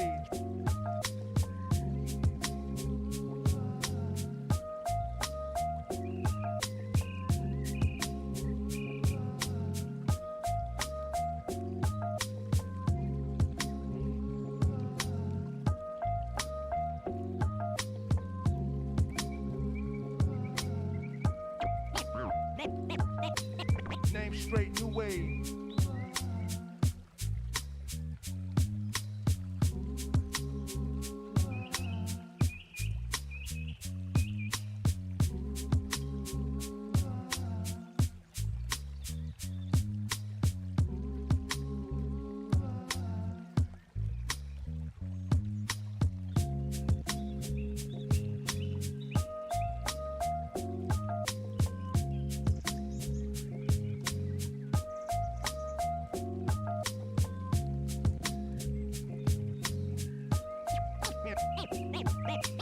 Name straight new age.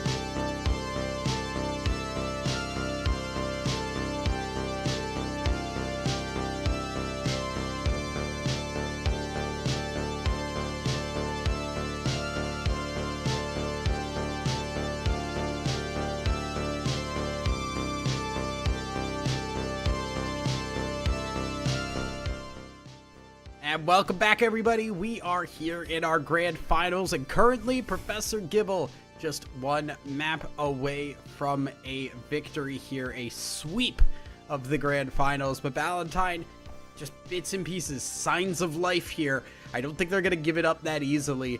We are moving on to finally a new map for the first time today. Going to be moving on to New Queen Street for our push map. Yeah, I'm interested to see the compositions that we run out on. Most likely you can still start on the JQ. There is a little bit more room, I feel like, on push to be somewhat creative if you need to problem solve and counteract like what the enemy team is throwing at you. But considering what we've seen coming out of Valentine, they're most likely, like I said, going to roll out on that JQ.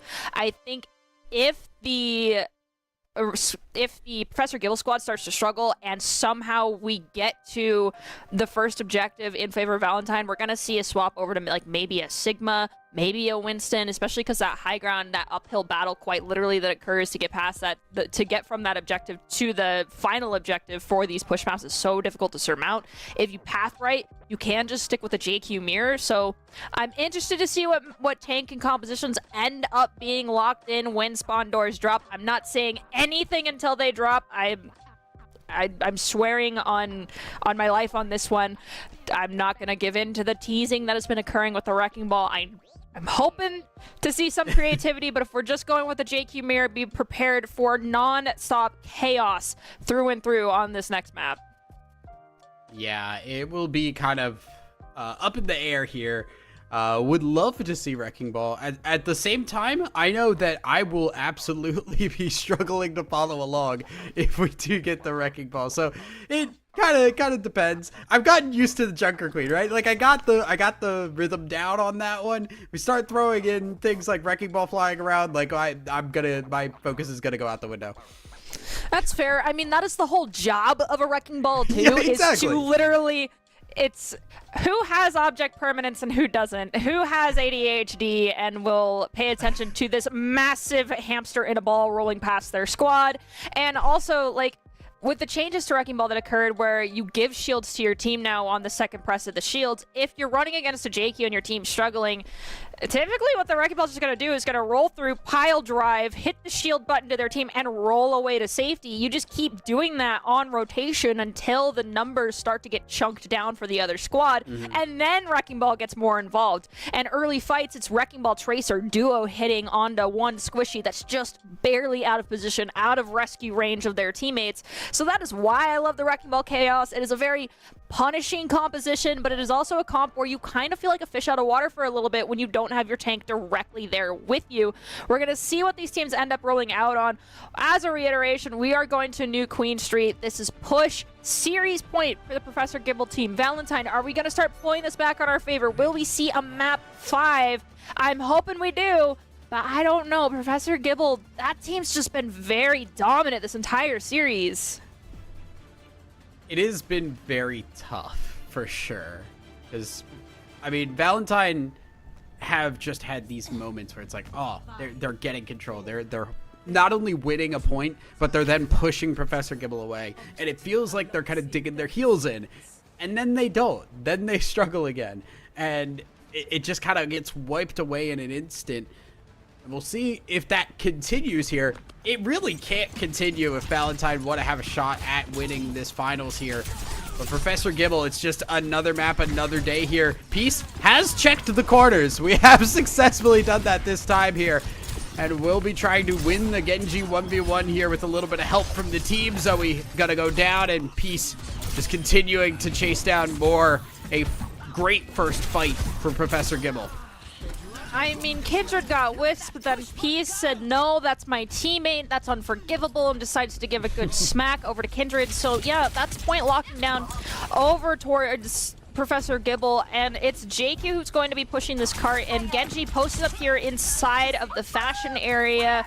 The gym stall, if you will, is not going to be given over so easily because you have to get past Peace. You must bring the war, and I don't think that's going to happen at this point in time because we're just rounding out over towards the street instead of trying to challenge inside this room, which means we're getting real close to that first checkpoint.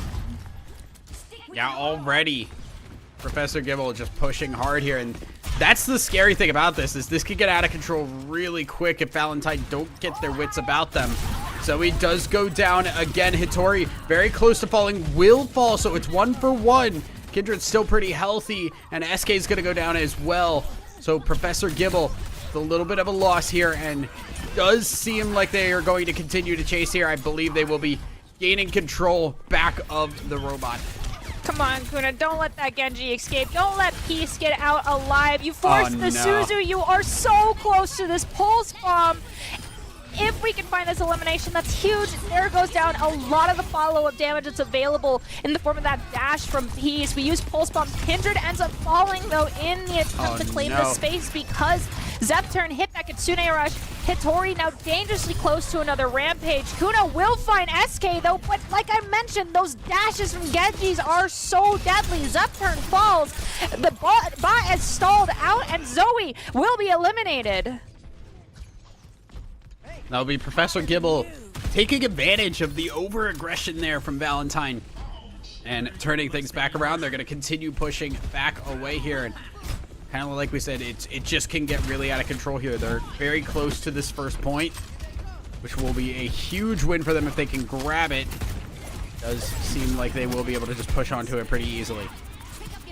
We're going to use that commanding shot for Hitori to walk over towards bus stop. Has Lucio in their sights. Says MSRI, no, you are gone. And Zoe ends up falling there after to SK. I mean, we are currently in booty scratch, and it is done. Payload is pushing. The TS1 is moving the objective currently up the hill. I honestly was anticipating maybe we back off if we're looking more at this JQ composition where we can thrive just out of the reach of that high ground control, but we've decided to drop down, hit the Kitsune Rush, beat drop in response. Peace has this blade, is looking for an opportunity to use it. Will we? No, we're just going to dash out to safety.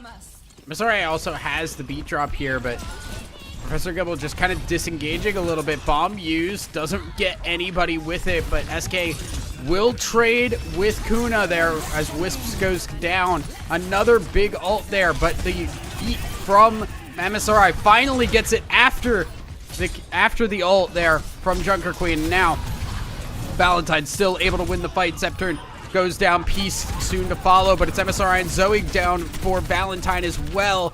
Both teams trading evenly here, and it's kind of just turned into a little bit of a scramble. I'm anticipating a bit more tug of war around this center section because this bot is yet to start moving. But we land Gracie into Wisp, and that's one heck of a stagger. SK can't make out alive either because Kuna was just in the perfect spot, I feel like, to actually chase down that Lucio's attempt of escape. That was a book out of Dead by Daylight if I ever saw one, cutting out the exits and making sure none of those survivors make it out alive. Now we're posted back up near where this objective is at, and we're trying to chase down Zoe. You got a little too big for her britches, so being down near Genji for Team Valentine, that's looking rough, and we lose Kindred. SK falls, Kuna falls. That's got to be a fight win for Professor Gibble. Yeah, now able to turn back around, and still a definitive win so far in favor of Professor Gibble, just in terms of how far they have pushed. We do have 5 minutes left here, but there's a lot of ground to make up for Valentine, and with the bot already going the other direction, Valentine do need to start getting some wins here to try and make up this ground. I mean, the statistics are going to favor whichever team manages to make it to the objective first, and right now that is Professor Gibble. We have inched that payload away, but it's already ricocheting right back. Kuna is looking for an opportunity to use this pulse bomb to someone who will not be saved by it. Instead, we go into the gymnasium area. We find that elimination. MSRI and Kindred have both fallen. Wisp was also eliminated, so as far as manpower, we're equal, but with Peace going down for Professor Gibble, this could be an opportunity for Valentine to bring it back. Hattori, Peace, all gone. And now Kuna taking this payload, trying to get rid of SK, who's attempting to stall it out. But I mean, she's in a 1v3. Odds of her surviving were very slim. Valentine able to grab the win now and push the bot the other direction.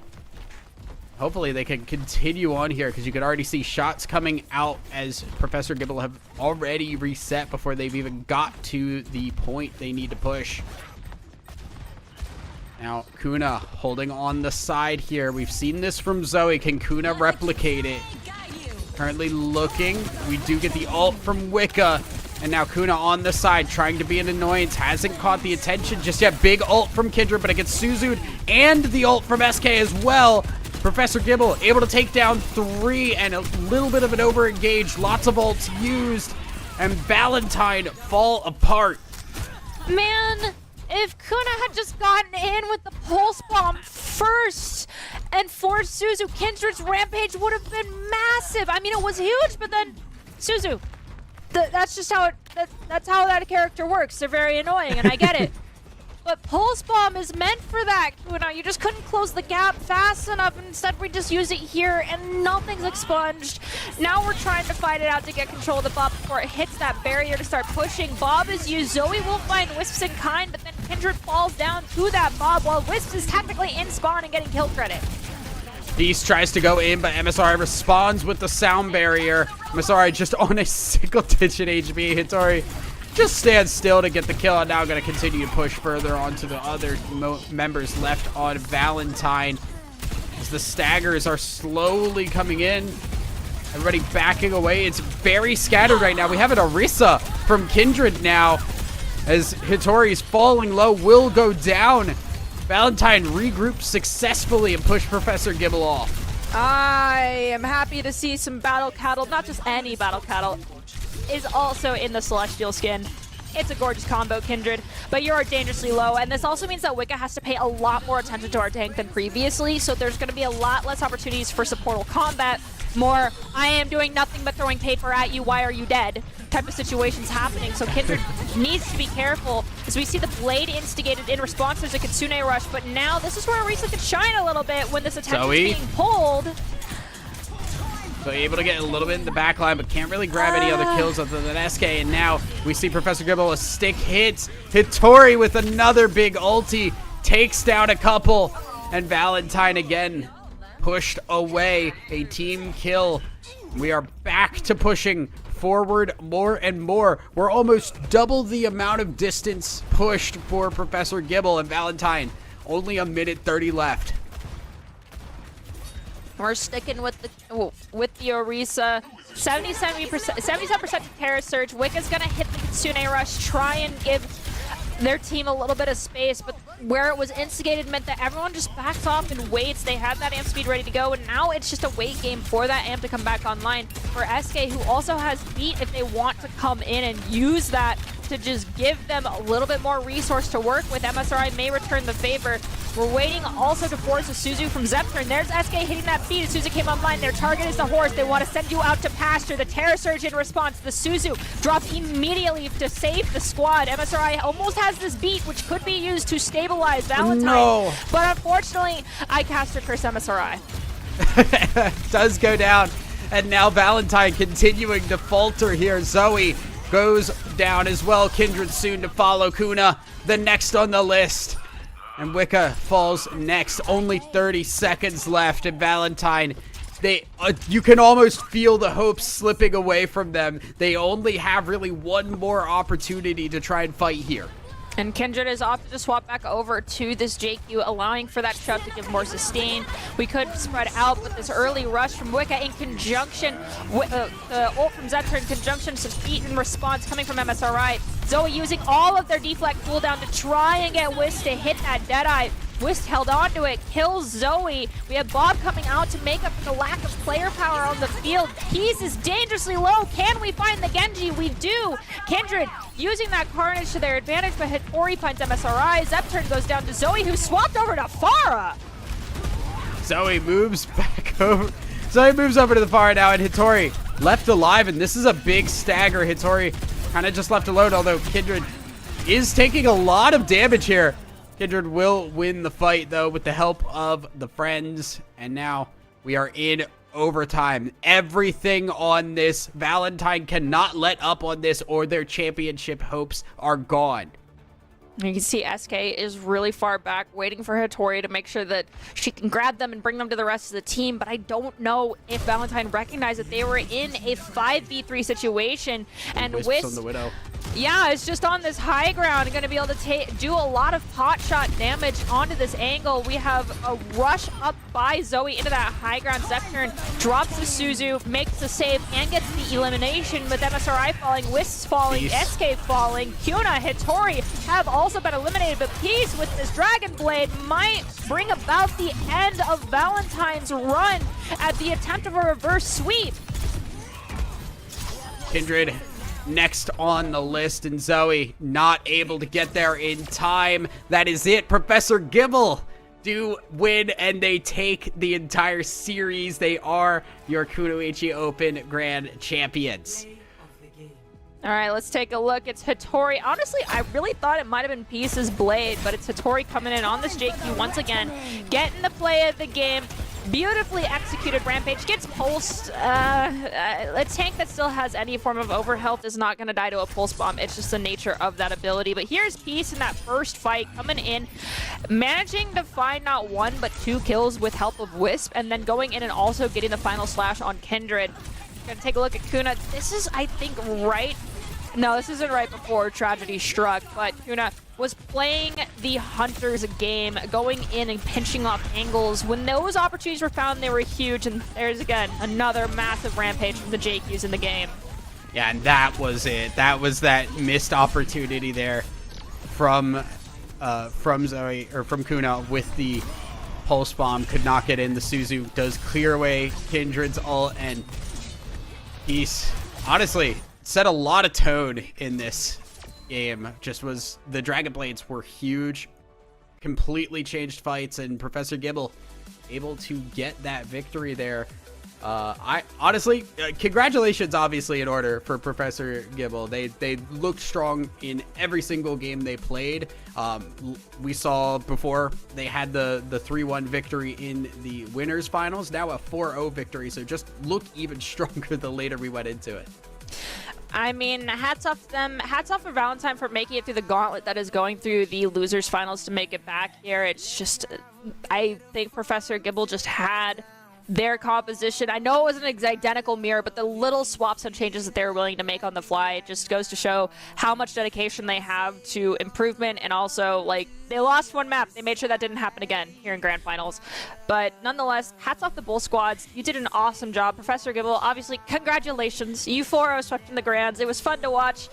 Hopefully by the next time I get to cast that squad, we have a little bit more health along the lines of all the tanks in the game, and we don't just have a JQ mirror, but the JQs were great to watch. Yeah, I mean the whole tourney was great, right? Like this, I've said to you off air, like this is my first time just jumping into Overwatch, and it has been a wonderful tourney. Just honestly, especially these last couple of games, just a lot of back and forth, a lot of really good play across the board, and everybody kind of getting their opportunity to pop off. So congrats again to Professor Gibble. I think we're gonna head it to a quick break here while we get ready for an interview. And when we come back, we will have some member from Professor Gibble to have a couple of questions for.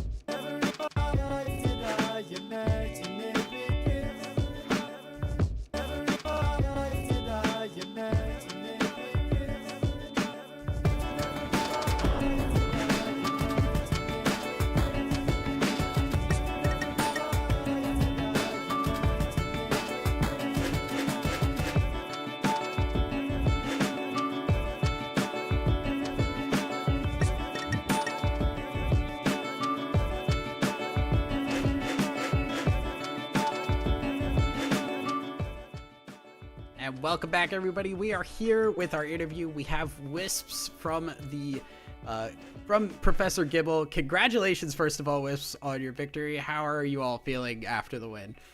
Thank you. Feeling pretty good. Also, like, such a fun comp. It hasn't been played in a long time, and it was really enjoyable to play it again. Okay, so I'm gonna ask a little bit more of an intense question. King's Row, it went into getting a little bit too close for comfort, in my opinion. What do you think went right on your squad, but what do you think also kind of went wrong, which allowed Team Valentine to start kind of getting a little bit of momentum, especially during their attack phase? I low-key, like, just straight up win traded, like, defense first point. Like, I, like, immediately coach gun when I, like, pre-planned, like, coaching that window, like I've done in the past, so I didn't have coach. And then, like, I peeked, like, wide and got knifed for my, like, coach, which, like, made our first neutral, like, kind of bad. And then, like, it was, like, scrappy fight for the rest of first point. So we lost first, like, really quickly. It's, like, was just me win trading and, like, whoops. But, yeah, I don't know. I'll just go with that. It's a lot of mouse played today. I appreciate the honesty coming through, because, I mean, when moments like that happen, it's kind of like a yeesh. But, I mean, if you know what went wrong, it was fixed. I mean, King's Row, after that sort of stuff happened, was very dominant for your squad. So, I mean, I love to see it. I was going to ask a question regarding running the JQ compositions, but it seems like that was where your team was very comfortable. I mean, it's my first time playing with, like, all these people, too. Like, I originally was on Valentine. So it's my first time playing with these people, and I'm not sure, like, how much in the past, like, people have played this comp. Like, I know Peace has, I assume Hitori has, but I really like this comp because the, like, macro of the comp just makes, like, a lot of sense to me, and I like playing Ashe, and it's a really good comp for your Ashe to, like, understand and be vocal in, because Ashe is, like, a really good, like there's, like, two phases. You have, like, the poke phase where, like, your Ashe can, like, hard carry, and then you have, like, the brawl phase with, like, your Queen and Genji. And your Ashe can just, like, really help transition to the brawl phase by, like, you know, forcing cooldowns by, like, hitting headshots, getting a pick, you know, getting, like, a 3-man dynamite, stuff like that. So, like, being vocal and, like, you know, like demanding the resources then, and then, like, you know, informing your team of, like, the value you're getting so your team can fight. It's, like, really nice and really fun. And it just, I miss this comp a lot. It's really fun. Yeah, I mean, so you guys just as a whole were just, I think, one of the favorites to kind of go really all the way. Did you guys feel a lot of pressure from that going through? Because, I mean, obviously you guys did well, but was there any worry of, like, oh man, if we mess up, like, things could look really bad?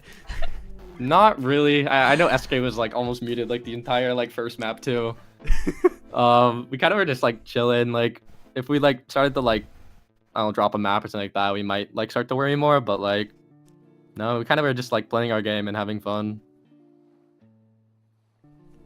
I mean, you did drop a map to Valentine earlier in the day. Not during Grand Finals, but you did. But, Tessa, do you have any other questions for our interviewee here before we can send him off on his merry way to enjoy the victory that their squad just got? Yeah. I mean, I was just going to say, do you have any shout-outs? Anybody you want to, like, shout out, whether it be related to gameplay or just even outside of it? Shout out, like, my team. Like, really fun playing with them. Also, like, shout out the enemy team. Like, I love everyone on that team. Like, they're all really good players, and there's not, like, another team that I wanted to, like, I was really hoping they'd make grand finals, and, like, that's the team I wanted to, like, play versus the most. All right, well, again, also, like, shout out you guys. Like, you guys did, like, awesome job with, like, production and everything. Sorry, almost forgot. No, thank and, like, you. casting We appreciate it. Thank you. Well, thank you again, and congratulations again as well for your victory. You guys looked great. You guys did great the entire time around, and you guys go and enjoy it as you should. But that should be really it for us. I mean, Nerdy, do you have any extra things that you want to add in just on terms of the whole tournament as a whole? Let's just put it this way. We should have left Maga out of gameplay. We had a really great run where no one was playing him, and then we pulled him back out. Leave him in the closet. I saw him day one. JQ I do is hate the queen. to tell you. JQ is queen. Let her continue to be queen. That is why it's in her name. She might get tweaked in the future, but for now, I was satisfied with the JQ gameplay I got today. Well, You guys heard it here. Hopefully, in the future, we do get to see more Junker Queen. But that is it for us tonight. We want to thank every single one of you who have come in and supported and watched. I hope you guys all have a wonderful night.